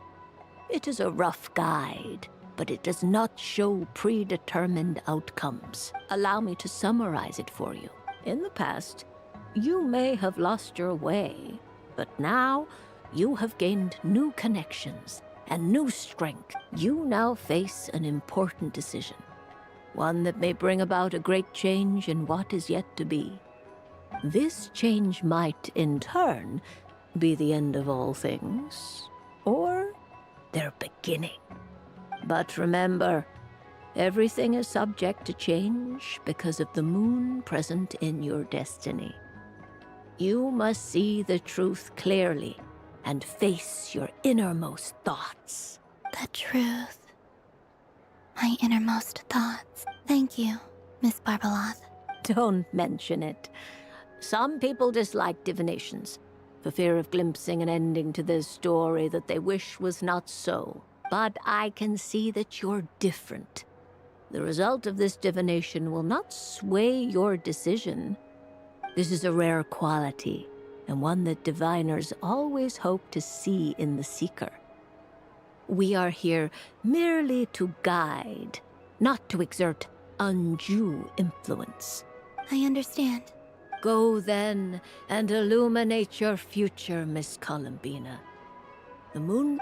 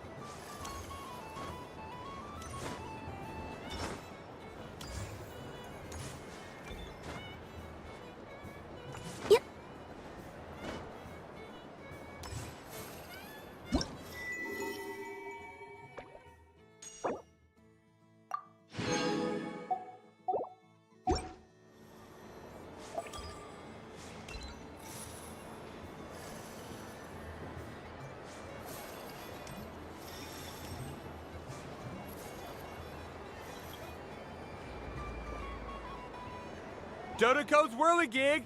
Come check out Dodoco's Whirligig!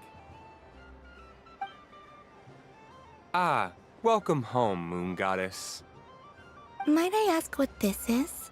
Ah, it's a very special amusement sponsored by the great mage herself. Ride on a soft and furry Dodoco and embark on an unforgettable adventure. I say that, but I'm just following a script here. Who is this mage, anyway? And what the heck is a Dodoco? I'd like to ride. No problem. But, are you by yourself? Is that not okay? Oh, no, it's fine. It's just that each Dodoco can accommodate 2 passengers. Would you like to bring a friend along? My friends... That should do it. Now, we just need to get everyone else to draw something on it too. But we gotta keep it a secret from Columbina. Traveler?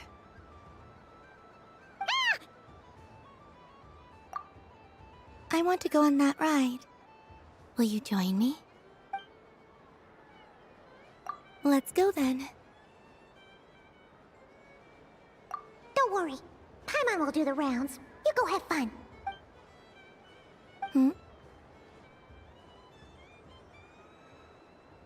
All right. I think we have to wait in line over there.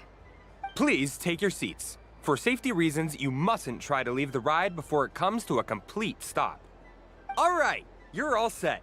I wish you both a wonderful journey.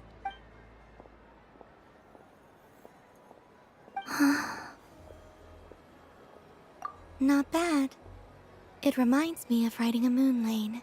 Sometimes, the Kuhenki circle around me like this, playing their beautiful melodies. Yeah. I'm going to miss them.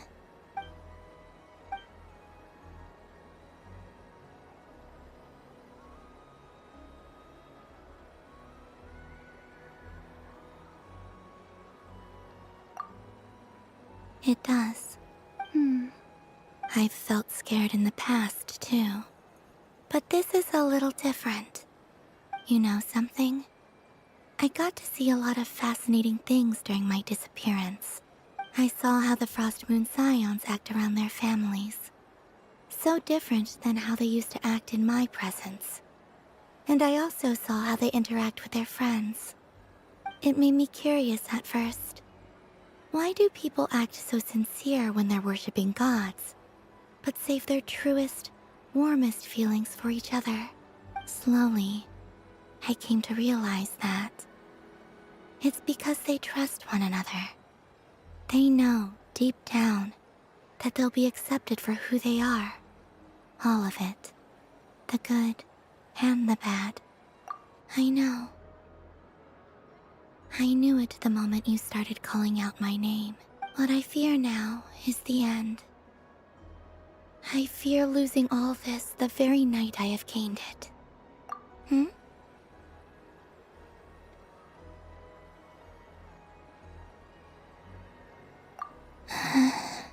Thank you for this conversation. Thank you for listening to me. Don't worry. This fear I have, and the unknown that awaits me, they cannot hurt me. Not when I possess a treasure far greater. I just want you to remember this version of me. The real me. On this final night together.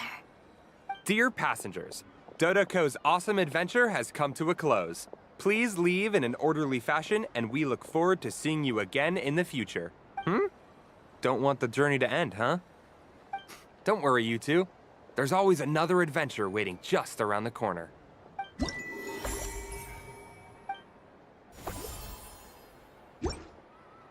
So this is the Frost Moon Scions area. It feels very familiar.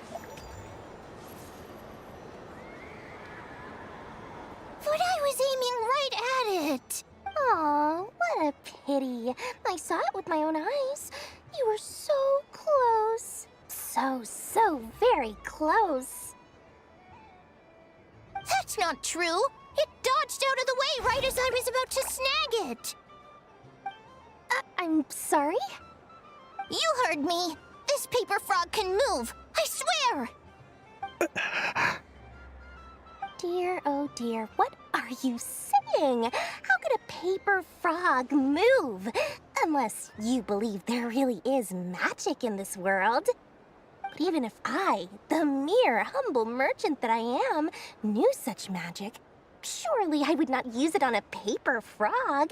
I'd sooner give Mora legs, so he could walk right into my purse. My dear, dear customer, why not have one more try?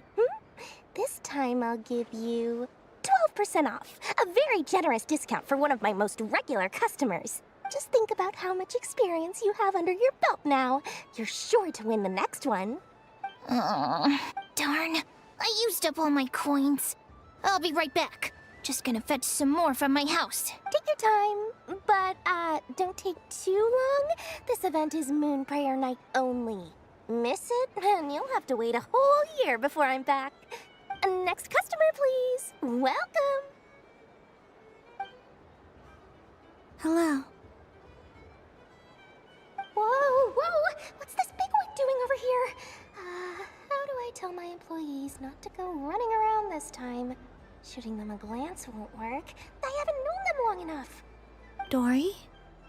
Why, hello there, Miss Columbina. Would you like to play my ring toss game? The rules are very simple, and it's easy to get the hang of. How much for a round? Oh, first time's free. Not a single mora. After that, well, we can cross that bridge if and when we come to it. But with your sharp sharp skills, I'm sure you'll win all the prizes in one fell swoop. That was an obvious enough hint for them, right? Right?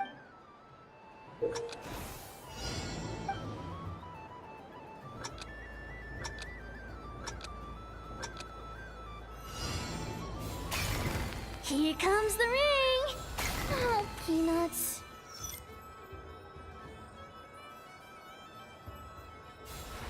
Change tracks.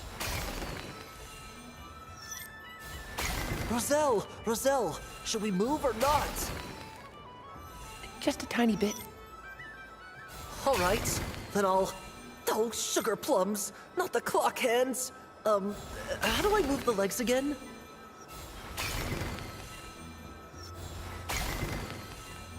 Stop it! Stop!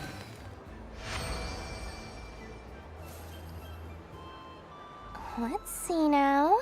Let's see. Wow, very good. That's the highest score we've had all night. And here's your prize. Now, how about another round? As for the cost... Happy Moon Prayer Night, Miss Columbina. Happy Moon Prayer Night, Duirn and Hat Guy. Are you here to play the game? Yes. No. You said we were just coming here to say hello. I did, but then I recognized a few more people as I got closer. Do my eyes deceive me? Is that... It's our little dragon! He's all grown up! Someone's popular. Well now, since you came all this way, why don't you try out this lovely game we have going? First try is free! He'll have a go. It's only one free try per customer. You can't give your try to him. I'm aware. How has Elder Almond been lately? He's in great shape. He goes for a run in the forest every morning to stay fit and healthy. He tried to go boat racing with Firecracker a while back, but he couldn't even make it onto the Lotus Leaf. How about you, little dragon? Can you still fly? Yes, I can. But you've become less chatty. Has growing up been tough on you? We call that maturity. You know, the thing people sing about. The knight wields a sword of stone to defend those hearts that are made of gold. Stone is very heavy. That's what keeps them from talking too much. That's awesome! I want to be a knight when I grow up too. Ring, here I come! Oh, the hat-wearing man. I never thought I'd see you again. You see... If you say so. Oh, I do say so. The people you once helped see it clearly. It's because you are once again on the right track. May the engine in our hearts propel us to the station of our dreams.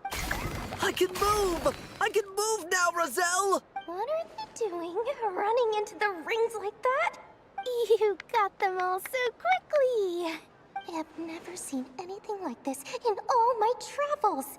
Is this guy actually an old friend of theirs? But how? They're origami animals and clockwork people from a fairy tale. Getting to know them would be quite an arduous task, unless they share a hometown? I have to get to the bottom of this. Next time I see the Great Mage Alice, I shall demand answers. Thank you, Dory. I had a lot of fun. Now for your prize. Where did I put it? Give me a moment to dig it out. Oh, sweet grand prize. How I wish I didn't have to let you go. Good thing I've already turned a profit from the customers earlier in the night. Otherwise, I'd have wasted all my hard work. Okay, I'm back. What? I leave for 2 seconds and someone's already claimed the grand prize? Oh, well, these things happen, you know? Perhaps you'd be interested in one of the other prizes instead. We've got all kinds of wonderful goodies here. Is this the thing you wanted? Here. You can have it. Huh? But... Don't worry about it. It will be happier with you. Oh, thanks so much, miss. Moon Goddess. Oh, goodness gracious, Columbina. Give me strength. How am I supposed to make any more money from this child at this rate? Daddy, look! That's the game I was telling you about! Forget it. She is the Moon Goddess after all. I'll think of some other way to swing this. Maybe I can try to hook this new kid. Huh? Oh, someone already won the grand prize. You can take mine if you want. What? Why? Why are all these bleeding hearts coming here to ruin my business? Happy Moon Prayer Night, everyone. Happy Moon Prayer Night.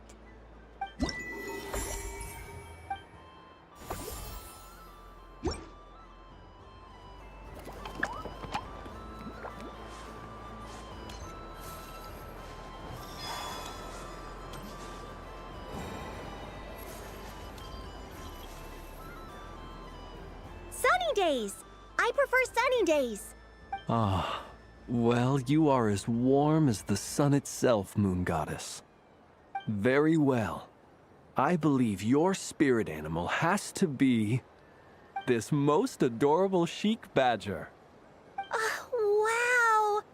Thank you, Mr. Talking Magic Lamp. Have a very happy festival, Moon Goddess.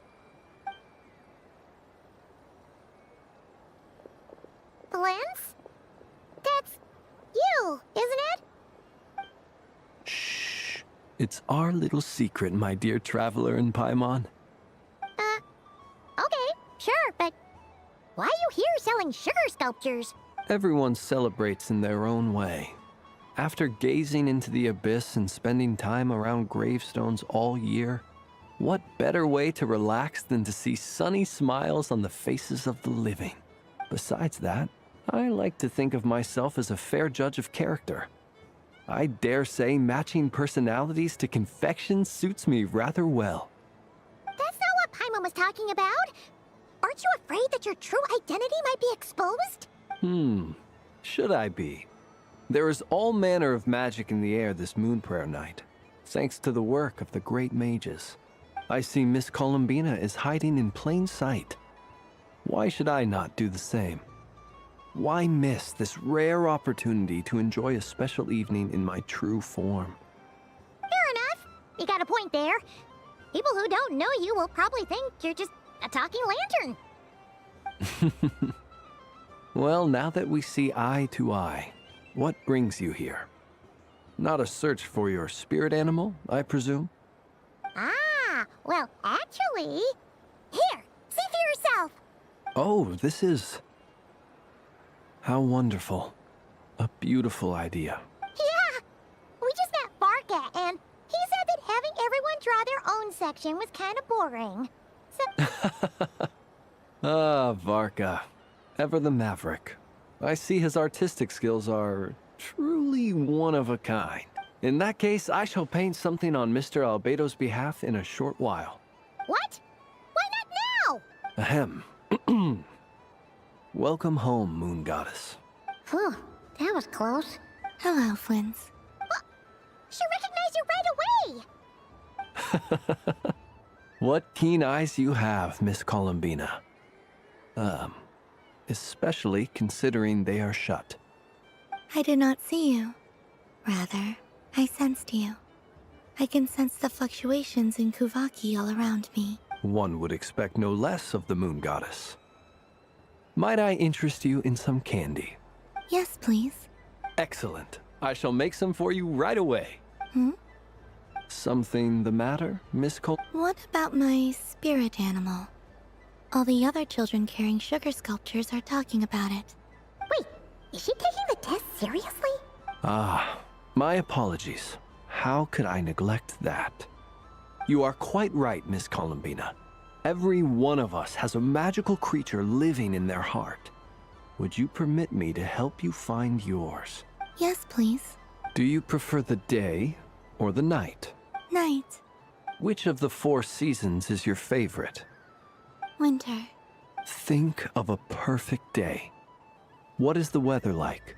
Sunny, rainy, or perhaps cloudy? Rainy in the morning, sunny at night.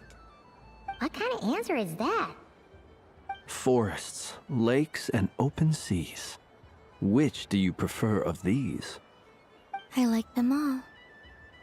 Imagine you opened your very own shop. What would you sell there? Moonlight, I think. Wow! Paimon would totally shop there. It wouldn't cost anything. You'd just need to visit. Aha! I believe I know what your spirit animal is. Here, for you. Oh, it's a Kohenki! Indeed. A free-spirited being with a deep love for all things here in Nodcry, who selflessly lends her aid to as many people as she can reach. It is the perfect fit for you, Miss Columbina. Thank you.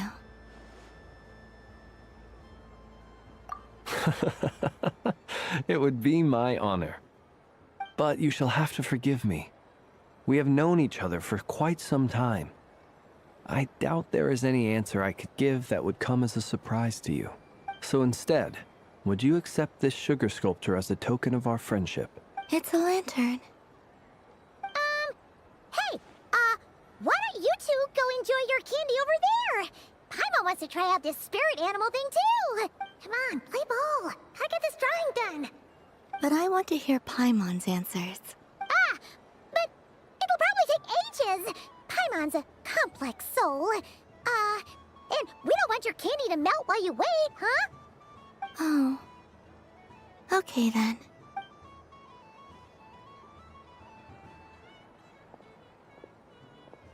Phew.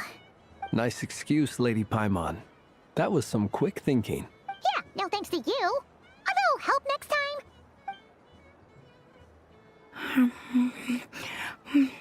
It's sweet. Is that Lockaberry?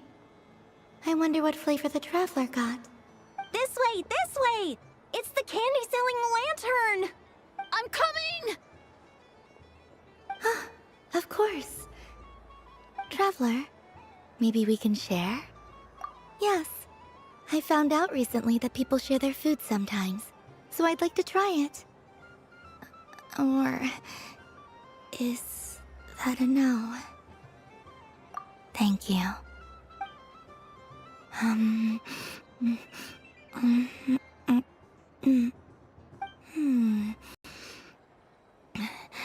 Yours is a little more sour than mine. Here, you try it. Amazing. My sugar sculpture has shrunk, yet my heart is filled with feelings of sweetness. I will remember this feeling. Sure.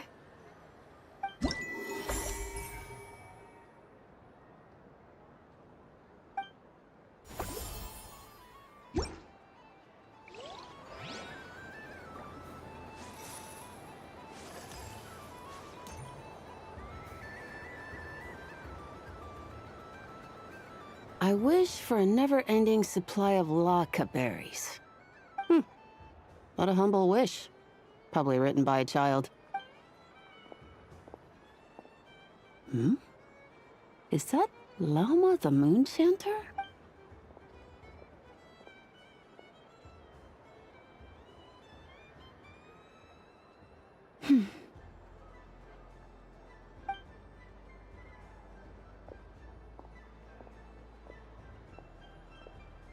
I wish that the long plume ibises would stop biting me.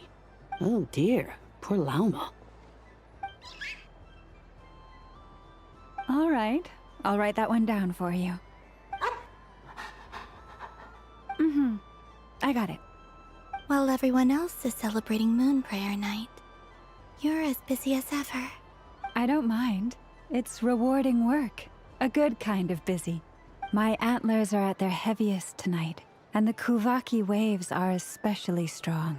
But as I help these dear friends hang their wishes up, I feel a great peace within myself that is hard to describe. You see, they are all such beautiful wishes, and they are ones that we can fulfill by our own strength. Do you blame me, Llama? I want to hear your honest answer. It is by the help of so many people that I can return to the moon. But I feel as though I've hardly done anything in return. You've done plenty, Columbina. I say this in earnest, both as someone who knows your history, and also as a friend who has seen what you've been through. What about as a moon chanter? I feel proud to honor our moon goddess's wish. And I'm sure any moon chanter in history would have felt the same way. Thank you for your kind words, Llama. But... Since you asked for my honesty, I won't lie to you. My feelings are mixed right now. Besides pride, I also feel, I suppose it's a reluctance to let go. Once you return to the moon, we will be far apart and separated by a false sky. I'm sure those of us left behind will gaze up at that sky, yearning for the moon once in a while, just as you used to do. I will miss you, Llama. I will miss you all. I hope to stay in touch. I will try and find some way to send messages down from the moon. Perhaps you could use Kuvaki. I've heard Yehoda say that signals can be sent using long and short waves, or strong and weak lights. That sounds a little complicated. What if we forget what the signals mean? We could prepare a codebook beforehand, but... You're right. It wouldn't really suit you. Still, whatever happens, I believe that you will find your own unique way of communicating with us. And now that I think about that, my heart feels lighter. Because you trust in me? Yes. I have faith in you, and in the power of truth. In my experience, the truth tends to be difficult. But that's what makes it stand out from what is false. So I'm confident that your thoughts and your love will shine through the curtain of lies. We will know it when we see it. Thank you. Now, could you help me hang up my wish? Is this? I wish that all who dwell in this moonlit world can find a place to belong. And I wish that I shall one day see my friends again. It's 2 wishes. I hope that's not too greedy of me. Not at all. And I think you speak for us all with the second one.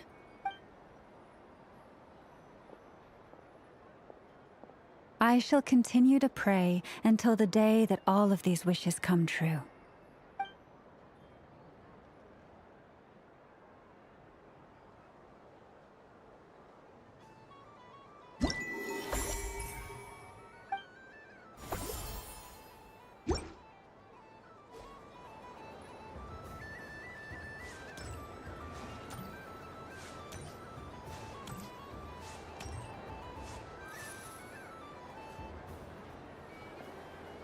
Wow, the Frost Moon Scion stall looks kind of plain, but it's pretty cool once you get into it. I don't go to Hisi Island much, but it's got that, like, old world cultural feel. And if culture means we get more festivals, I'm all for it! Hello, Yehoda. Columbine... hello, Moon Goddess? That was too close. I almost gave the game away in front of the staff. Oh, wait, what's the deal with her shoes? They don't make a sound when she walks. I could do with a pair of those. Do you like balloons too? Balloons? Oh, you mean those? What's so fun about balloons? I'm not a kid anymore. They're probably more up Aino's alley. Yes. The animals seem very curious about these strange flying objects. I was drawn here by their voices. I recently learned a fun new game you can play with balloons, so I decided to come and give it a try. A new game? Hello. Welcome home, Moon Goddess. Here to buy some balloons? Yes. Could you give me a few that haven't been inflated yet? Are you sure? I guess it's not a problem, but... Yes, please. Thank you.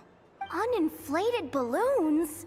But those are just little rubber pouches. What does she want with those? Would you like to play the balloon game, Yehoda? Huh? Sure. I guess. How do you play it? Wait here a moment. Oh. This is so weird. What have I got myself into now? I thought I saw Columbina nearby. Uh-oh! That's the Fourth Harbinger! Although she's helped us out quite a bit, she's good people, right? Is she looking for Columbina? Oh, guess that's my ticket out of here. I'm not sure my heart can take being sandwiched between two Harbingers. Which stall is she checking out? Oh, it's that other Frost Moon Scion's one. Try on the headgear, see what it's like having antlers or animal ears for a day. Oh, I wouldn't be caught dead wearing that stuff. So embarrassing. Wait, what? She put it on? How peculiar. This would take some getting used to. I wonder if this is what it's like for Lynette. It really suits you, ma'am. What is this? She was so intimidating a moment ago, but now, dang, she's really rocking those ears. How does she make them look so cool? I suppose I may as well keep them on for now. All part of the festive experience. She's coming this way. How do you do, Miss Yehoda? Oh, jeez. Don't talk to me while wearing that thing. Oh, hey there. I'm looking for Columbina. Have you seen her? She just... Huh? Wait, is that what she meant by balloon game? Yeah.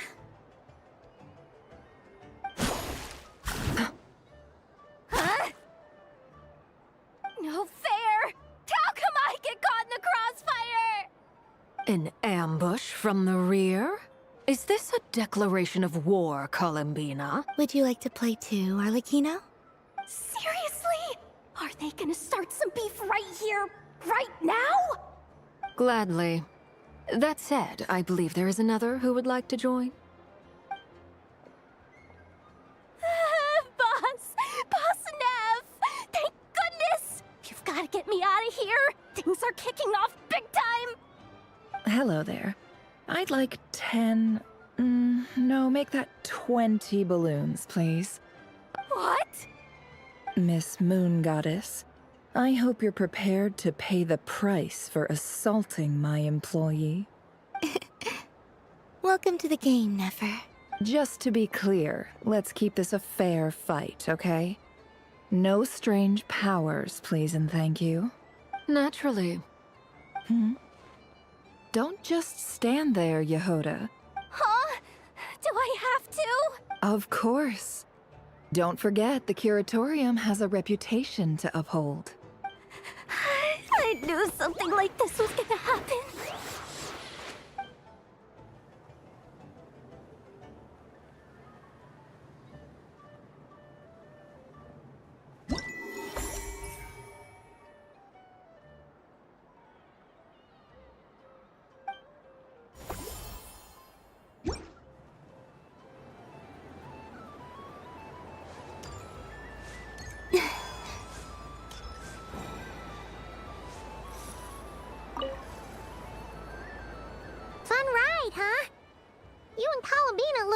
sad to leave. This isn't gonna make Paimon dizzy, is it?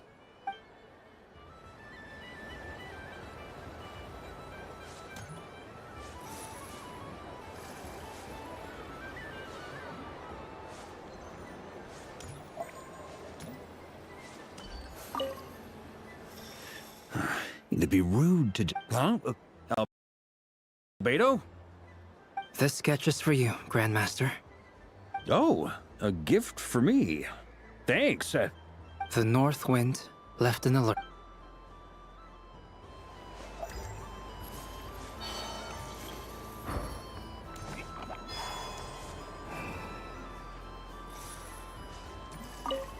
Happy Moon Prayer Night, adventurers. May you have a lovely evening.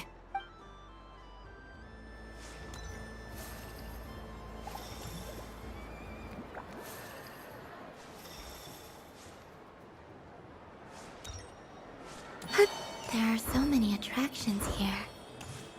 Since I rarely get out, I might as well make the most of it. Moon Prayer Candy! Beautiful, tasty Moon Prayer Candy! Buy a whole box, share it with your friends and family! Candy? To share? I wonder what flavors everyone would like. Welcome home, Moon Goddess. Fancy a box of Moon Prayer Candy? Sure. I knew you would. Now, what flavor would you like? I'm not sure. What flavor? Is this for yourself or as a gift? A gift for my friends. Ah, I see. In that case, I'd recommend apple, lockaberry, or midsummer berry. Those are the most popular. Do you have nocturnal blossom flavor? Huh. I've seen couples give those as gifts before, but I did not know they were edible. No? Okay then. Moonfall silver? You did say this was for friends, right? Maybe smetana then. Hey, now that's a creative idea! I've never tried it before, but if you're happy to wait, I can see about whipping up a batch on the spot. While we're at it, you got any other ideas?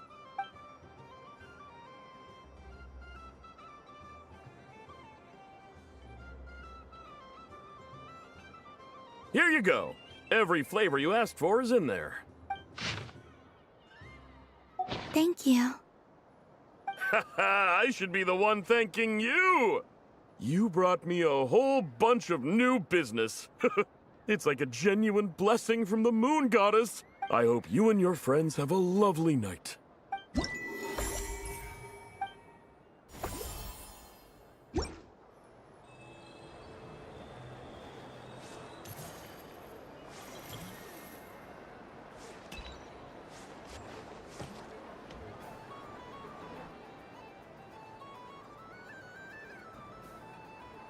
Well, well, look who it is.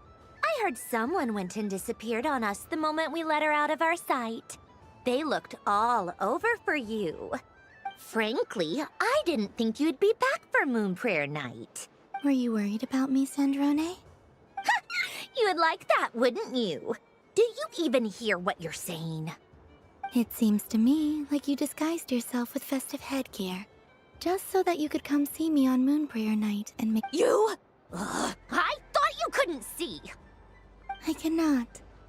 But I sense the confusion of those around us rippling through the Kuvaki current. Based on what I know about you, let me guess what you're wearing. Is it cat ears? Hey, shut up!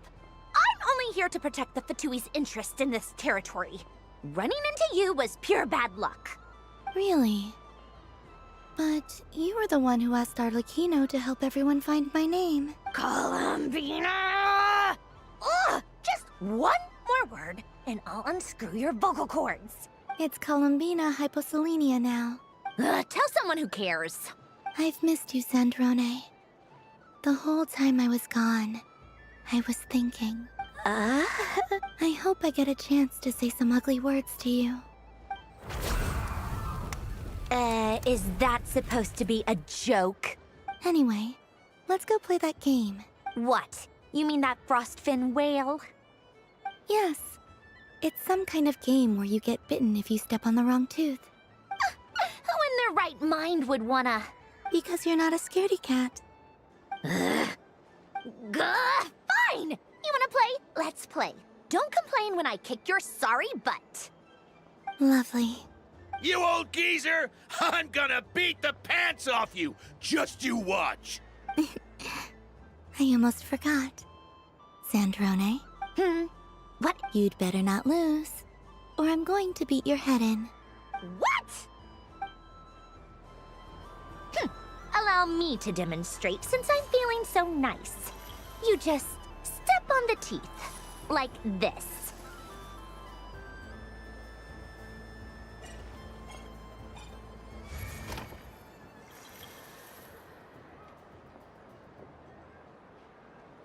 Which should I pick?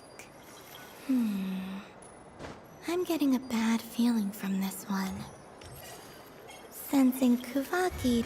Your turn, Sandrone.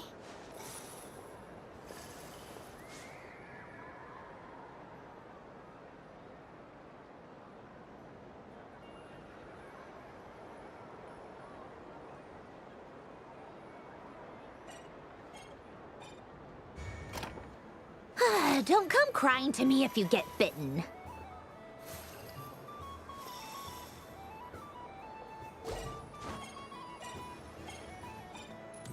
There are less and less teeth remaining.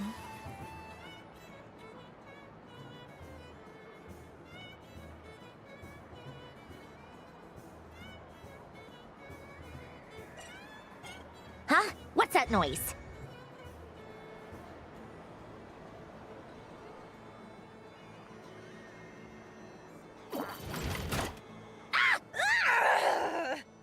I think you might have picked a bad tooth, Sandrone.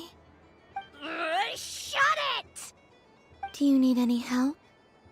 It seems like you're stuck. No! It's just a blasted... toy! How is its grip this strong? Stop laughing! All right. Well, you lost. So just like I promised... Hey! What are you doing? Hiya! Why, you... Oh, just you wait! Rematch! Are you all right, Sandrone? That was quite a strong bite. Are your clockwork parts? Quit your fussing! I don't need it! All right. I'll go first this time.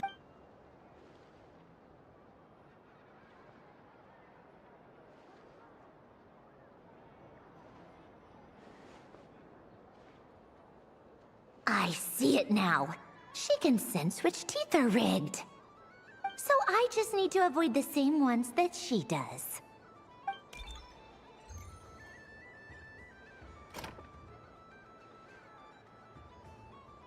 This one...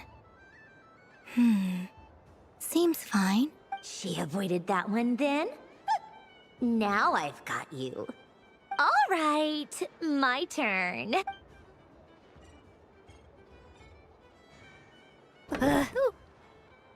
What? Looks like you lost again, Sandrone. Wait! There's more than one bad tooth! Bonk.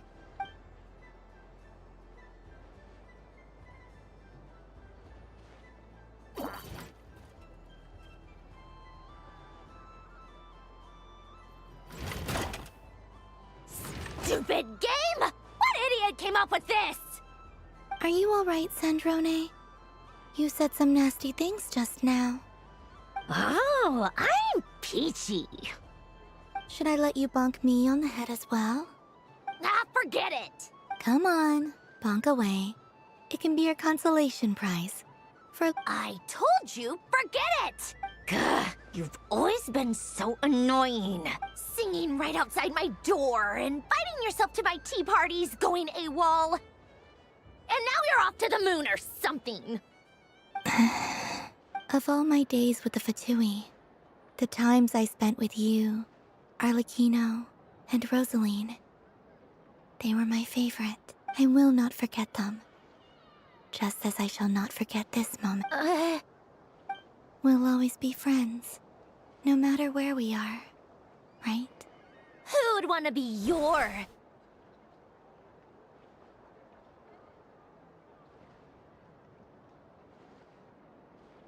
I'll miss you, Sandrone.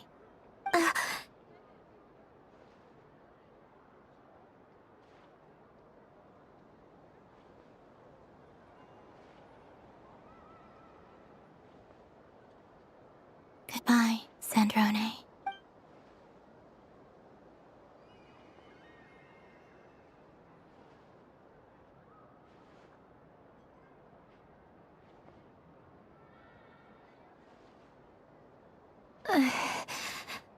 I'll miss you too, Columbina. Sorry, what was that? Ah! Ah! Yeesh! No need to freak out. What's wrong? We've been looking everywhere for you. What do you want? Oh, nice ears.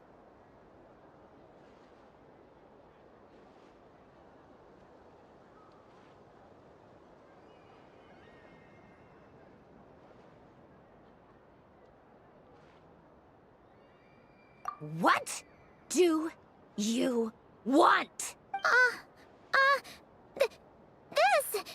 Huh? It's your turn to draw something. You're one of her friends too, aren't you? Doesn't know how lucky she is. Sorry? Nothing. I'm done. Take it. Oh, that was fast. Oh, and one more thing. Last time we spoke, you mentioned you were interested in the Narcissan Kreuz Ordo's research, remember? There were too many people when we last met, so we didn't get the chance to do this. What are you talking about?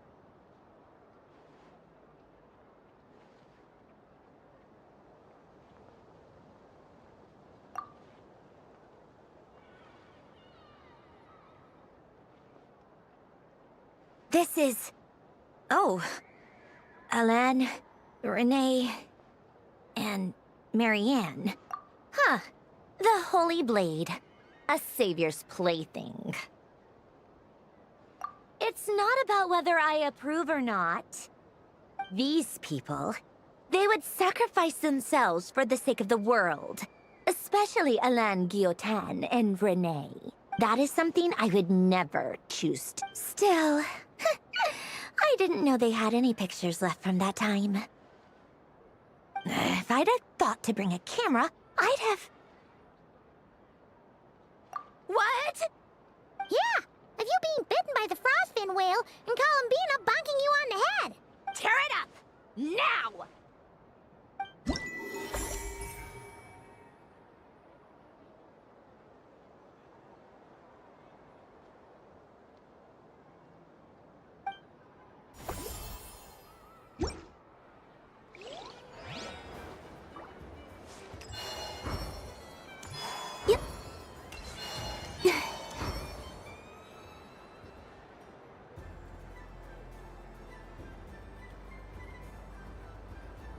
Doesn't make any sense. How am I losing every single time?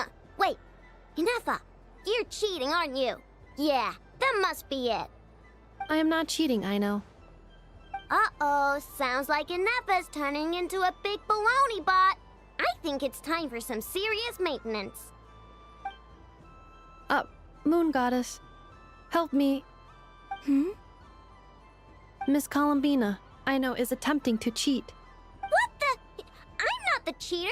You're the cheater. How dare you throw it back at me?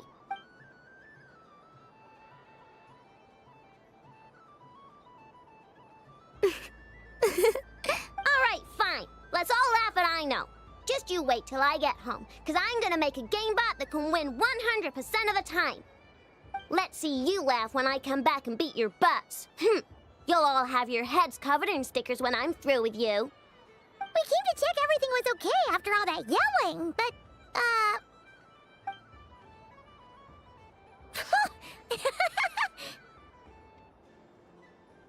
Whatever it is, it sounds like cheating is allowed. Kuhenki concentration. Each player starts with differently colored kuhenki. Each round, they draw one kuhenki from their opponent. When a player has 2 kuhenki of the same color, they make a pair and can be discarded. Any that can't form a pair must be kept. The round ends when a player can't form any more kuhenki pairs, and that player gets a sticker. Ooh! Can 4 people play as well? That is fine, so long as the turn order is fixed beforehand. Alrighty then! In that case, the 2 of us will join as one team. Okay, but if you lose, you're both getting stickered. Sure. And if we win? If you win, only one of you gets to sticker someone else. I have taken to calling this. I know logic. Hey, lay off me, alright? Okay, so we're starting the game from scratch again, which means all my stickers so far don't count. Looks like Luonatar is the Kuhenki of honor for this game.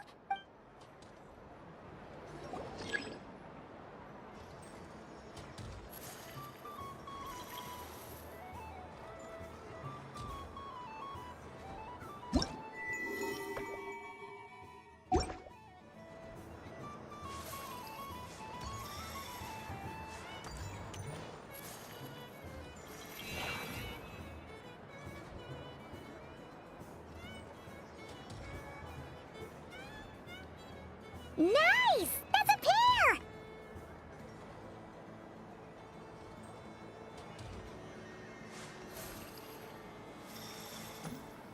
Go, go, fly!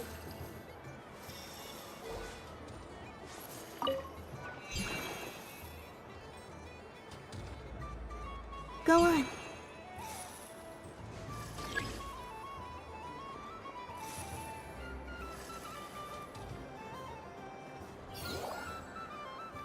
I have a pair.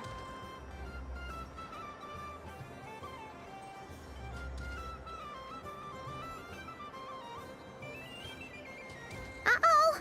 We gotta pick up the pace!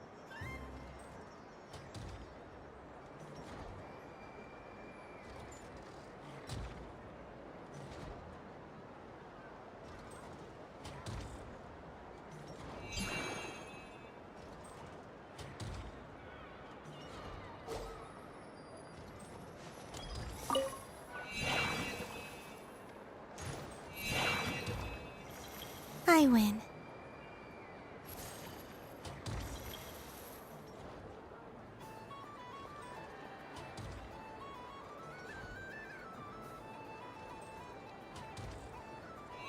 Phew, that was too close. I thought I was gonna lose. Good luck, everyone. Aw, we're out!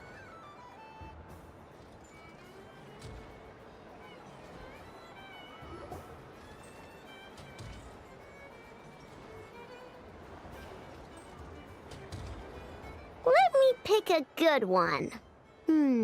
What's it gonna be? You're looking very pleased with yourself there. What happened to being a huge Grumposaurus? I won.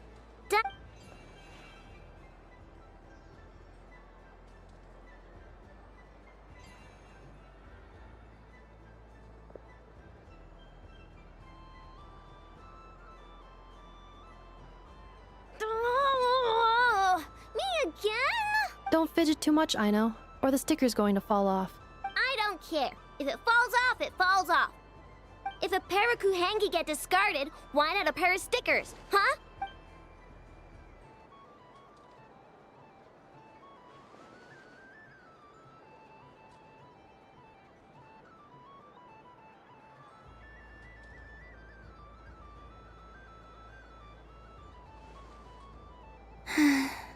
I've lost.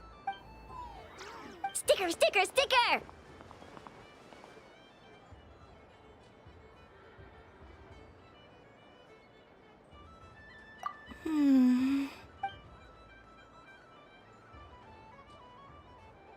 Cute! You think so? What did Luonatar say? She said it looks so cute that she wants me to lose a few more rounds.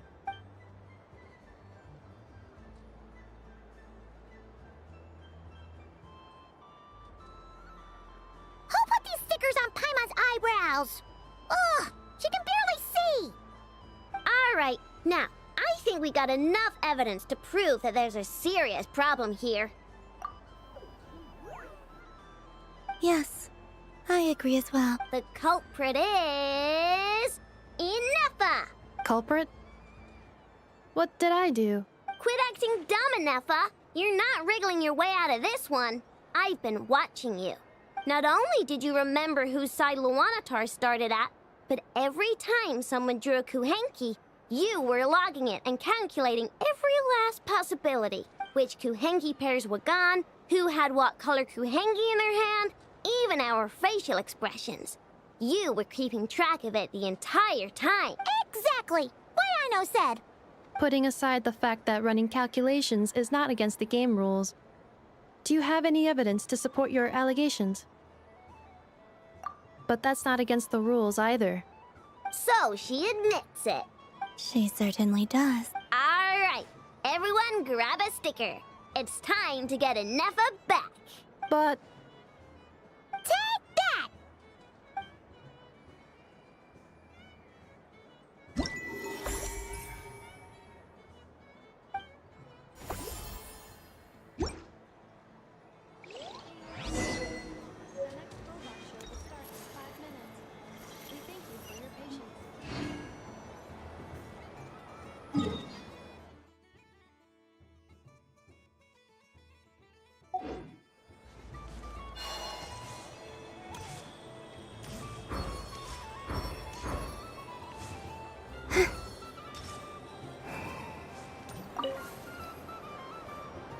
Traveler. Hey there, Colomina!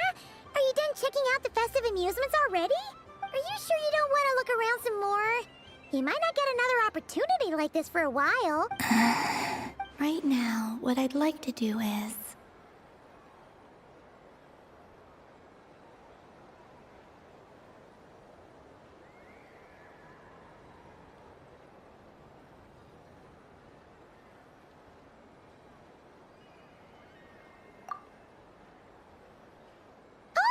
Candy for us? Thanks a bunch, Columbina. Don't mind if we do. Whoa, this one's intense. But it's so tasty. What about you, Traveler? How does yours taste? Oh, sounds good. Paimon's drooling now. Are there any more Smatna candies in the box? Yes, I believe so. Okay, gotcha. Let's see.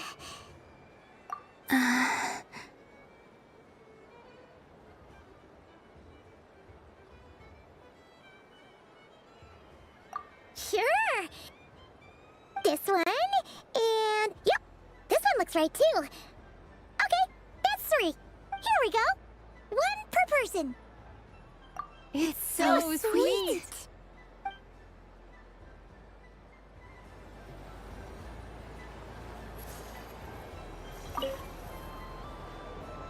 Traveler, Paimon. Columbina!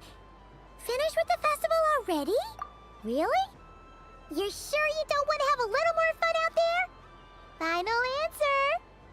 Yes, I am sure.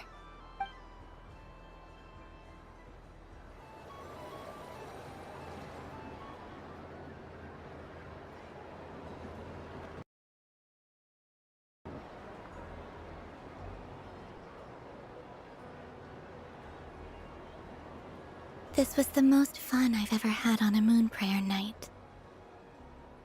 Everywhere I went, people were saying, "Welcome home," and there were friends at every turn. I only wish it could last longer than one night. Oh. Yes, you're right. The moon prayer blossoms. Ooh, look! Look! Moon prayer night has come.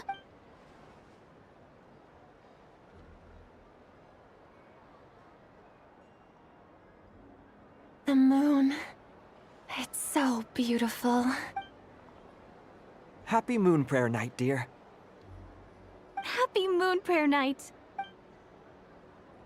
Happy Moon Prayer Night.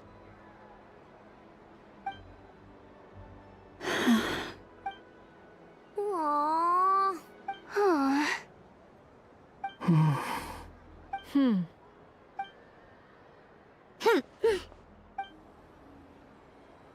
Time flies when you're having fun.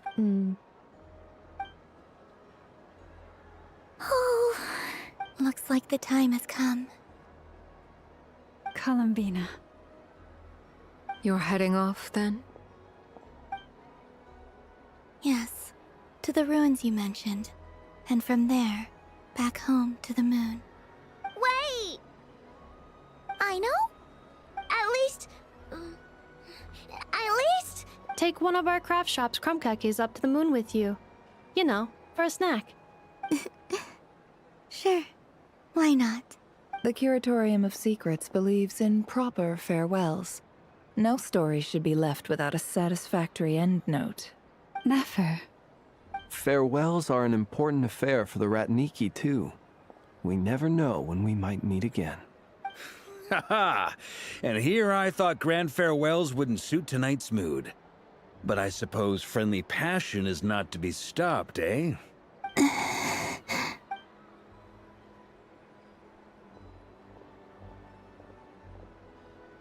We made a little something for you, Columbina. Ta-da! What is it? A Moon Prayer Night greeting card. With drawings by all of your friends.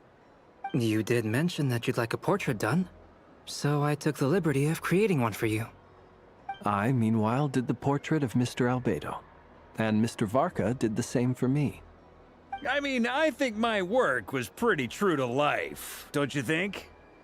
The picture of Ashru was my doing. The two of you seem to get along rather well.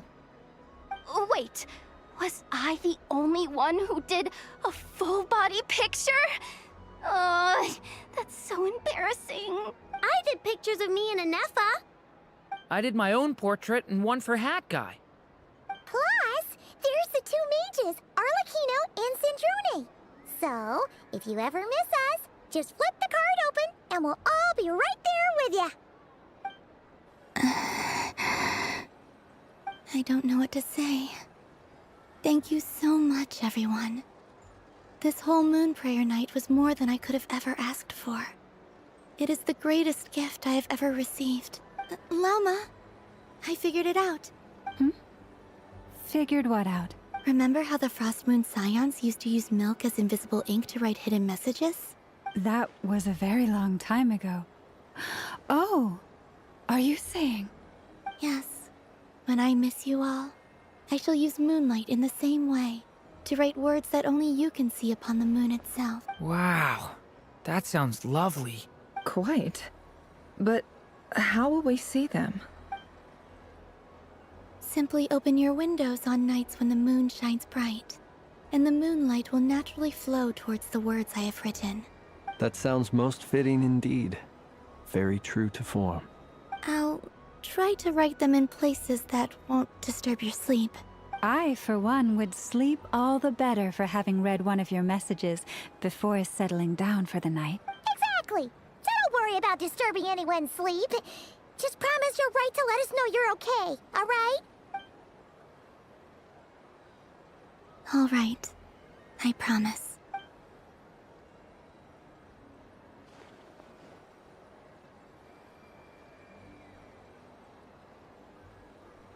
In that case, Columbina. I'm ready.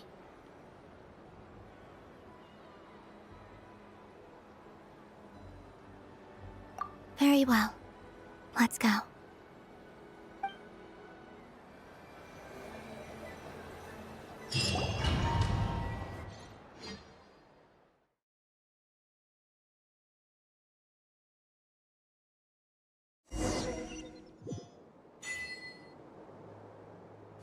In just a few moments, I will be gone.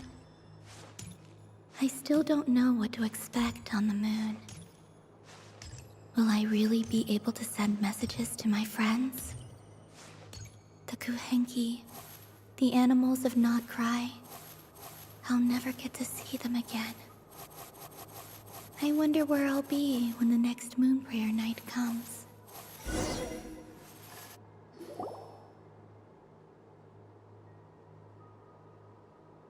This is where the people of Hyperborea used to communicate with the moon. Eternal moon, frost moon, iridescent moon. The gate to the moons shall open. Moon marrow preparations are complete. Only the final step remains. I'm sure Nasha Town is livelier than ever at this moment. Yeah, it's a shame you couldn't be there for it, but... It's fine. I'm more than happy with this. My last piece of luggage. My only piece of luggage.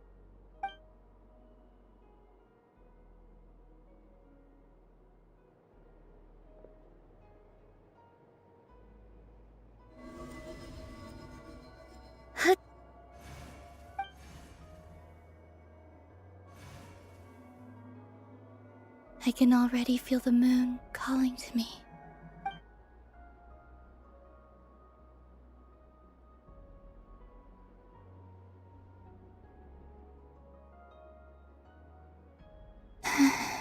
Your home lies on the far side of this light, Columbina. From now on, we will at last have a reason to pray to the true moon. Columbina. Yes? I'm listening. Be sure to come back and see us when you get the chance.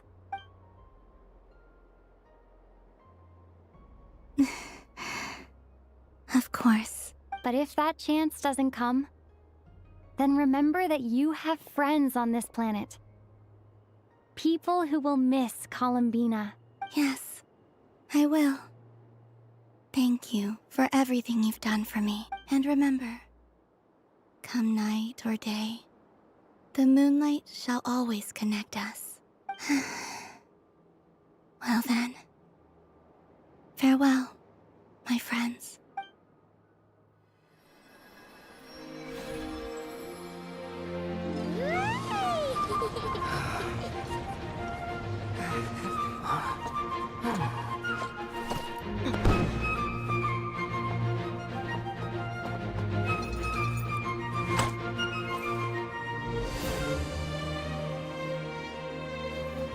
Thank you. This was my happiest night in Tevat. Farewell, Columbina.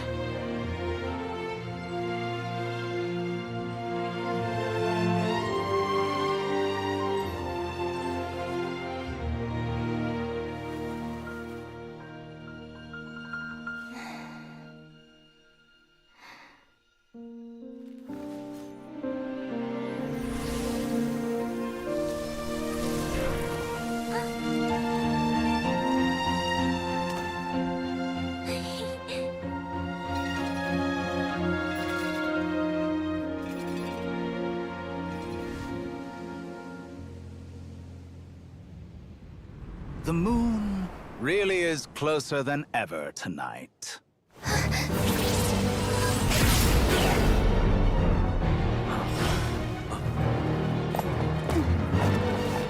Columbina.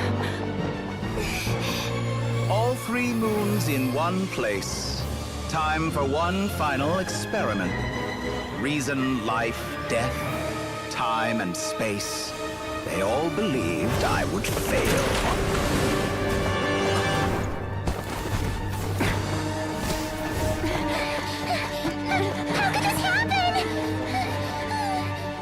But Tevat's primordial power never did belong to the throne of heaven. And now, they are mine.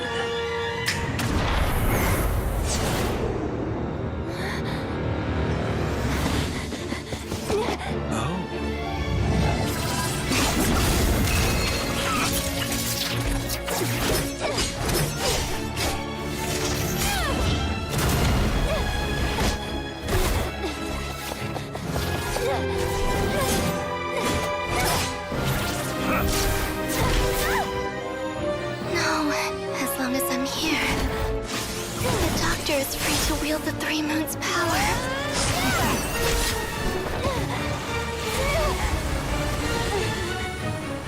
the only way.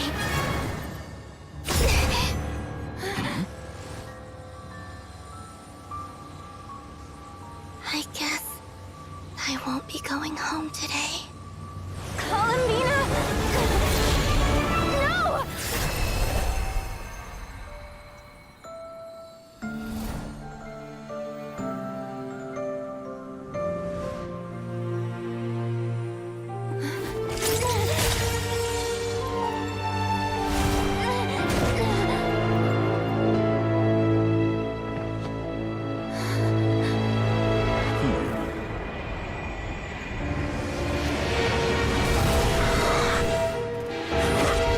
Stubborn world, do not try to control me!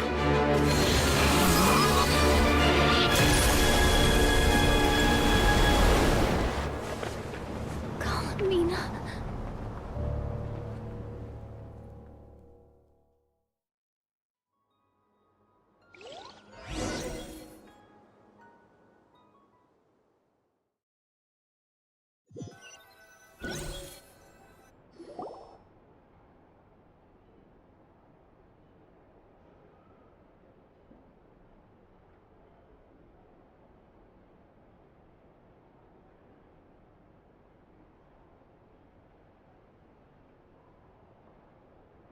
Are you all right? Do your wounds still hurt? I had someone prepare a little medicine that could prove effective. Take it if you need to. In that case, let me relate the contents of the call we made to Alice after the incident occurred. That Dottore is a crafty one. He distracted the Hexenzirkel by creating a huge fuss at Tevat's borders. I'd assumed that the cause was an abyssal intrusion from the outside world, which in fairness is a rather common occurrence. But after learning that you managed to influence the phantoms in Nordkrai, I realized that perhaps this interference could have come from within Tevat instead. But we weren't able to change their fates. True, you couldn't change how their stories ended, but you did build some variables around yourself. Variables? Yes. Things you heard that you could not otherwise have learned. Ideas that would otherwise have never crossed your mind. All these things are variables. Of course, most variables usually pale into insignificance with the myriad of possibilities floating around. But the moment you start treating them as building blocks and intentionally stacking them, that changes things. That's what Dottore did, and it's how he created the necessary conditions so that when you activated the portal tonight, it played right into his plan. However, we have no way of knowing exactly what he did. Yeah, we also need to ascertain Columbina's status. And that about sums it up. As I suspected, Dottore has disappeared completely. If it's any consolation, he wasn't able to control Columbina as he might have wished to. Oh no!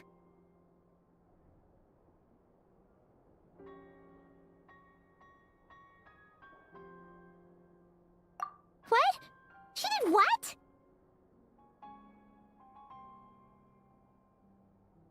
All we saw was Dottore appeared and used some kind of power. The next thing we knew, he and Columbina were gone and you were falling into the sea.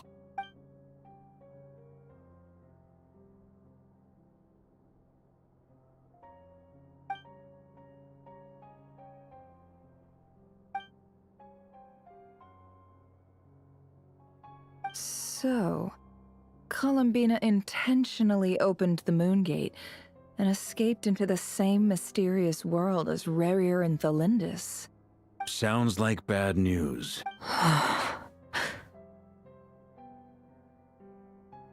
Seen in that way, the trilunar syzygy and Rerir's emergence, Dottore might have been pulling the strings in both cases. According to Miss Alice, he is attempting to transcend his destiny and finish an experiment that only a god might complete. An utter lunatic. Wait a sec, where's Hat Guy? Seems like he'd want to be here for this. He took off with the Dodo communication device after we spoke to Alice.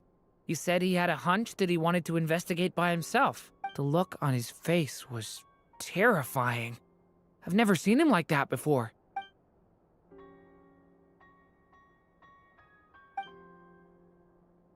I'm back. Hat guy! I went to look for the Hyperborean phantoms again. I think I've gotten to the bottom of it. I got them to talk to Nicole on the other end of the communications line. Turns out, the history they describe is different from how Nicole... Really? But how? Because the phantoms are the ones who are deceived. They speak of a savior who appeared in their history. One who never should have existed. This savior promised to create a new moon within the false sky, and even bring back their moon goddesses. Foolishly, they believed in him, and told him everything he wanted to know about the moons. It's obvious that this was Dottore doing. Now you mention it, the first time we entered the Hyperborean ruins, we heard the phantoms discussing their history, and I remember Nicole commenting that something sounded a little strange. But Dottore shouldn't have been able to get in there in the first place. He didn't. Nicole said that this was an anomalous state triggered by disruptions in the causal connections between phantoms from the same era. The variables that Dottore put in place were substantial enough that they even affected phantoms that he never met. So it's not that their memories were unclear. They'd been tampered with. That's exactly the possibility Dottore was trying to manufacture. He turned these variables into knowledge and engineered the situation so all that knowledge would fall into his hands. Then, he harnessed that knowledge on Moon Prayer Night to truly create a false moon. How is that even possible? To be precise, he exploited a weakness in the way the spell works. The spell senses Kuvaki to detect the moon's location. So, as long as the false moon more strongly resembled the moon than the frost moon beyond the skies, the gate would teleport Columbina to the false moon's location. In other words, to Dottore's side. Once he had her under control, the teleportation spell remained active, and he manipulated her power to seize both moon marrows. At that moment, the moon marrows disappeared right before our eyes. It was already too late, even as we were leaving the ruins. By then, Dottore had already amassed the power of all 3 moons. So, where does that leave us? I'd certainly like to know what Her Majesty thinks, now that the concerns I expressed to her have come to pass. But we cannot simply sit and wait for her to decide the matter. And in any case, it is not the Fatui Harbinger Damselette who sees us as her friends, but rather Columbina Hyposelenia. If, even in such extreme circumstances, Her Majesty will not lift the prohibition on Harbingers drawing steel against one another, then I will do as my heart demands. I will fight as Peruware instead. Oh, Arlecchino! Time is short, so I'll make the first move.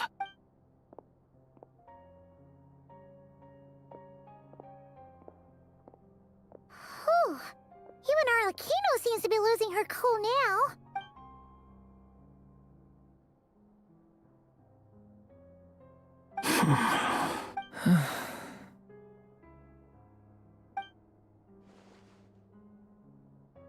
All right.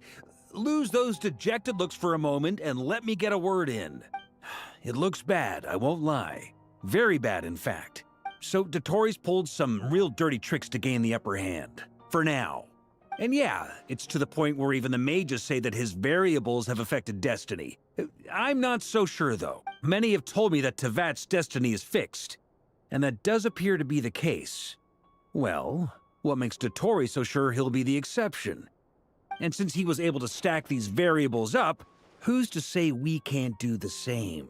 You of all people should not be discouraged, traveler from afar. This isn't over yet.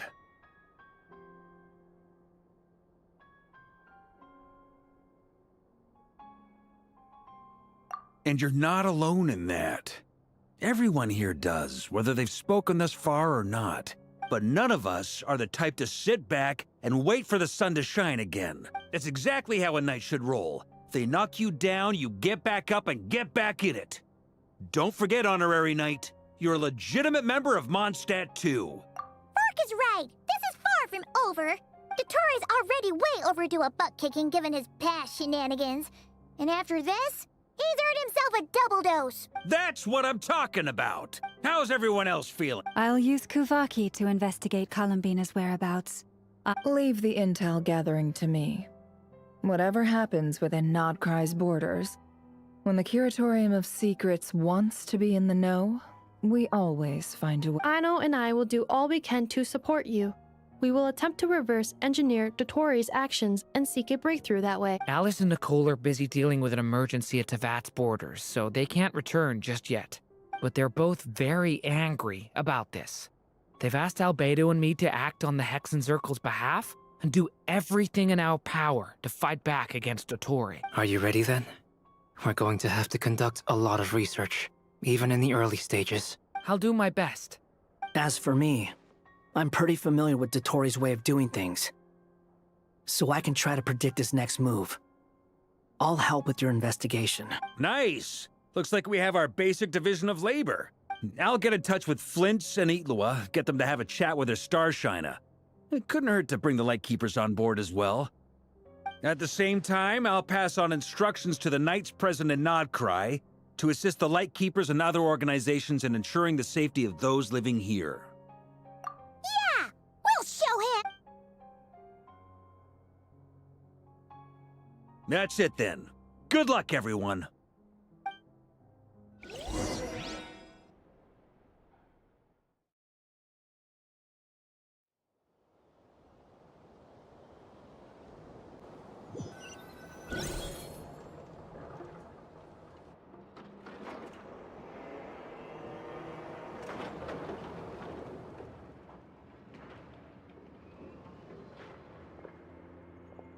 I never thought that Columbina would become my real name.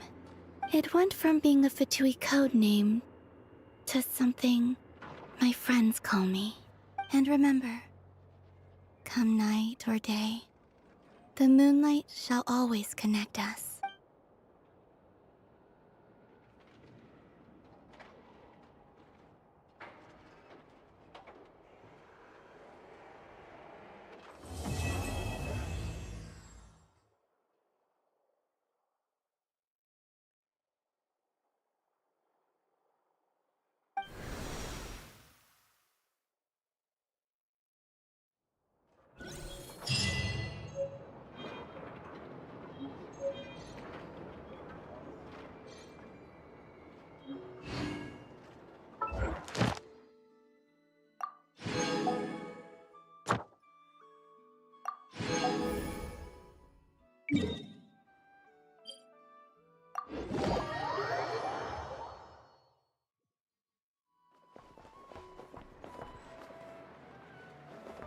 Ad Astra.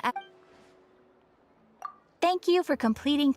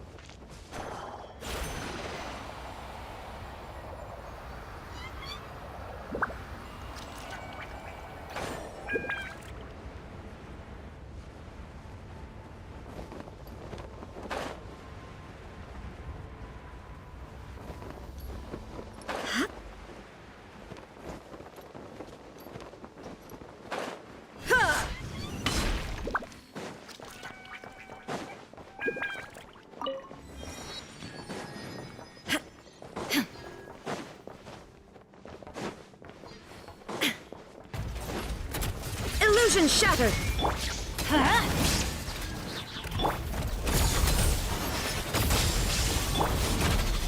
The range knows me. Teamwork is dreamwork! Strike! No turning back! It's fine. As one with wind and cloud! Inazuma shines eternal!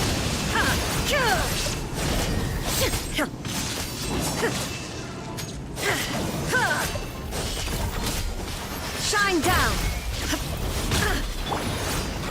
Adventure time! Everybody stand back!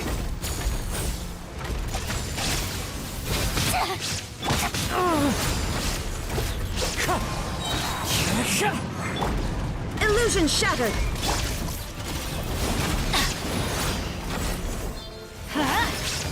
Adventure time! I'm going in! Quiver! Storm the front! Falling leaves, adorn my night! Torn to oblivion!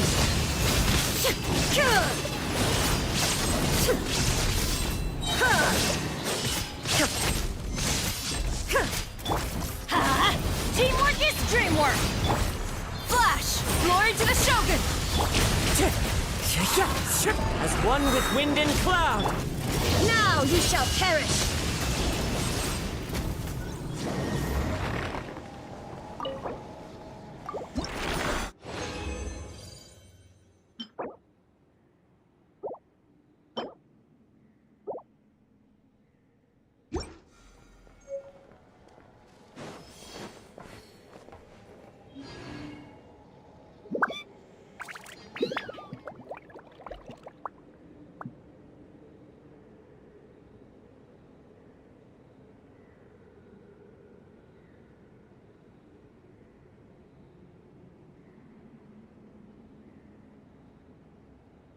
All the world holds dear is but a backdrop of constant motion.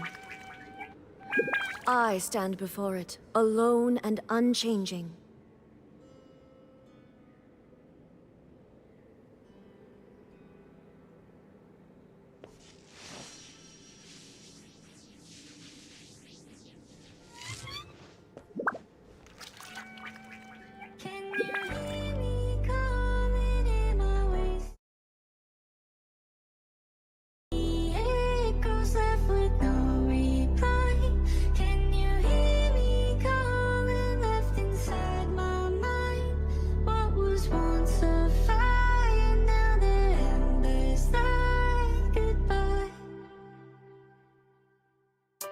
Where did you go? We used to be kids, now I feel so grown. I miss being free to be me, not alone. I used to have friends, but we don't talk anymore. I guess that's on me, I got busy. I used to drink soda, now I switched to whiskey. I didn't want time to pass, but time is fast. I just wish you were more than memories.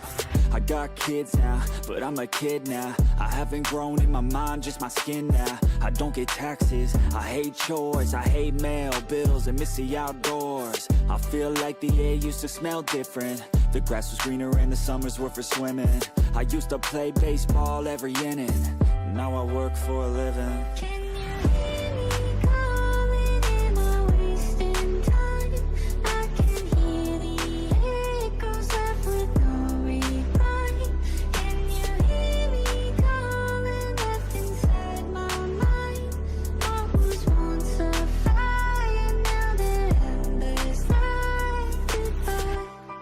More podcasts and hear less music. My brain feels different and I don't want to lose it. I try to stay healthy but I'm tired all the time, cause there's too much on my mind. Got into meditation, just try to be more patient. Find a passion, a purpose, a reason to keep chasing all the dreams that I had when I was a little kid. Whatever happened to those dreams? Man, there's something that I miss. Maybe I should do this, I always loved music. Maybe I could find a way to make these dreams lucid. I really want to try, cause I might have a chance before I die to see the world with a soulmate by my side. Yeah, that would be the life, not a fucking 9 to 5. I wanna feel alive for a minute at a time. Let the kid out that's been stuck captive on the inside, who had dreams, big things were gonna come from his life.